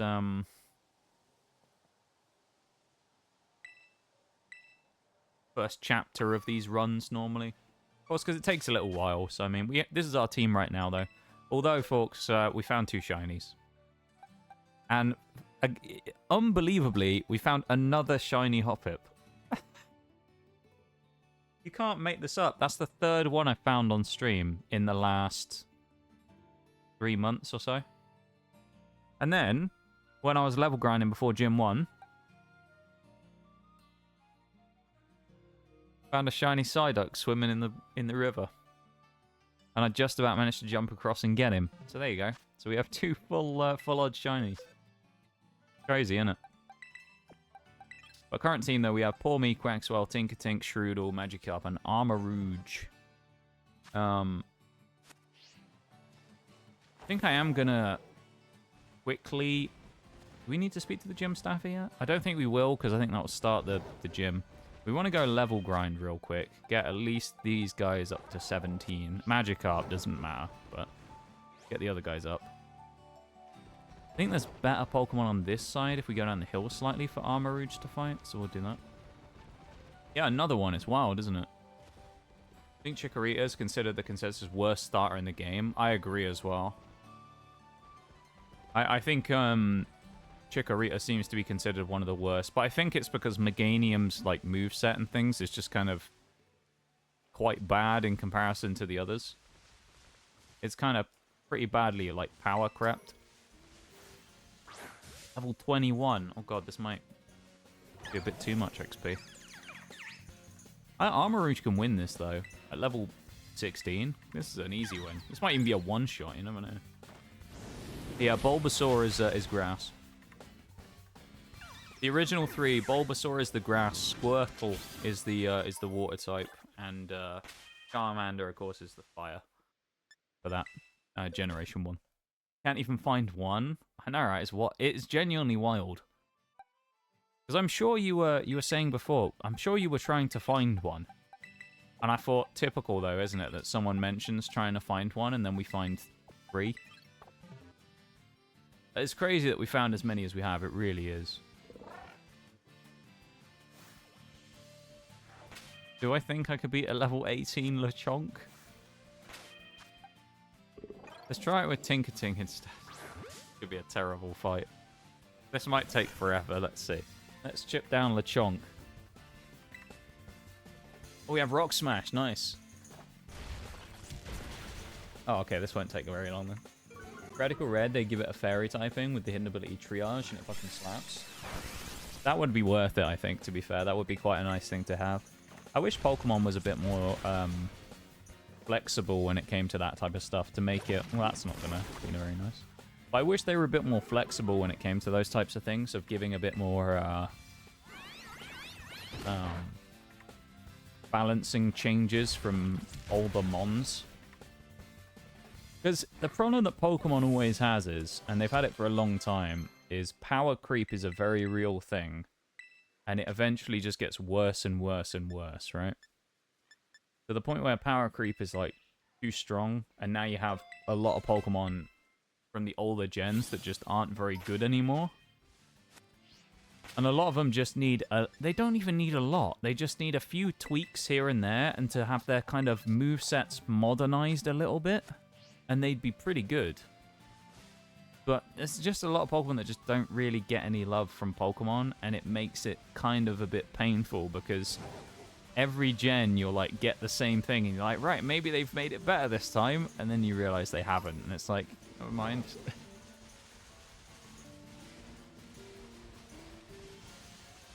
Or you'll hear about something that's changed, you know, there'll be like a new move gets introduced and you think, surely they've added it onto insert Pokemon here to make it better, and then you find out they never updated its moveset, and it's like, what? And then you'll see that, but then at the same time you'll see the OP one that's already really good that gets a buff or something, you know? Like, say, Garchomp or something. Like, they won't update, like, Meganium, but then you'll see Garchomp that gets given, like, Scale Shot or something, and it's like, did he really need it? You know? Like, did we really need to give Garchomp Scale Shot? Did we? I don't think we did, you know? But did we really need to do that? I don't think we did. But Pokemon Company went, yes, we do. Scale Shot. I actually kind of want to fight that Murkrow, but it's going to be hard to get it. It's right in the middle of there. Yeah, they need to go through and, I think, do a lot of... Actually, the Rookidis will be better. But do a lot of, like, rebalancing of the lower... the older gens, in my opinion. Go through, like, all of the Pokemon. That'd be a good place for Gen 10 to do it, though. Go through, like, a lot of the Pokemon and rebalance a lot of the stuff in the game. Always make sure up houses that you can't find one of them. Find the one you're looking for. And, yeah, that's always the way it works, isn't it? Someone can't find something, and then you end up finding it. I used to have this back in the day as well. I don't want to tear. I used to have this back in the day. Someone mentioned it yesterday or the other day on a stream, and that's why I'm thinking of it. But it used to happen all the time. If I was ever doing something, like, say it was, I remember Cynthia was the first time this ever happened. I was talking to my brother about it when we were playing Pokemon Diamond and Pearl. And it was the first time I ever went to challenge Cynthia, and I got my ass handed to me. And I couldn't beat her for the first few times I tried. And I went and said to him, I was like, I can't beat her. I was like, this is so annoying, I can't beat her. And then he kind of, like, ended up watching me do it. And then, of course, inevitably I beat her. And I was just like, bruh. Fucking game. Movesets modernized, typings updated. Yes, I think it would be good. Rather Game Freak go back and update movesets and change some Pokemon's typings than release another half-complete game. Yeah. I wonder if they will, though, for the new gen. Like for Gen 10. They've got a lot more time in it this time. So, should be good. Your brother the eldest? He is. It's just me and my brother. We're the only two siblings. But he's 2 years older than me. So my brother's 27.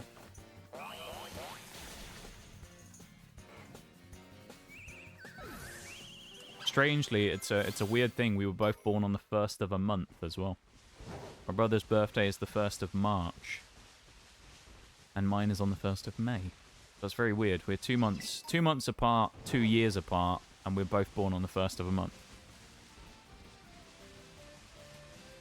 Kind of crazy.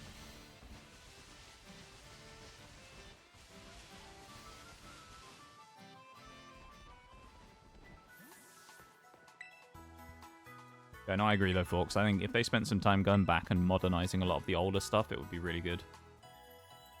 I would be quite happy if they did that in a number of cases. Like, there's a good chunk of Pokemon that I would think would be...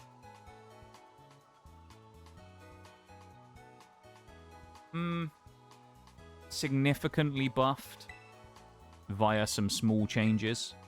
Like, I really don't think, in some cases, a lot of things need big changes. Like, have we got anything here that would be worth it? Just as an example.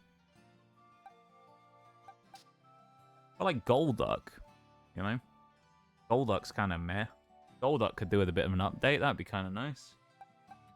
Like, I think there's just Pokemon that could do with an update. They don't necessarily have to be made super strong. They could just do with a bit of an update here and there. Even Gyarados, maybe. No? Golduck needs a secondary typing. Yeah, just make it like...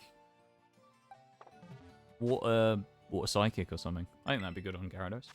Gyarados? Golduck, even. I think that'd be good on Golduck.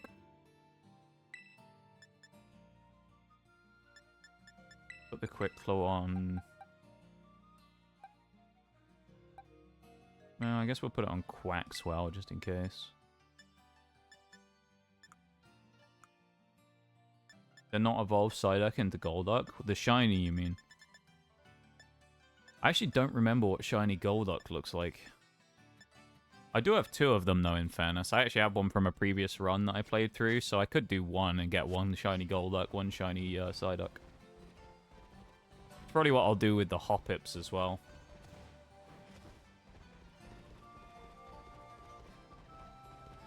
Just because I have 3 of them now, so I may as well just evolve them into one of each of the line. I think Armarouge outspeeds here. I think we should be okay. Yeah, let's go for it. Why not? Even if it's kind of Blair, Golduck is fun. Yeah, that is... I mean, Cloud9, to be fair, is quite funny for memeing on weather. Let's have a look at shiny Golduck, actually, real quick. We have the time, so... What does shiny Golduck look like? Oh, is that it? The beak's just, like, slightly red.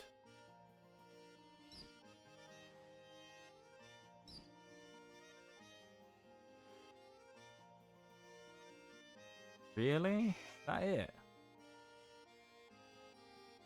That kind of sucks. That's one thing I've never understood as well when it comes to Pokemon. Why they do that. So, like, you have Golduck, right? Who is basically the same color as normal Golduck, but he has a red beak, right? So he's very similar color. And then you have this, which is shiny Psyduck, who's completely different color. Why isn't shiny Golduck cyan as well? You know? Like, what's the point? Some of it doesn't make sense. Like, I guess, like, the random color switch ones are a bit strange. Like, Gyarados is another one. You have red Gyarados as the shiny, right? But Magikarp's gold. Like, it would have been kind of interesting if you had gold Gyarados. Can you imagine gold Gyarados would look sick? I think it would look cooler than red Gyarados, personally. Gold Gyarados would have looked really cool. But, like, I don't really get why they do stuff like that sometimes, Pokemon. Like, they make really weird decisions with the shinies. And me and Nitty already talked about it earlier in the stream, but Armarouge and Ceruledge getting done dirty with the shinies is one of the stupidest things they did in the generation. Armarouge and Ceruledge is shiny. The only difference is the eye color.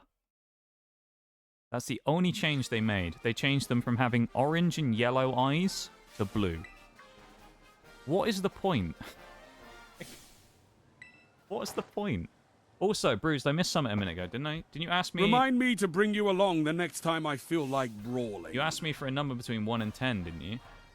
I think I missed that. Where was it earlier? I feel like it was a way back now, actually, wasn't it? What are you doing, though, Bruce? Crazy? I was crazy once. I gave a strange... strange bits with Nox Cats and double Nox Cat. Or Nox Cats make me crazy. Do they make you crazy, Bruce? I think you're pretty crazy without the use of Nox Cat being in there as well. Thank you for the bits, my dude. You don't have to do that, though. I do have to remind you, Bruce, that just because there is a bit skull on stream doesn't mean we have to beat it every single time I reset it. Alright? We don't have to always do it the stream it's up, okay? It's okay. We don't always have to do it. Thank you so much for the bees, though, my dude. I appreciate it. That's very kind of you. Really? That's beyond dumb? Yeah, it's that's the only difference. Charcadet, Armorouge, and Ceruledge as shinies have a different eye color. What everybody said for ages is they should just swap the colors. It would be way cooler, but they won't do it, of course. They've set it in stone now, so they won't change it probably. But they should do like they did with a couple of the shinies originally and redesign them. In my opinion. Yeah, I like shiny Magikarp as well. I think shiny Magikarp looks cooler than shiny Gyarados. Don't get me wrong, red Gyarados is cool. I don't have a problem with red Gyarados. I think red Gyarados looks cool. But then when you look at it and you go, you have gold Magikarp that turns into red Gyarados. Little strange. But, like, the gold Magikarp is just cooler than the red Gyarados. And gold Gyarados would have been pretty cool as well. In my opinion. Number between 0 and 10. Is there a huge difference between things that will happen if I pick certain numbers, Bruised? Or is it all... What's the deal here? Are we going to get one shot by Rock Throw? That's the question. No, it's not. He's used Trail Blaze. What an idiot.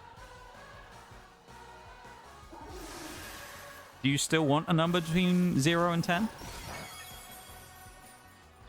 Don't care, didn't ask. I can do what I want. I break rules. L cope, stay mad. Not the most Zoomer thing you've ever said. It was bits? Okay. I see. You were plotting. Wow, what a speed boost Sudowoodo got there. It really made him more competitive in this fight. Wow, good job, Brassius. You were really competitive there and gave me a tough time of it.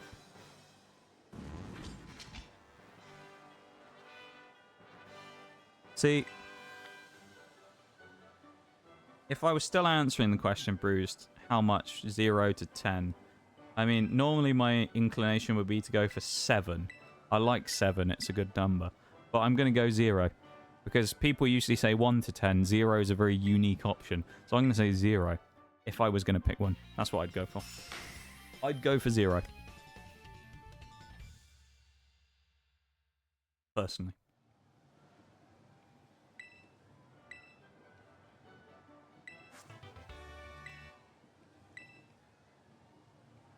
Yeah, I'd pick 0. I would pick 0. Because I don't like accepting things. I suck at accepting things. So 0 would be the best one for me.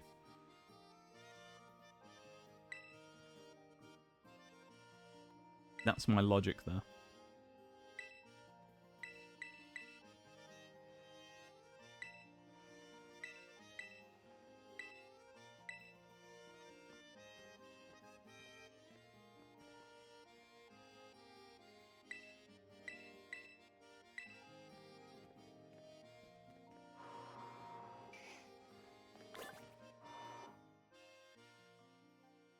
I'm sure you'll say something in a minute, so I'm waiting for the inevitable response. Well, I'm assuming anyway. Could be wrong. In terms of actual gyms and stuff, that's actually what we've got planned for doing gyms today. All I need to do now is catch 1 or 2 Pokemon, really, and then we're kind of done with what we needed to do for the day. So, first thing we need to go and get is a Scyther, which we'll go and do now. So I'm going to go and get Scyther first, and then the other ones are kind of more hit or miss. I don't know what levels we can get them at, so... Get sniped bot. That's the 3rd of the stream, I think now. 3rd bot. Psyduck, for reference, was right down there by that ramp. I actually didn't think I was going to be able to get it. Because what ended up happening was, right, we were fighting a Chewtle. I'll set the scene, right? So you can all see. We were sat like here, fighting. We were like auto battling stuff. I was fighting a weasel and a Tootle, and then out the corner of my eye, I see like a blue thing floating over there, and I'm like, oh, it's a Maril or something. And I kind of look away, and I'm fighting this Tootle, and then I realized, wait a minute, that's a blue Psyduck. But of course, at this point, I don't have the ability to sprint, nor do I have the ability to big jump. So it's like, how can I get across there and get it? And then he ran up on the bank, and I thought, well, I can't snipe him from up here either. So what do? So we made the bold attempt to, well, you can actually, I didn't think this would work, but you can jump from here, land here, and it basically glides you across, even if you can't swim. And then we grabbed him right here and then caught him. So we caught ourselves a shiny Psyduck that we didn't think we were going to be able to get, because he thankfully didn't swim away. Marobot, a turtle bot. We already do have a turtle bot, actually. On TGS bot. He's not in stream, but TGS bot. We have the turtle bot. He's a good lad. Is TGS bot.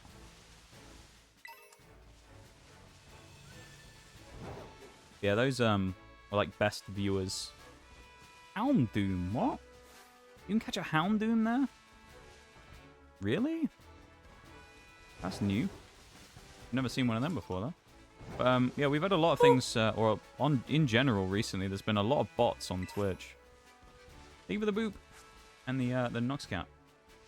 A lot of bots, though. There's been a massive resurgence of them for some reason. I don't know why. It's just, if you go on most streams these days, you'll find them everywhere. A lot of the best viewers, cheap viewers, those types of ones. Sometimes they get flagged, sometimes they don't. So sometimes I'll ban them and you guys won't actually see the bots. So it looks like I'm mental. Because I'll end up being like, oh, there's a bot in chat, and I'll go ban them. And you guys never actually see it because it gets auto-flagged. Is that Goomy?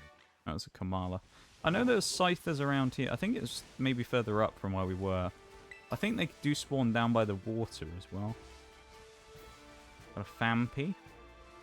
A Tenor. Keeping an eye out for... Oh, there's a Scyther.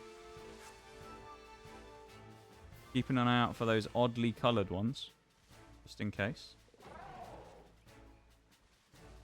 That does look like quite a pink Goomy, doesn't it? Okay. For half a second there, it must be like the monitor being in dark mode thing. For half a second there, I was thinking, there ain't no way. You imagine if it didn't do the auto fight. If anyone doesn't know, that's the way you can tell if it's a shiny or not. Is you'd think that with the auto battle you could accidentally knock them out, but the way it works is if it's a shiny Pokemon, your Pokemon will refuse to fight them in an auto battle. So if you were just farming, say, like these Tarantulas, and then you randomly found a shiny one, it will just say no, and it will refuse to fight. So it's quite good if you're mowing them down just to try and, you know, respawn loads of them in an outbreak or something. You can do that to get them to spawn. Level 20? Yeah, we'll have a go at you. The TF2 bot suppliers coming here. Maybe. There's a lot of them, though, the bots at the minute. It's crazy. It really is. Everybody seems to be getting loads of them. I don't know why, either. There must have been some change on Twitch's end that's caused an influx of them, I'm guessing. I could be wrong. It just feels like one of those things where Twitch has changed something and it's now allowed the bots to, like, reappear again for some reason.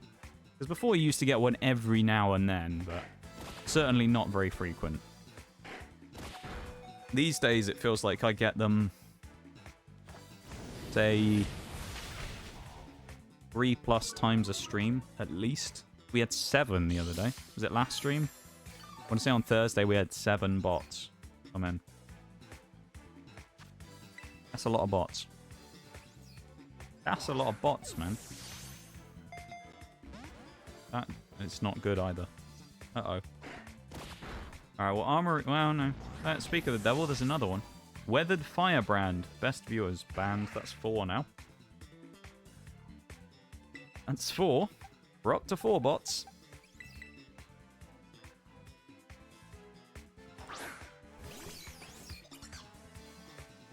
Ultra Ball, come on.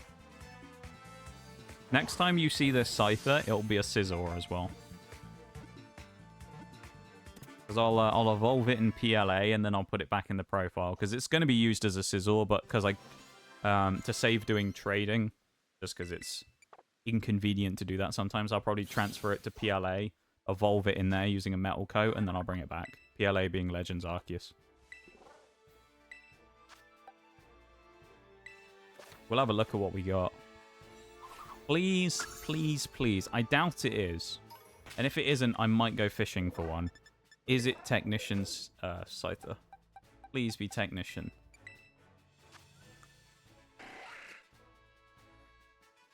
No. I want to find a Technician Scyther. Maybe that's what we'll do. Should we do that? Should we just run around and try and get a Technician one? And worry about whatever else Pokemon another time.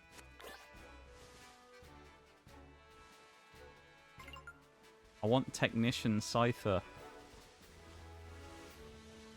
We've never had one in any of these runs. I think it'd be really nice. Shadowwood said something earlier. Oh, it was just about the 0 bits thing.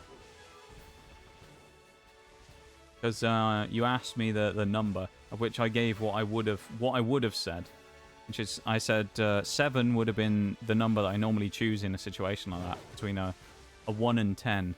However, because you'd been unique and you'd given the option of 0 to 10, I decided to go for 0 instead. And that my logic was because it's a unique number.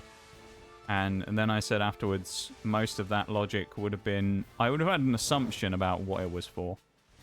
Because most of the time when people do the whole 0 to whatever, pick a number, it's usually to do with like bits or subs or something. So I would have had an idea. And subsequently would have gone 0 as well, because I don't like accepting things like that, you know. Or I'm bad at accepting things like that. So I would have gone 0 as an option to... well, for that reason. And that I said that you probably would have had some sort of response to me saying that. One way or another. We also need to find more Scythers. There's only that one up there. I'm hoping we can find a few more down here. That's not what. That is not a Scyther. That is a bloody deerling that I've just ran into. Clattered into him.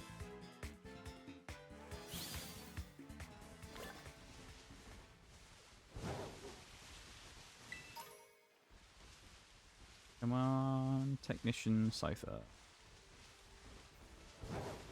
The worst part is I don't think we can scout the ability, can we? Unless we had like Ralts or something we could use the trace or whatever.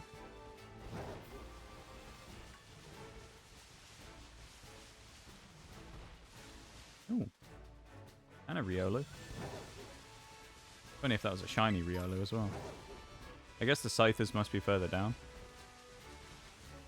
Sadly, I do not have a response. Yeah, that's okay though, Bruce. That's fine. I'm glad you don't have a response. That's a good thing. It's a good thing you don't have a response. Seeing that Chansey, you're right earlier, folks, what you said as well about this, the Blissey Chansey shiny. That they're both kind of, the Blissey one is like slightly paler pink. That's the only difference. The Chansey one is at least slightly different. But the Blissey shiny is really underwhelming.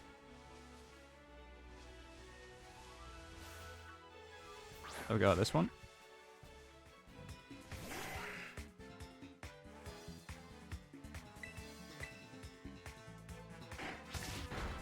False swipe, damn. Ooh, okay. Please don't burn.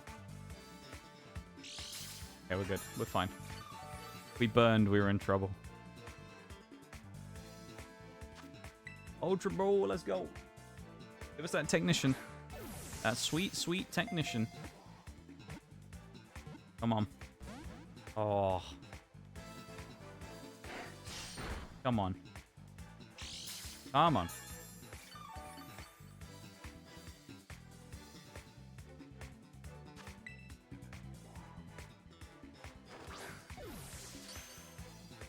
Great catch. Let's go. Come on. See, normally I don't do this where I'm trying to like specifically force a certain ability or something, because I don't normally do that. However... Ooh, and it's increased attack! Okay. Oh boy, we just got a gnarly motherfucker right there. I'll let Paul me evolve. We just got a gnarly scissor. I mean, minus special defense is what it is, but yeah. Physical attacking natured scissor with technician. Not bad, you know.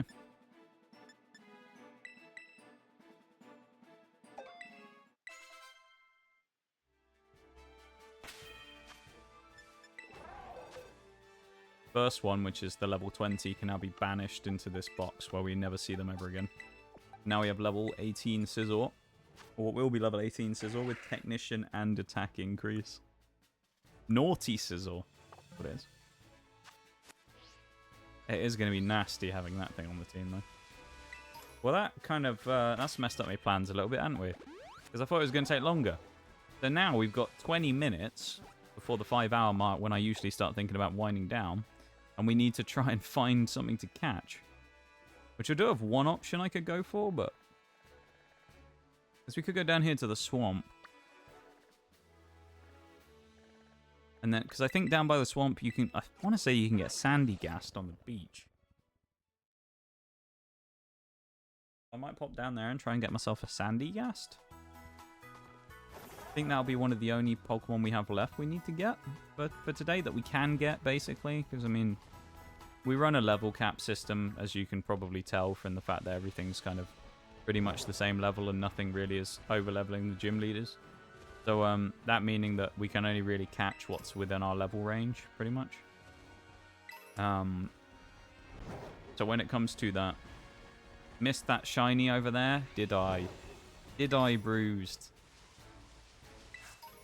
No, I didn't. Which Pokemon was it? Which shiny? Which one did I miss?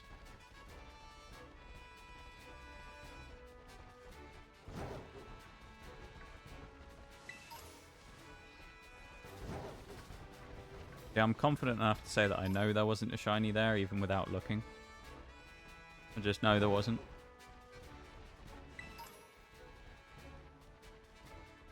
God, the glare on this area is actually really, really high. Nasty.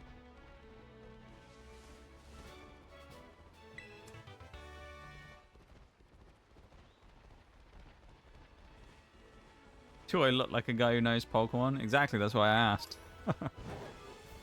I knew you wouldn't know. You wouldn't be able to tell me.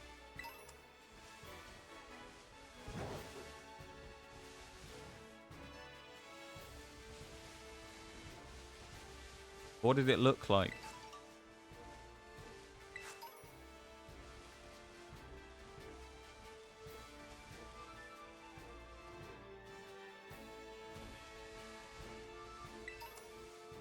Got a Mankey down there. We got Stantler. Got another Mankey. Flying blue plant. Flying blue. Oh. Oh, yeah. No, I don't think that's a shiny. I think that's just the evolved form you're talking about. I think, anyway.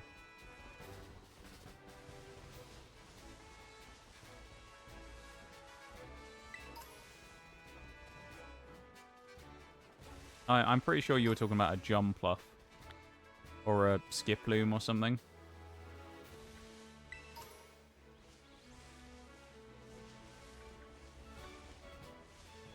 Because some of them are strangely, like, similar to the colors of the Pokemon they evolve into with the evolutions, like this. This is the form of the one that we already picked up, the Hoppip. If you evolve it, it evolves into that. Which is green, like the Hoppip that we picked up already as a shiny. So it can be a little, like, distracting sometimes, because you can think that a shiny is somewhere, and then you find out it's just an evolved form. It does happen every now and then. Progunk Whoopers. I think it's on the beach we have to go to find the sandy gas that we're looking for. With our luck today, though, it's kind of worth having a quick poke around and seeing having a look at the various options that are around. You never know. Maybe we'll find something. Maybe we'll see a random shiny once again. Nice.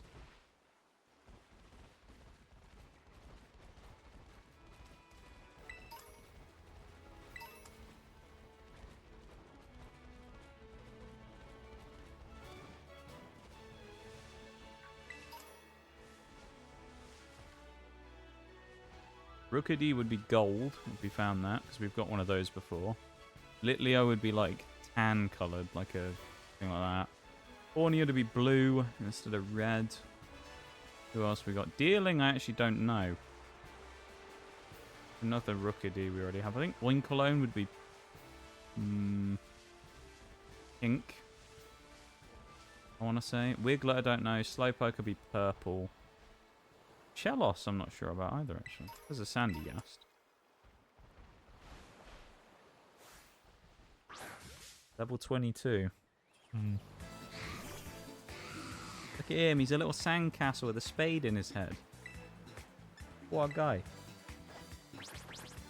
Man, I can't pull for Pokemon. My knowledge is too strong.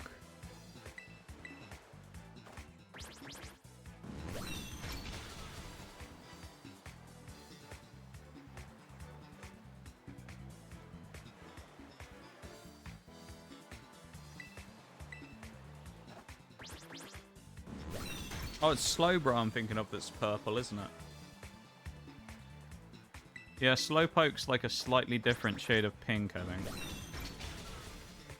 Slowbro's the purple one. Yeah, that makes sense. I got them the wrong way around. Again, that's another one though where it's like, why isn't Slowpoke just the same purple as Slowbro? That would make a lot more sense. And he would look cooler. Having a purple Slowpoke. The way I see it when it comes to Pokemon, if the shiny isn't distinctly different, then it's kind of redundant, you know? Like, I think that a shiny should pop out on the screen, shouldn't it? You should instantly see something and go, wow, I know that's a shiny. You shouldn't have to go, or let me get the hex code color chart out. Try and figure out if it's the same as the normal one, you know?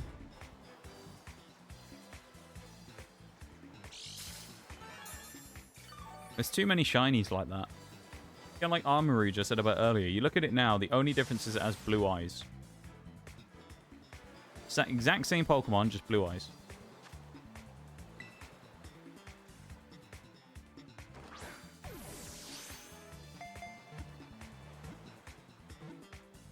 Nice. Okay, we got another hard carry here. Palisand, when it evolves, is actually going to be really good. So catching that is quite nice as well. I'm very happy with getting ourselves a Sandy Gast. What has it got? Has it got defensive nature? No, it's neutral. It does have water compaction though, of course. Which is good. Is that a shiny Snorlax? Unfortunately not bruised, because Snorlax isn't in the game. Or he might have been... I think Snorlax is in the DLC if he's anywhere. So there can't be a shiny Snorlax around.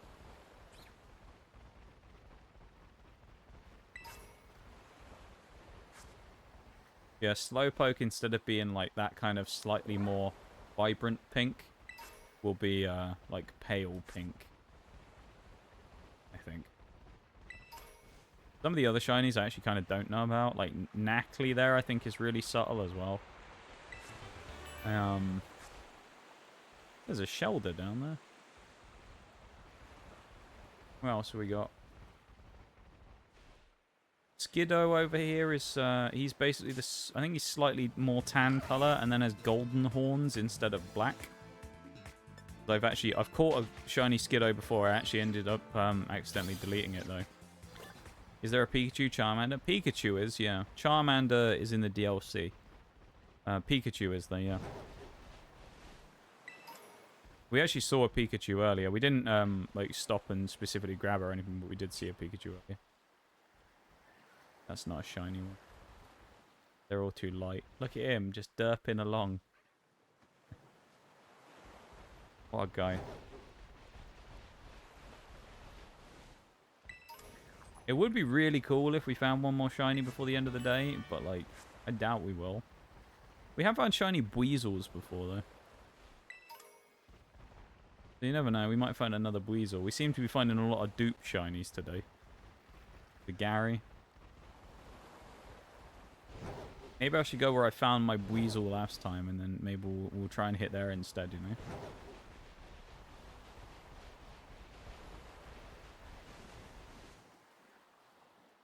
That was a Magikarp. I wonder what that was for a second. No Goldies here.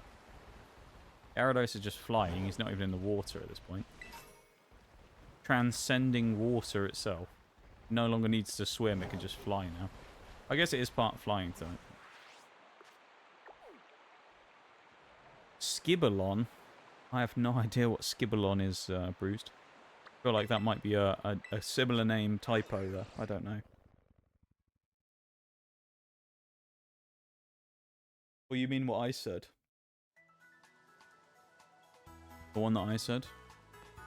Skiddo was the one that I mentioned.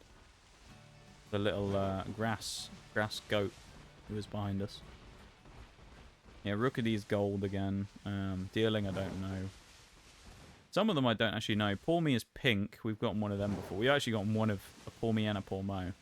Litley, I would say, is tan. Winkalone, I think. Again, I don't remember. I know Lechonk is pink. Looks like an actual pig.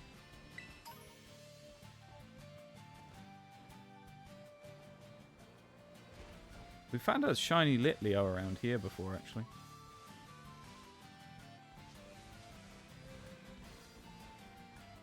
If I remember rightly... Oh, we don't have the ability to swim yet, do we? Well...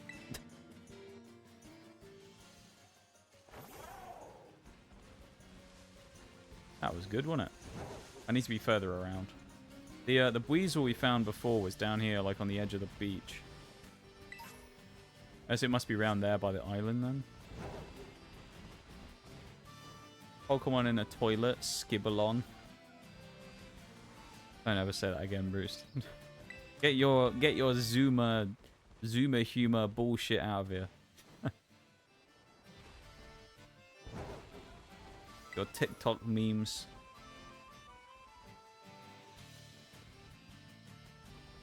Could you imagine if we actually found a shiny? I mean, Arceus, there's a bug where Gyarados is just all the way up in the air flying. Is that? I don't think I saw that one when I played through that game. I played through PLA fairly recently, actually. It was quite a fun experience. I did enjoy it. Certainly different to the other games. Uh-oh. There we go, we're good. I thought I was going to slide in the water again. How do you get the image to light up when you talk and darker when you're not? Also, are you playing with Union Circle or not at the minute? I am not. I never play with Union Circle. But hello, though. Takeshi, welcome in. How are you? I hope you're doing good. The way that I get the PNG to light up is via a website called Fujitech. If you go on Fujitech, you can upload images and then have it as a browser source that you drag into OBS. From there, you just put the link in under a browser source that you add on, and then you can get it to appear on screen when you join a Discord call. And when I talk, it lights up. Or I have it set so that when I talk, it lights up, and when I don't, it goes dark. But you can also change it where it's lit up the whole time, or you can have it where it bounces if you talk as well, and it moves. I just have it where it just lights up when I speak, so there you go. Easy enough, but Fujitech is the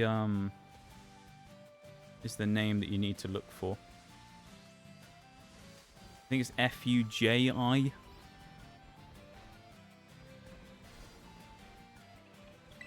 Or is it... actually, it might... I can't remember. It's F-U-J-I or it's F-U-G-I.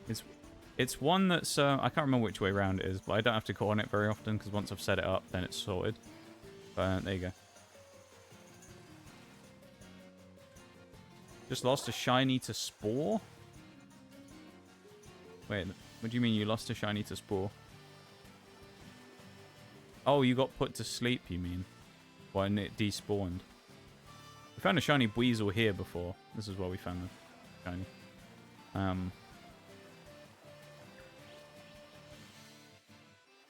We're not actively shiny hunting, but we have a few minutes left after we've finished everything that we've done today, so we're kind of just memeing and seeing if we can roll the dice and find another third full odds shiny today.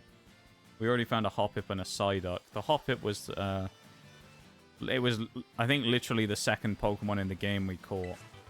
It went to the bit where you have to walk to the first Pokemon Center, and then we just immediately got it straight away.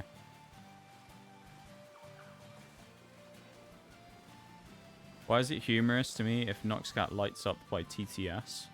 A lot of people have that type of thing, actually, where they have a TTS set up on a... some people call it like a mascot, where they'll have like a Noxcat or someone on screen that will like be available for TTS. So some people do that, Bruce. It's I wouldn't say it's common, but you do see it a bit, yeah, where people will do one of those.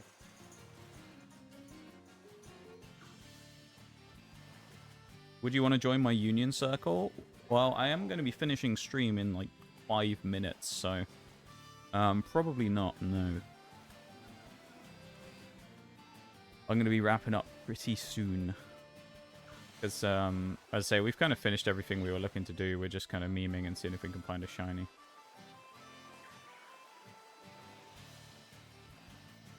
Hopefully, though, I was able to give you the information you were acquiring with the old PNG stuff.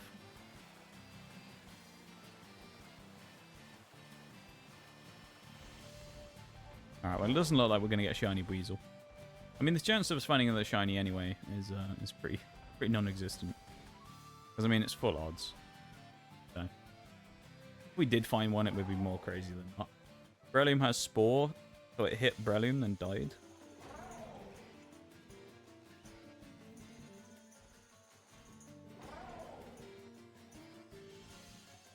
I'm confused. Well, Spore's a non-attacking move. What? It puts you to sleep.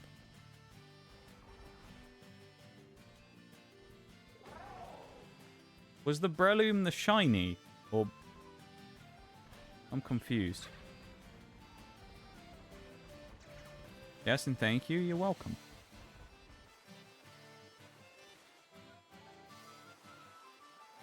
If you want any more info about things like that, I'm sure there's probably, because there is basically for literally everything when it comes to stream stuff, I'm sure there's probably a very detailed YouTube video somewhere of how to set it up specifically as well with everything you want.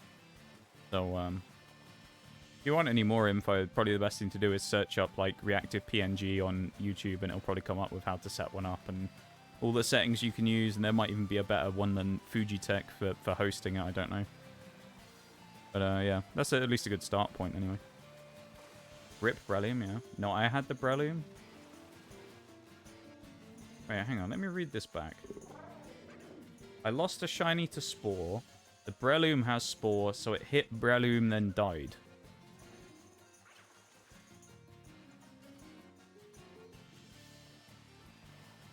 The Spore doesn't do any damage.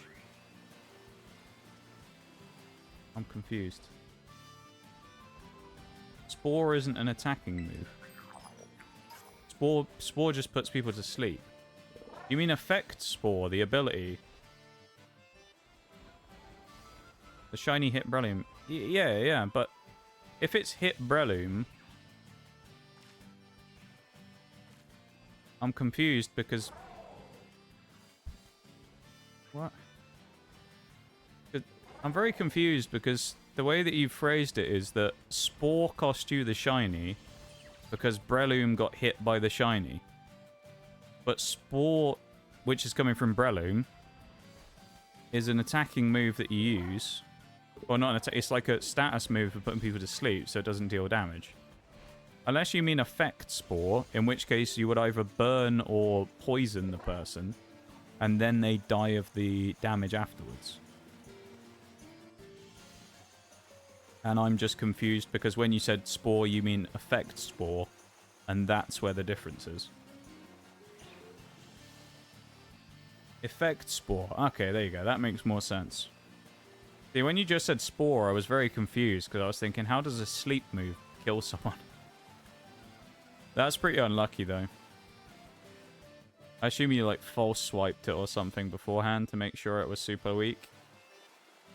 And then it died to 1 tick of poison.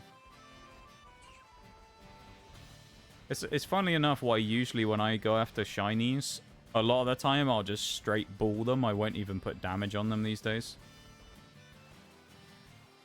Because I find that, especially if you have quick balls, the catch rate is so high anyway that you can just throw one and catch it just snap of the fingers right off the rip. And then worst comes to the worst, if you're able to anyway, and you don't get it, you can go, oh no, my quick ball didn't work. Let me just leave the encounter and re-encounter it immediately and then try again.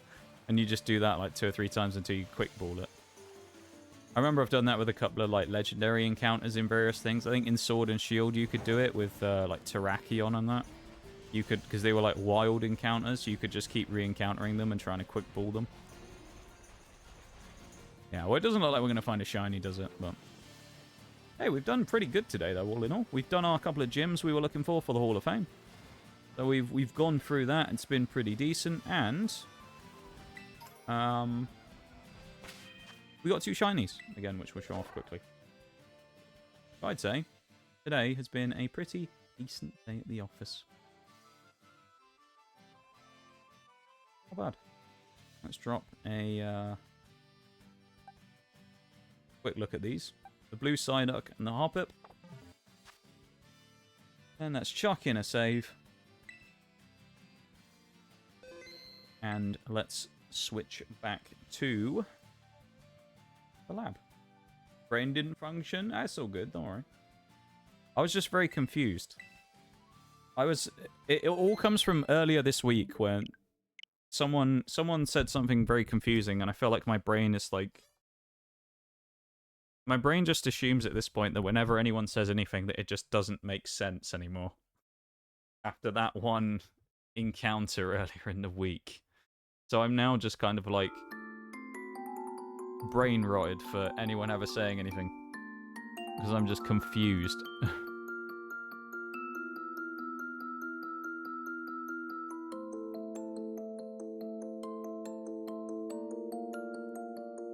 Ah, you're all good.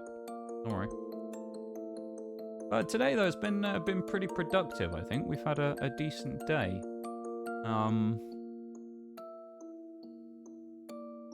Certainly not been the most crazy Scarlet Violet day we've ever done, where we've absolutely hammered through and done loads and loads and loads of stuff. But, you know, have we done what we needed to do? Yes, we have. We've done a good amount of stuff, even if we haven't done tons of stuff, you know? That makes sense. So we've been, like, productive, even if we haven't done loads and loads and loads and loads of things. So I'm very happy with that. Yeah, I'll take that.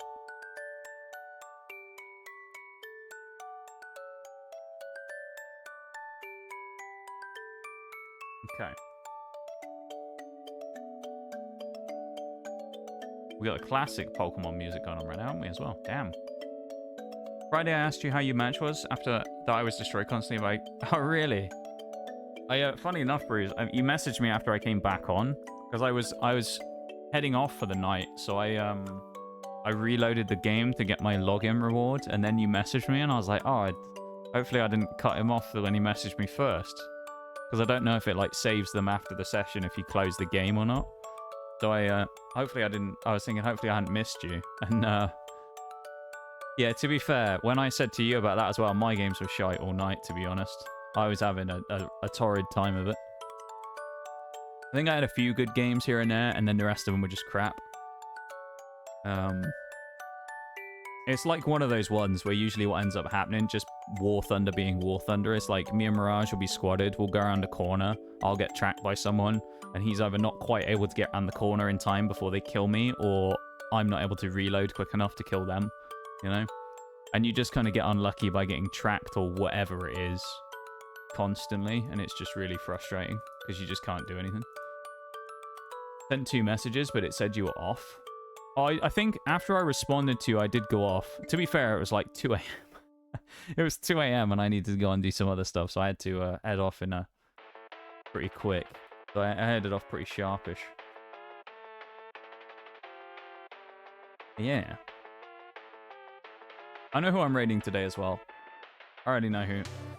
Because they aren't really online that much anymore. Because I think they're very busy these days with a new job and things. So I know who I'm going to raid. Because I think it's going to be a good one. So I know where we're going. I will send us over there in just a minute. Because I think we're pretty much ready to go, aren't we? I think we're good to go.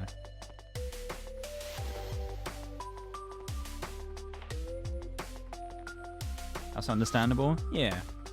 Well, because like the thing is, usually my gaming day is like Friday. That's the way it works, right?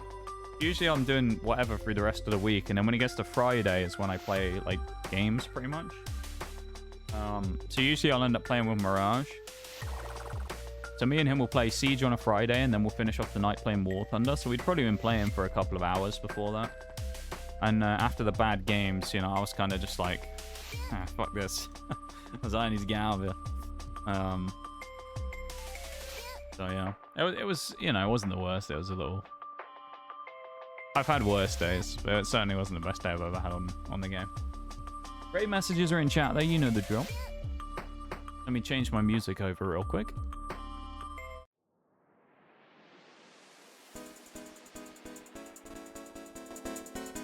Okay, you know what this means. It is time for a raid. And today we're going to be raiding someone I think is pretty cool. We're going to switch the end screen. I believe it's with a K, not a C, isn't it? Let me just double check so I don't look like an idiot and put a typo in like that guy for the Blurp account on Twitter. No, we're good. Okay. So, first things first, everybody. Thank you for hanging out as always. I always appreciate you being here and hanging out and vibing with me. It's been a good day. We've had some good vibes. We've done some good stuff. We found some shinies. We won some gym battles. We're currently looking flawless for our run. That's very good. So good stuff today, really. Yeah. Not the most thrilling stream we've ever done in terms of stuff. It was really a lot of grinding for very short amount of actual good stuff. But, you know, sometimes it's just like that. You're not always going to have a banger every time, are you? Where you're doing crazy stuff and pulling off insane clutches and whatnot. So, yeah, not too bad of a day, though. So, we're going to drop the raid command. We're going to raid Yo Erica. She's pretty damn cool. And she doesn't really stream all that much these days, as I say. So, it's a good chance for us to go and say hi while we have the opportunity. So, if you do stick around for the raid, I would appreciate it. If you don't, I mean, that's your choice. But I will look down on you forever. Some people would say that's a joke. Being serious. I appreciate people who stay for raids. Big thing to do. First things first. Tabletop. Earlier on with the cheeky raid right in the start. Thank you very much for the cheeky raid. I appreciate it very much. And thank you for hanging out. Thank you for vibing. Thank you for lurking. If you've been doing those things, of course. I hope that you've been making sure to do your... Well, actually, you're probably asleep at this point, aren't you? Because I think you... Yeah, you're probably sleeping. But thank you very much for the raid. Again, I really appreciate it. A listener as well. Thank you for the cheeky raid also. For the double raid earlier today. Thank you. Thank you. And the only other two things I got to say is Pepe on Twitch. Thank you again for the cheeky follow and welcome to the lab officially. I'll be back on Tuesday for next stream playing some Skyrim. And Bruised with the 500 bits. The crazy I was crazy once. Smashing yet another goal, Bruised. At this point, it's like you're making a name for yourself within stream of being like the guy who just smashes all the goals, you know? Like you come in and you're just like, oh, there's a goal. That's they need me. My job. Anyway, I'll be back. I've got 5 seconds. I'll be back on Tuesday. Everyone have a good one. See you around, folks. Bye-bye.